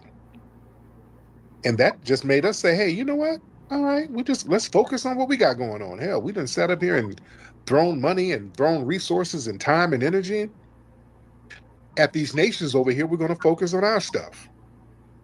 Yeah? So we got to just be very real about it. Let me get Robbie Blue in here. First, before I get Rob, let me get Stunner. Stunner, hop on in, beloved. Let's get Stunner in here. She's been waiting for a minute. Stunner, hop in. Right, Stunner. Okay, hold on. This is somebody trying to promote their damn OnlyFans. Why Okay, listen, women, ladies. Okay, let's not start this. Ladies, let's not start this. Okay, let me take her down. She's trying to promote her OnlyFans. Hold on. Y'all don't come in here. We're trying to have a discussion and y'all raise your hand to get up here and you got your damn titties out and a dildo in your ass. Ladies, come on now. All right, let me get you out of here. Y'all ain't here trying to get customers. Yeah. And what y'all need to do is get some lotion because some of your titties are very ashy. Stunner, your titties are ashy. Before you get some customers, cocoa butter them titties down. Oh. Let me get Robbie in here. Robbie, hop in, brother. Brother Robbie, hop in, sir. Yes, sir. How are you? Oh, it's pretty interesting, and I'm gonna make sure I use codified language. Yeah. So when I use the word rap, you know what I mean. I think the only difference between a rap and a tether is one thing. At least a rap is homegrown, and they're not hypocritical. They'll go out of their way to separate themselves from foundational Black American culture so they can get, goodies for themselves. If you are a person who isn't a hypocrite, you're not a tether. We've never been, Black folks have never had contempt for other people in the diaspora. And initially, when we were talking about immigration, we weren't even talking about Africans. We were talking about Mexicans, white people here that come here illegally, these Asians, like other people who were outwardly, practicing anti-Black racism and trying to, get democratic goodies.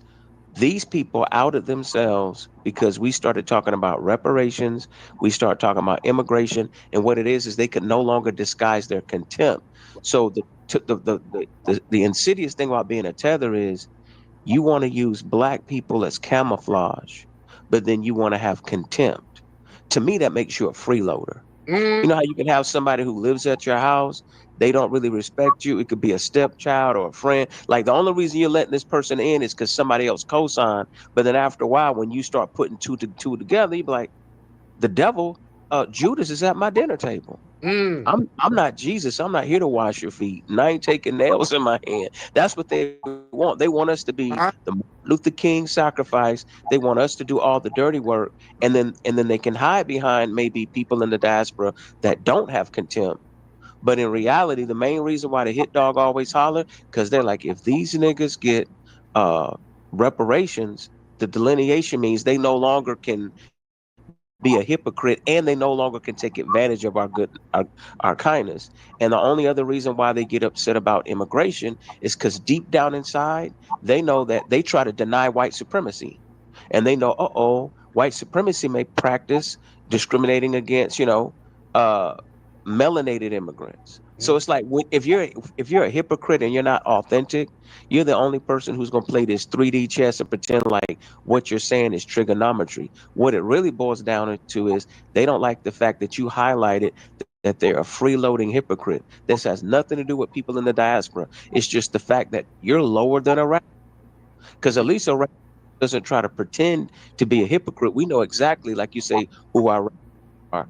But when you blend in and you act like you're Judas, that means you will sell us out for 30 pieces of silver. In this case, 30 scoops of Jollof. And I'll land my plane. Man, thank you so much. Man, yeah, you know what? The thing is, man, a lot of folks, these people are upset that we ain't really pushing that Pan-African thing because now there is no good PR for Africa no more. Because we've been the PR firm for Africa. We have been the ones propping Africa up. It's been foundational Black Americans propping up Africa and the Caribbean, to be honest. That's why they always talk about hidden colors and all the pride they felt and all. Yes. Hell, I did 1804. Nobody was putting movies like that together. I put over $1 million in a movie about Haiti's history, because I thought it was an important history. Because a lot of these folks don't give a damn about their homelands. They don't give a damn about the history of nothing. So we were the ones propping this stuff up. Now that we saw how vitriolic the people are towards us, we're like, all right, we'll let you do you. And they're like, oh, shit. Oh, hold on, nigga. Because they'll talk a good game, but nobody hates Africa more than African immigrants over here. Nobody. They talk about us hating Africa. If we don't want to prop Africa up, oh, you niggas hit the motherland. You're the one who ran from the motherland and never looked back. You understand?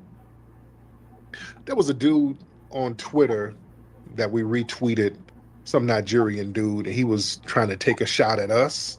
He was like, thank God I'm from Nigeria. I know exactly where and who my ancestors are, and my last name is mine, not some slave masters. There's something beyond valuable about knowing where you came from. I suggest you do your research. It'll give you an unmatched confidence in self. This Negro tweeted that from Nebraska. That Negro is sitting his musty ass over here while he's tweeting that bullshit.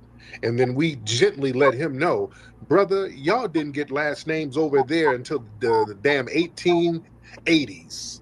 You didn't get last names until the damn British colonized your ass. Y'all didn't even have last names.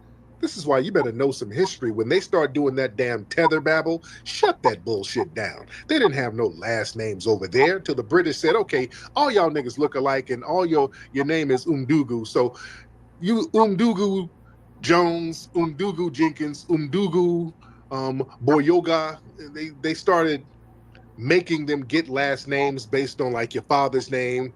So if your dad's name is Boye, so you Umdugo Boye, son of Boye, whatever your tribe is, Umdugo Ashanti. So the British went over there and made them get names because they needed to do a census count. They needed to do record keeping of the people. They need to keep track of everybody. They need to put folks in schools. So they said, okay, well, y'all Negroes need some last names. Just give me a damn lab, make up some shit, and we'll enroll you in school, nigga, and give you a bowl of Jollof. It was that. So don't let them run around here with that, oh, my strong last name. Nigga, you just got them damn last names. You're new booty. You just got them. And you got them because the British made you get them. You understand? The British made you get them. You better know some damn history here. And then look, here's the thing. Let me keep it a bean about Pan-Africanism. Let's be real. The reason why we have kind of started focusing on our lineage, Pan-Africanism has been weaponized against us. You understand what I'm saying? I want y'all to feel me. When we look at it, Pan-Africanism was used as a damn weapon against us. See, what they would do, they would use Pan-Africanism to really guilt trip foundational Black Americans into prioritizing everybody else's struggles. We were always told, hey, man, everybody, people of color, they have African lineage, so we're all in this together. So foundational Black Americans, you need to help fight for the interests of all Black people globally, Palestinians too, because they got a little African in them, Puerto Ricans, Hispanic, they got a little African in them, so you got to fight for everybody. While all of these other nations and these immigrants, they prioritize their own national and tribal groups. So we sat up here giving all of our resources and energy to movements that simply never reciprocated. They don't reciprocate, despite what they're saying. Now, the Mexicans, they keep trying to talk about how they fought slavery. That's their little talking point. They keep talking about how we need to jump in front of the bullet for them because, yeah, Mexico allowed slaves to come down there. Well, no, they better tell the whole truth. And I done broke that down many times. The slaves they were talking about were in Texas for the most part, and they were going into deeper down into Mexico. But the thing is, Texas was a part of Mexico at the time. And they forced Texas, the white supremacists made them allow Texas to be a slave territory, even though it was a part of Mexico. So you're not going to allow slavery and then sit up here and give props for Black folks going deeper into Mexico where the slavery was not allowed because of Vicente Guerrero, and then pop your collar as if you're doing something fly. No. Texas made a little special deal. Well, Mexico allowed Texas to be a slave territory. And then the slaves just went down deeper into Mexico. So yeah, that's nothing you can really pop your collar to. And plus, like I said, they were using the Black Seminoles as the military arm to protect the border of Mexico. So they cut a deal with them. So it wasn't these poor little scared, downtrodden slaves. No, they requested for the Black Seminoles to come down there because the Black Seminoles had just whooped on the U.S. government and whooped on some Native American tribes who was trying to put them in slavery. So they said, okay, we're going to give you sovereignty if you protect this border because our border is weak. So let's put all that stuff in context.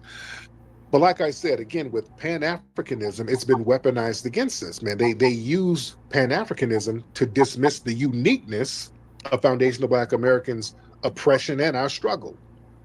See, when foundational Black Americans, when we start advocating for reparations and policy specific for us, the Pan-Africans, what do? They come in talking about, well, damn it, all Black people be suffering. If you black, if a cop pull you over, he ain't gonna know if I'm in Ugandan, Nigerian, Jamaican. So we all need to get some reparations. So damn, it turns into a thing where it undermines our reparations claim and our justice claim. It always turns into something that kicks us in the ass. Also, the Pan-Africanism has been weaponized against us and used to justify flooding the U.S. with a bunch of melanated immigrants who undermine our interests. Under the guise of Pan-African unity, they have mass immigration policies that come in and they bring these people in large numbers who look down on us, who get over here and then tell each other, stay away from the Akata, stay away from those Yanks. You dig? And then now we see with this Doge thing, all of these resources that folks were secretly getting too. Yeah? While they're still maintaining their own distinct ethnic identities. Yeah? They go set up a little ethnic enclave and keep us out of their little ethnic enclaves.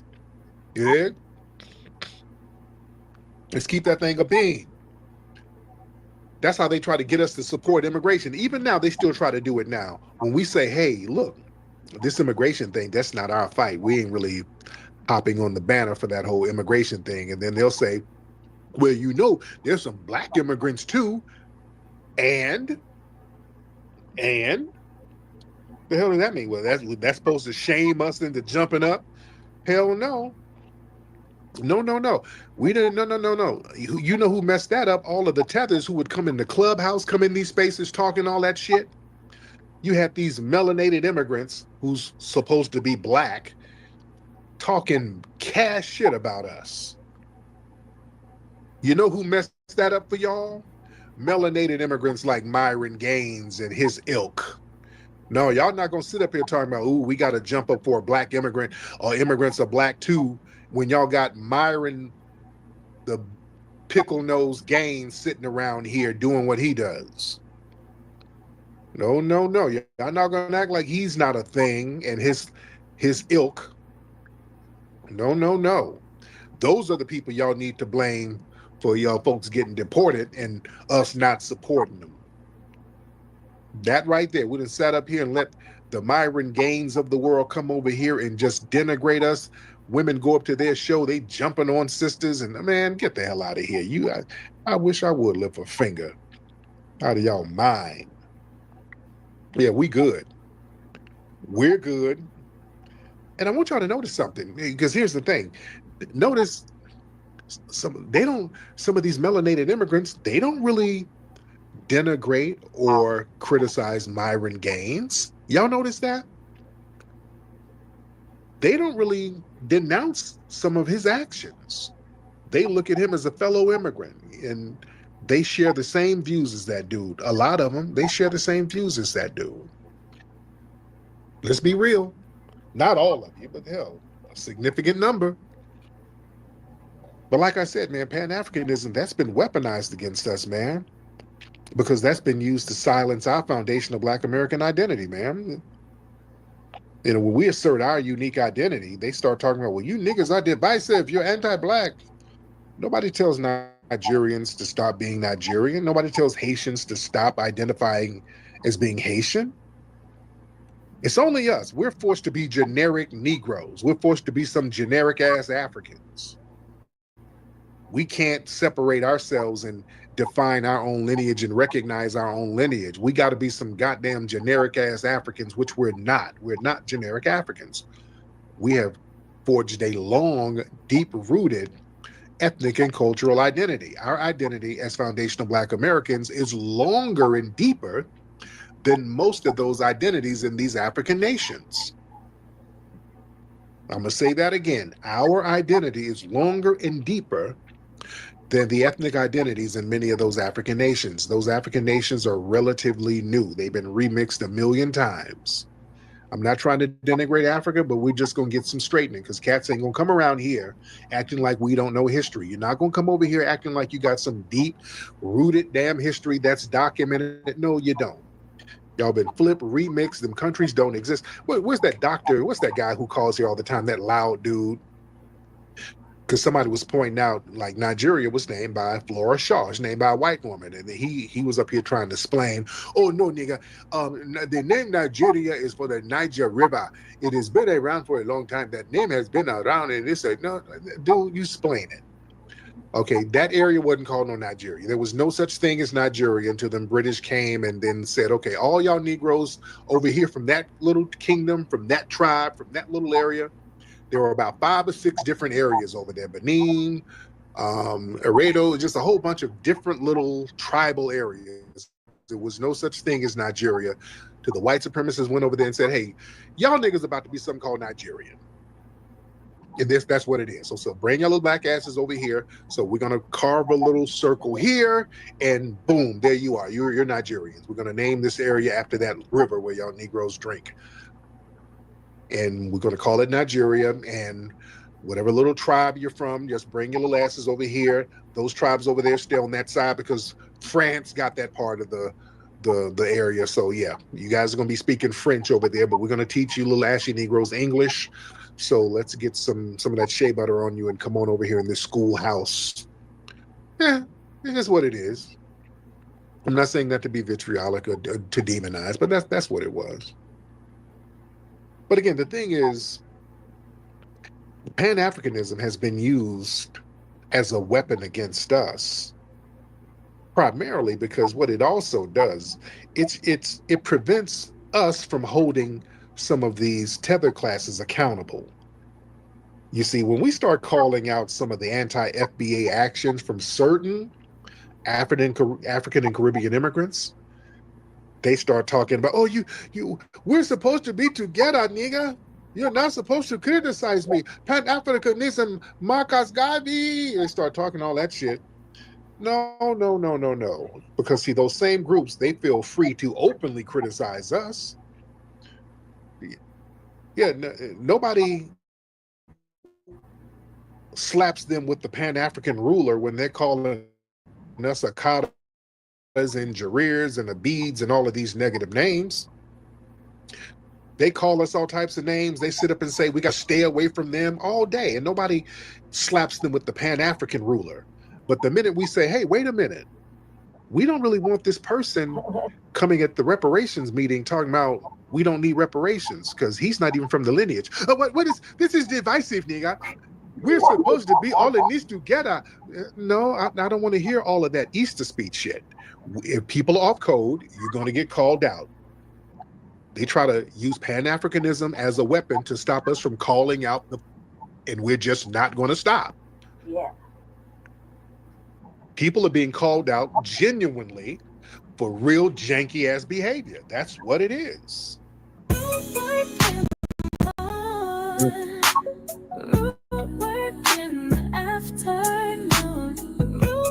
Some root work.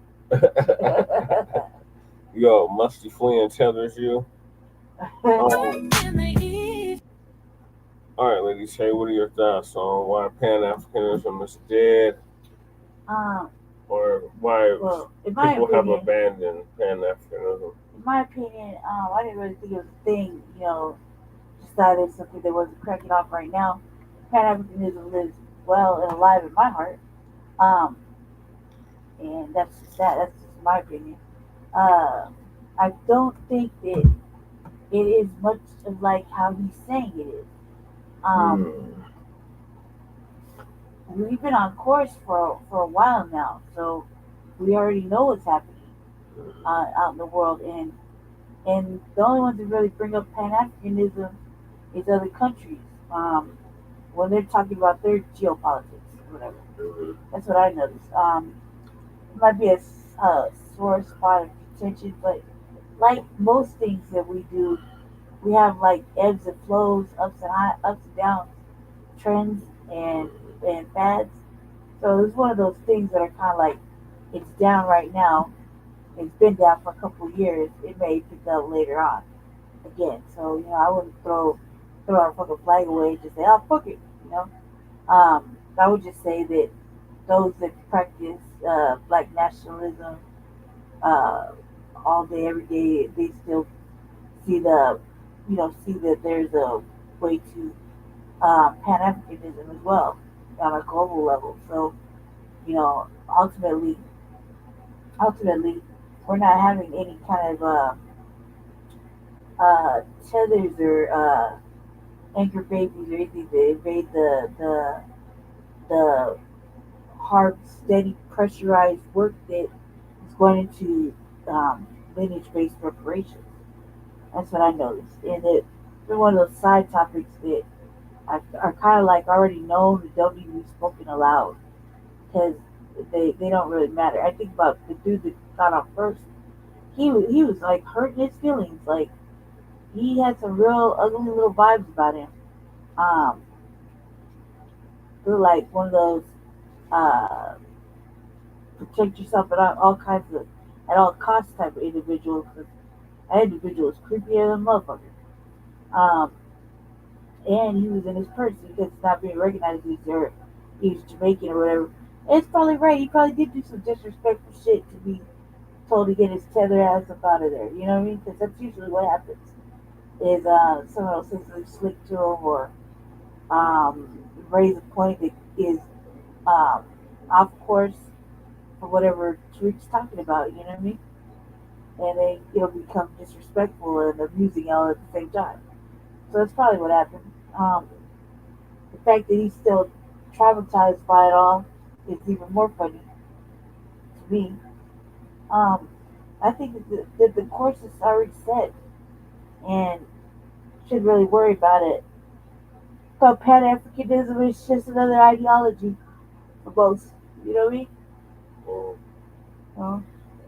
But he's right that you can't bring it up now as close as we are getting to accomplishing certain parts of the Black agenda. You can't bring it up now and try to ride the wave.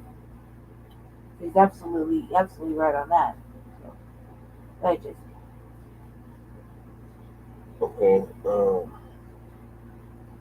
Yeah, Pan Africanism. It's been a one-sided affair, and this is why so many of our people are abandoning it. And I think it's for good, not temporarily, but for good. Until they show us that they're gonna practice Pan Africanism on their own, on the continent, and abroad, we're sitting that out as well. Yeah. So that's my thoughts on it. I mean, like Jay Dizzle said, it's a beautiful ideology, but an actual practicality, an actual real life yeah, nobody's practicing it on a day-to-day. practice. Yeah. I can dig it. So, moving along to the last topic of the evening, and that is the dark truth why the U.S. government murdered Fred Hampton. R.I.P. to Fred Hampton.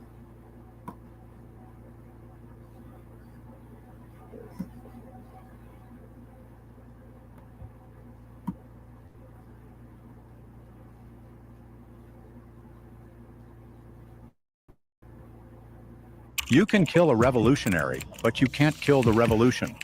These were the words of Fred Hampton, who was a 21-year-old leader, a visionary, and a revolutionary. A man whose voice shook the foundations of American power, so much so that the United States government decided he had to die. This is not a conspiracy theory. This is a hidden part of history. History, as we know, is written by the victors. In this video, we are going to expose the truth that has been rephrased to some fiction that's nothing close to the truth.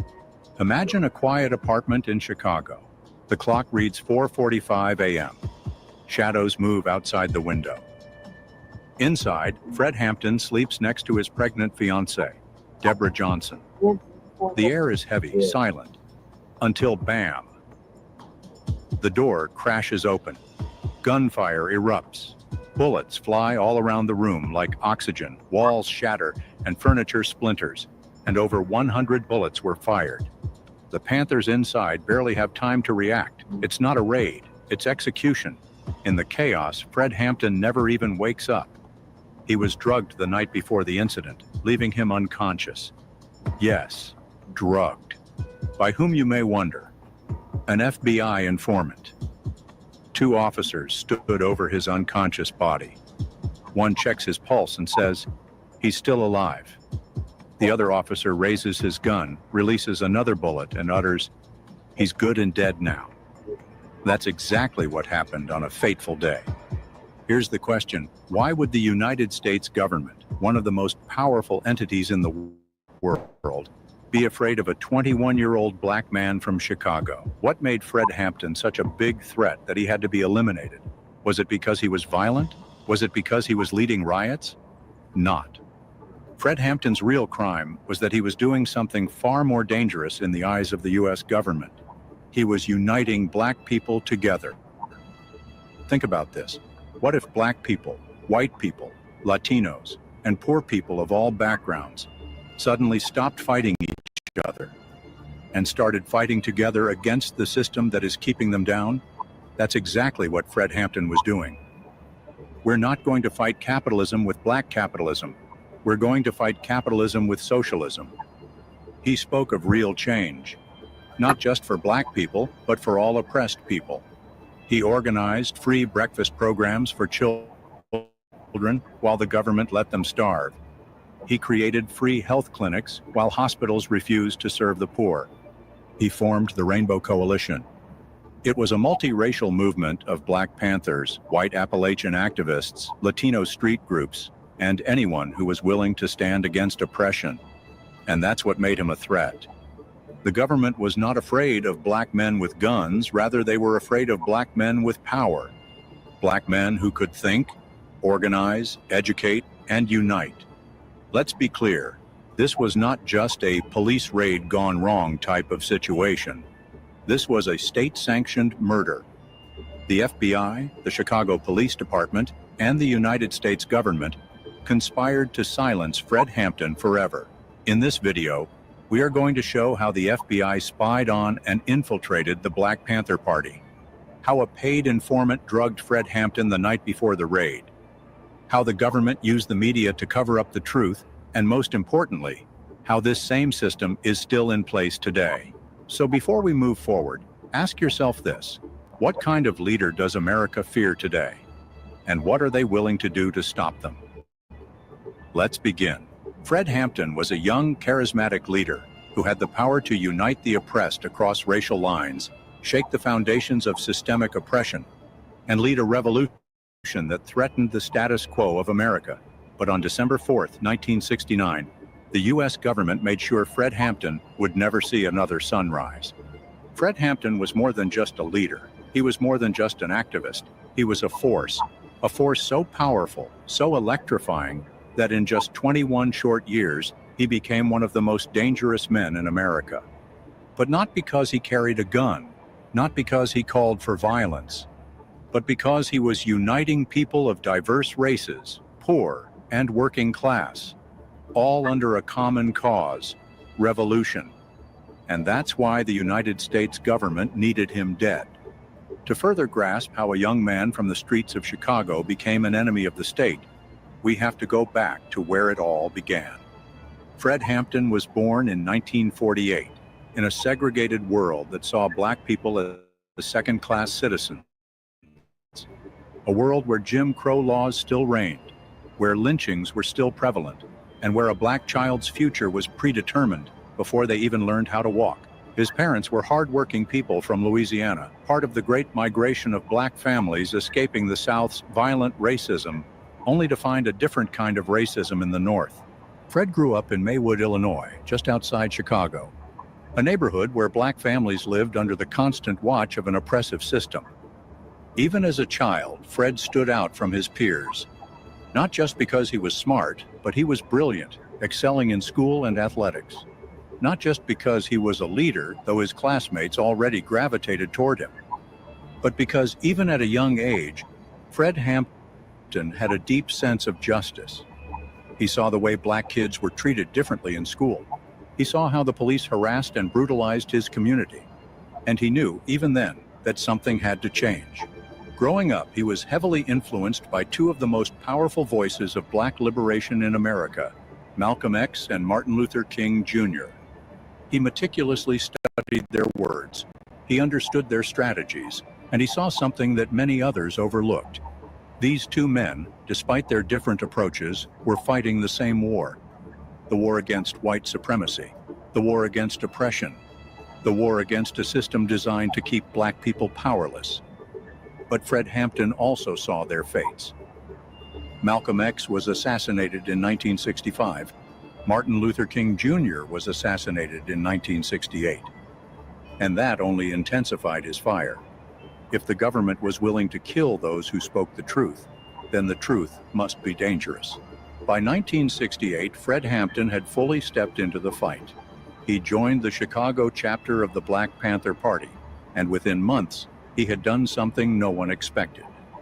He rose to the top, not because he was the loudest or the most violent, but because he was the most brilliant strategist and organizer the Panthers had ever seen. Fred understood that revolution was not just about guns and slogans. A revolution was about building something real for the people. So, under his leadership, the Chicago Black Panthers launched some of the most effective community programs in the country. The free breakfast program, where they fed thousands of hungry children every single morning, free medical clinics that provided health care to those who couldn't afford it, and political education classes that taught black people their rights, their power, and their history. And that terrified the U.S. government, because they knew that when people are educated, when they are fed, when they are taken care of, they become impossible to control. They become revolutionary. And Fred Hampton wasn't just building a movement, he was building an army of conscious minds. Fred Hampton's ability to bring others into the fight made him truly dangerous. Fred Hampton saw something that the U.S. government feared most. Race was a tool used to divide poor and oppressed people. And if those people ever realized they had a common enemy, the system itself, the system would fall. So, he did something that had never been done before. He created the Rainbow Coalition. Not just Black Panthers, but the Young Lords, a Puerto Rican revolutionary group. The Young Patriots were poor white Southerners who had migrated to Chicago and were struggling under the same system. Street gangs, activists, and radicals of all races came together under one umbrella in pursuit of a single goal: to take down the oppressive system that was keeping them all in chains. The U.S. government had always been afraid of black resistance, but they had never faced a leader who could unite all races against them. That's when J. Edgar Hoover and the FBI made their decision. Fred Hampton had to be eliminated. You can jail a revolutionary, but you can't jail the revolution. You can run a freedom fighter out of the country, but you can't run freedom out of the country. And you can kill a revolutionary, but you can't kill the revolution. Fred Hampton's voice was powerful, too powerful. And just like they did with Malcolm X, just like they did with Martin Luther King Jr., the United States government made sure Fred Hampton would never wake up on December 4th, 1969. Fred Hampton lived for the people. He died for the people. And yet his words, his ideas, his revolution, they still live on. While the government succeeded in killing the man, they could never kill the movement. And today, more than ever, we must remember who Fred Hampton was. Because his story is not just history, it is a lesson of how power operates, a lesson in how revolutionaries are silenced, and a lesson in why we must never stop fighting for the truth. It's surprising, but what if I told you the United States government launched an illegal war against its citizens? Not just any citizens, but black leaders of the time, men and women who dared to organize, educate, and fight back against systemic oppression. They weren't killed by criminals, they weren't taken down by rival groups, but they were hunted down by the FBI, which ought to protect them. This was COINTELPRO, the most dangerous government operation you were ever supposed to know about. And Fred Hampton, he was at the top of the hit list. Let's talk about COINTELPRO to fully understand why Fred Hampton was assassinated. COINTELPRO, or Counterintelligence Program, was a covert FBI operation that was designed to infiltrate, sabotage, and destroy any group that challenged the American power structure. And at the center of it all was one man, J. Edgar Hoover, FBI director from 1924 to 1972. J. Edgar Hoover wasn't just the director of the FBI, he was the architect of America's war on black liberation. Under Hoover's orders, COINTELPRO went far beyond mere surveillance. It used deception, psychological warfare, and outright violence to eliminate black leaders. In a 1967 memo, Hoover wrote that the FBI must do everything possible to prevent the rise of a black messiah. Let me say that again. The FBI feared the emergence of a black leader so powerful that they could unite the people and lead them to true liberation. And so, the US government made a decision. Every black leader had to be neutralized. Malcolm X was targeted, surveilled, and later assassinated. Martin Luther King Jr. was spied on, harassed, and later murdered. Fred Hampton, he was next in line. Unlike Malcolm and Martin, Fred wasn't just leading the black movement. He was uniting all oppressed people of different races and social classes into one revolution. The US government perceived this revolution as dangerous and a threat to their system. That made him the greatest threat of all, even greater than Malcolm X and Martin Luther King Jr. Hoover labeled the Black Panther Party the greatest threat to the internal security of the United States. Not because they were criminals or violent, but because they were feeding hungry children. Yes, that's right. They were doing what the government refused to do, helping their people. And that's why the FBI had to shut them down. The FBI didn't just target Fred Hampton. They waged a full-scale psychological war on the Black Panther Party. They did it in 3 ways. The FBI infiltrated the group by planting informants and spies inside the Black Panthers. People pretended to be loyal members but were feeding information back to the government. One of the worst cases was William O'Neill. He wasn't just any informant.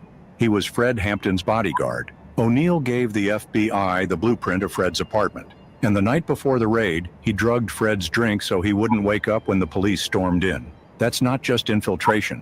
That's premeditated murder. Secondly, the FBI knew that sometimes you don't have to kill a movement, you just have to divide it with psychological warfare and spreading misinformation. So they sent fake letters to Black Panther leaders. These letters were designed to cause mistrust, jealousy, and internal conflict among the group. They wrote fake death threats. They spread rumors that leaders were FBI informants, which led to deadly confrontations between the Panthers themselves. It was a classic divide and conquer strategy, and it worked. Another strategy that was employed was the use of the media. The FBI controlled the media. They gave false stories to newspapers, painting the Panthers as violent extremists and criminals. They called them black extremists. They called them domestic terrorists. Does that sound familiar? It should ring a bell, because these same tactics are still being used today. The media has always been the government's greatest weapon, and for the Black Panthers, they were the first victims of modern media propaganda.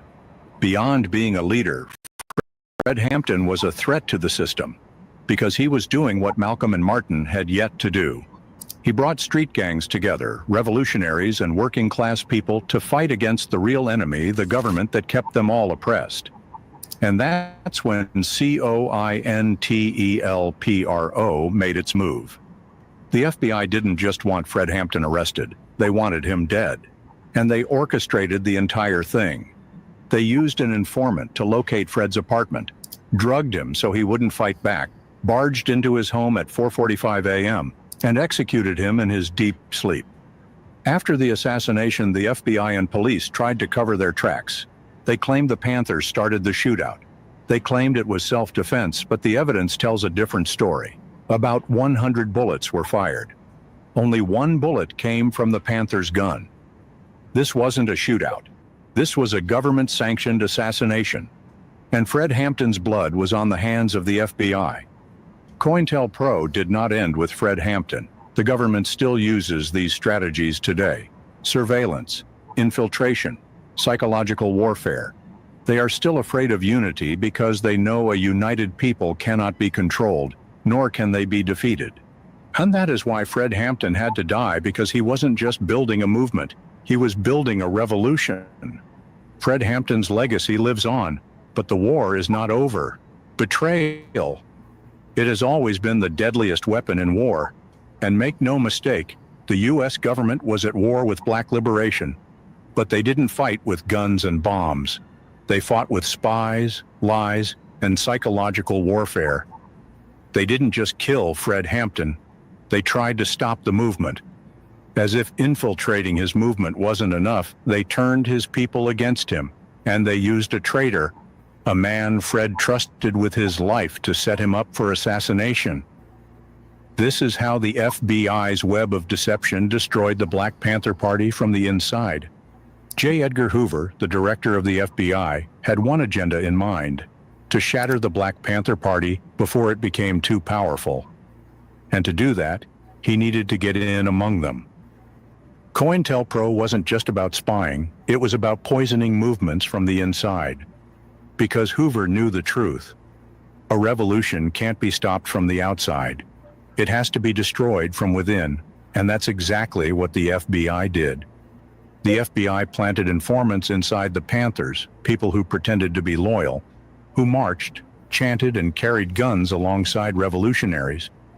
But what happened behind the scenes? They were feeding classified information back to the government. They weren't Panthers, they were traitors. William O'Neill was just 20 years old when he became an FBI informant. How did the FBI recruit him?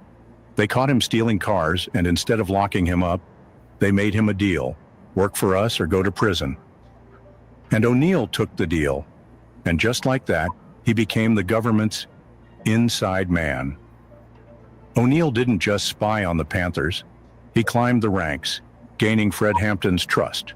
He became Hampton's bodyguard. He had access to top meetings, security plans, and most importantly, Fred's apartments. All while secretly meeting with FBI agents, feeding them information about what has been happening among the group. But he wasn't just a spy, he was a saboteur. His job wasn't just to spy on the Panthers, it was to destroy them from the inside. The FBI knew that to break the Panthers, they had to turn them against each other. So they started sending fake letters. They wrote letters pretending to be one Panther leader, threatening another. They spread false rumors that members were FBI informants.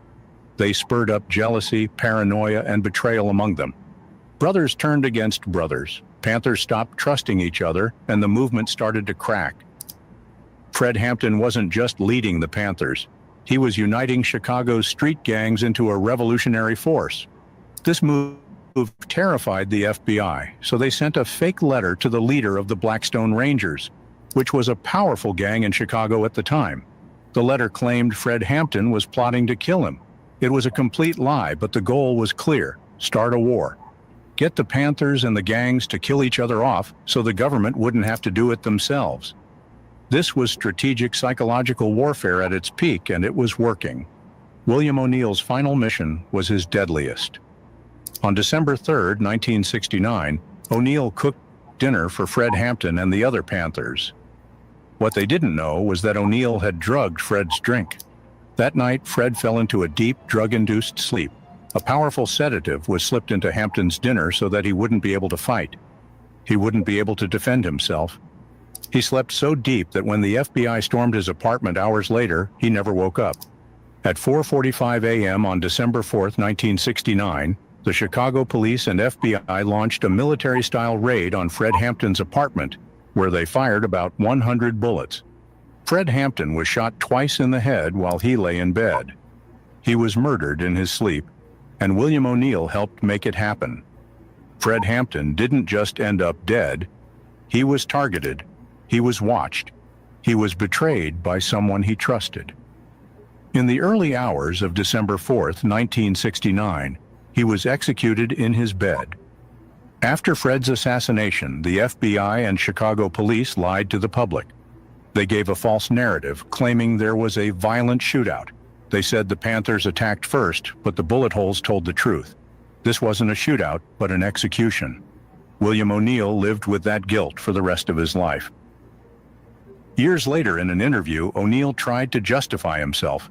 He claimed he was just doing his job. He further added that he was caught between two worlds. But the truth, he was a blatant traitor. And in 1990, on Martin Luther King Jr., Day of All Days, William O'Neill committed suicide by running into oncoming traffic. Some say it was an accident, while others say it was his final attempt to escape the weight of his betrayal.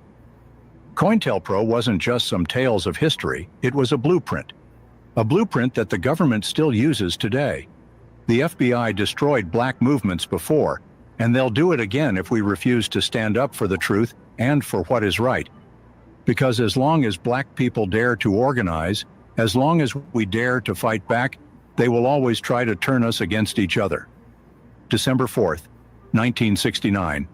It was still dark outside. The city of Chicago was asleep. But inside a modest apartment on 2337 West Monroe Street, the most chilling act of government-sanctioned murder was about to unfold. The Chicago Police Department, backed by the FBI, was on a mission to eliminate Fred Hampton. This wasn't a random act of violence, it was planned down to the smallest detail. The FBI had an inside man, William O'Neill. At 4:45 a.m., 14 heavily armed officers from the Chicago Police Department's tactical unit surrounded the building. These weren't just local cops, they were working under orders from the FBI's COINTELPRO. Inside the apartment, 7 Black Panther members were asleep, including Fred Hampton and his pregnant fiancée, Deborah Johnson. Then, without warning, the first gunshot rang, and following it was an explosion of gunfire. Bullets from the police guns caused windows to shatter, walls to splinter, and ripple through furniture, doors, and flesh. It was a war zone. Surprisingly, out of all the 100 bullets, only 1 came from the Panthers, and it wasn't even aimed at an officer. The truth about the whole situation is that the Panthers never even had a chance to fight back. The first victim of the raid was Mark Clark. He was on security duty that night, sitting near the front door when a police bullet tore through his chest, killing him instantly. His body slumped over. The shotgun in his lap discharged reflexively, firing into the ceiling. That was the only shot fired by the Panthers. Everything else was pure execution. As bullets shredded the apartment, Fred Hampton never even moved. He was completely unconscious from the drug William O'Neill had given him. Deborah Johnson later described the moment in chilling detail. In her words, "I shook Fred. He didn't wake up. I kept shaking him, but he wouldn't wake up." Bullets kept flying. Other Panthers screamed as they were shot, beaten, and dragged from the rooms. The officers stormed through the apartment, their weapons raised until they reached Fred Hampton's bedroom, and then the gunfire suddenly stopped. Because Fred was still alive, but not for long. "He's good and dead now," an officer said as 2 officers approached Hampton's motionless body. One of them, Officer Joe Gorman, looked down at the 21-year-old revolutionary. He was still breathing. That's when the most petrifying moment of the entire night happened. According to some survivors, one of the officers said, "Is he still alive?" Then the other officer raised his gun and pulled the trigger. 2 close-range shots to the head, then came to the final words, "He's good and dead now." As the police began to spread their false narrative, the investigation proved otherwise. The majority of bullet holes were coming into the apartment, not out. Fred Hampton's bed was soaked in blood, but not a single bullet was fired from his room. He never even woke up. This wasn't a shootout. This was a state-sponsored execution. At 21, Fred Hampton was already perceived to be a dangerous young boy and a heavy threat by the U.S. government. His fighting cause made him dangerous and a threat to the government. And that's why on December 4th, 1969, they murdered him in his sleep. But here's the thing about revolutions. You can kill the revolutionary, but you can never kill the revolution. And yet, every newspaper ran with the police's version of events. It took weeks for the truth to come out. By then, the damage had been done. After the execution, officers did everything they could to cover up their crimes. They moved evidence. They rearranged Fred Hampton's body to make it look like he had been shooting back. They even went as far as planting weapons in the apartment. But the survivors refused to be silenced. They gave interviews. They showed reporters the real crime scene. Slowly, the truth started breaking through the lies. The assassination of Fred Hampton was a shock to the world. The Black Panther Party didn't just mourn, they fought back. They launched independent investigations. They exposed the FBI's involvement. Most importantly, they refused to let the government erase Hampton's legacy. Years later, FBI documents were declassified. They proved what the Panthers had been saying all along. Fred Hampton's assassination was ordered from the top. The FBI, Chicago police, and Cook County officials all worked together to eliminate him. J. Edgar Hoover's COINTELPRO program wasn't just about spying. It was about killing black leaders before they could transform the world. The morning after Fred Hampton's assassination, newspapers across America echoed the same story. Black Panthers engage in a violent shootout with police. The government wanted the public to believe that Fred Hampton and his comrades were dangerous criminals who got what they deserved. They called it a firefight. They called it self-defense. But what they didn't tell you was that Fred Hampton never fired a single shot. It was one of the most unbelievable acts of deception in American history. Fred Hampton was assassinated in 1969. But the tactics used to kill him never went away. They just got smarter, more subtle, and more covert. Unless we recognize history for what it is, it will keep repeating itself. Just hours after the raid, the Chicago Police Department held a press conference. They claimed they had no choice but to return fire when the Panthers shot at them first. They described a violent, chaotic battle where police barely made it out alive. This was a blatant lie, and the media played along. With so much undeniable proof, you might think that the people responsible for Fred Hampton's death would be brought to justice. And yet, despite all this evidence, no one was ever convicted. Fred Hampton's murder was just one piece of a much larger conspiracy. Not a single FBI agent or police officer ever spent a day in prison. The U.S. justice system protected its criminals. Why? Because this wasn't just about Fred Hampton. It was about power. It was about sending a message. If you rise against the system, we will silence you. For years, the government stalled investigations. They buried evidence, destroyed files, and even lied under oath about their involvement. When the families of Fred Hampton and Mark Clark finally sued the government, it took them 13 years to win a settlement. The government paid out $1.85 million. But no one admitted guilt. No one apologized. Because to them, Fred Hampton's life was just collateral damage. However, COINTELPRO didn't end in the 70s. The government still uses these tactics today. They still control the narrative, demonize black leaders, and silence voices that challenge the system.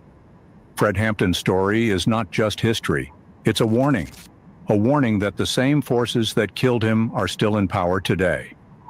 If you want to watch more hidden truths about the history of the Black, subscribe to this channel.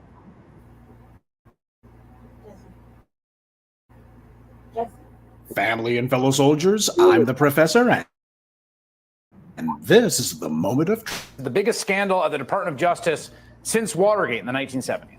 So far, 7 prosecutors have quit the DOJ in protest of Trump's corrupt deal with New York City's Democratic Mayor Eric Adams.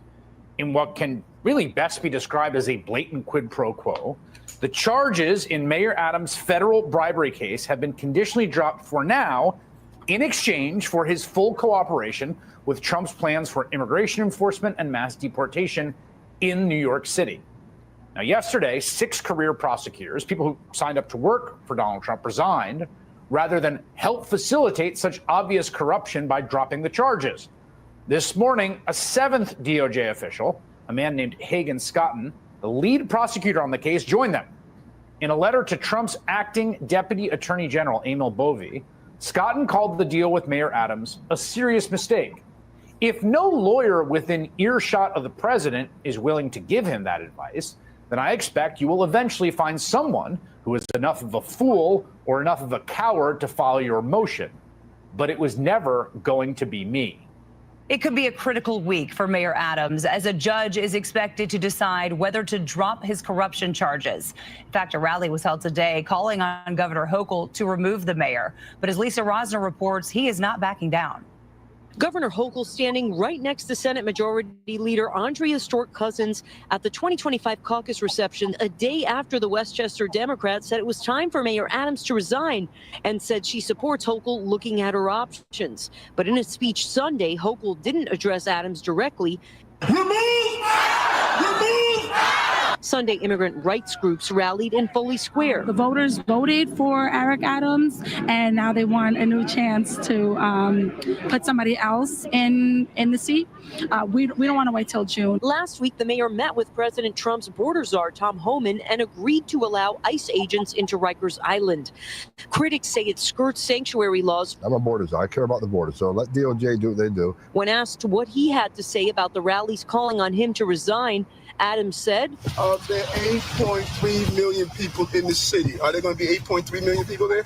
The group New York Communities for Change says they will be outside City Hall Monday at 10 a.m. protesting again, and they plan to be out here every day until Mayor Adams steps down or is removed. Oh, you know we got to talk about it. Officer Eric Adams of the NYPD. Oh, yeah, you just that. All right, y'all, I'm going to end the show now. Thank y'all for chopping in.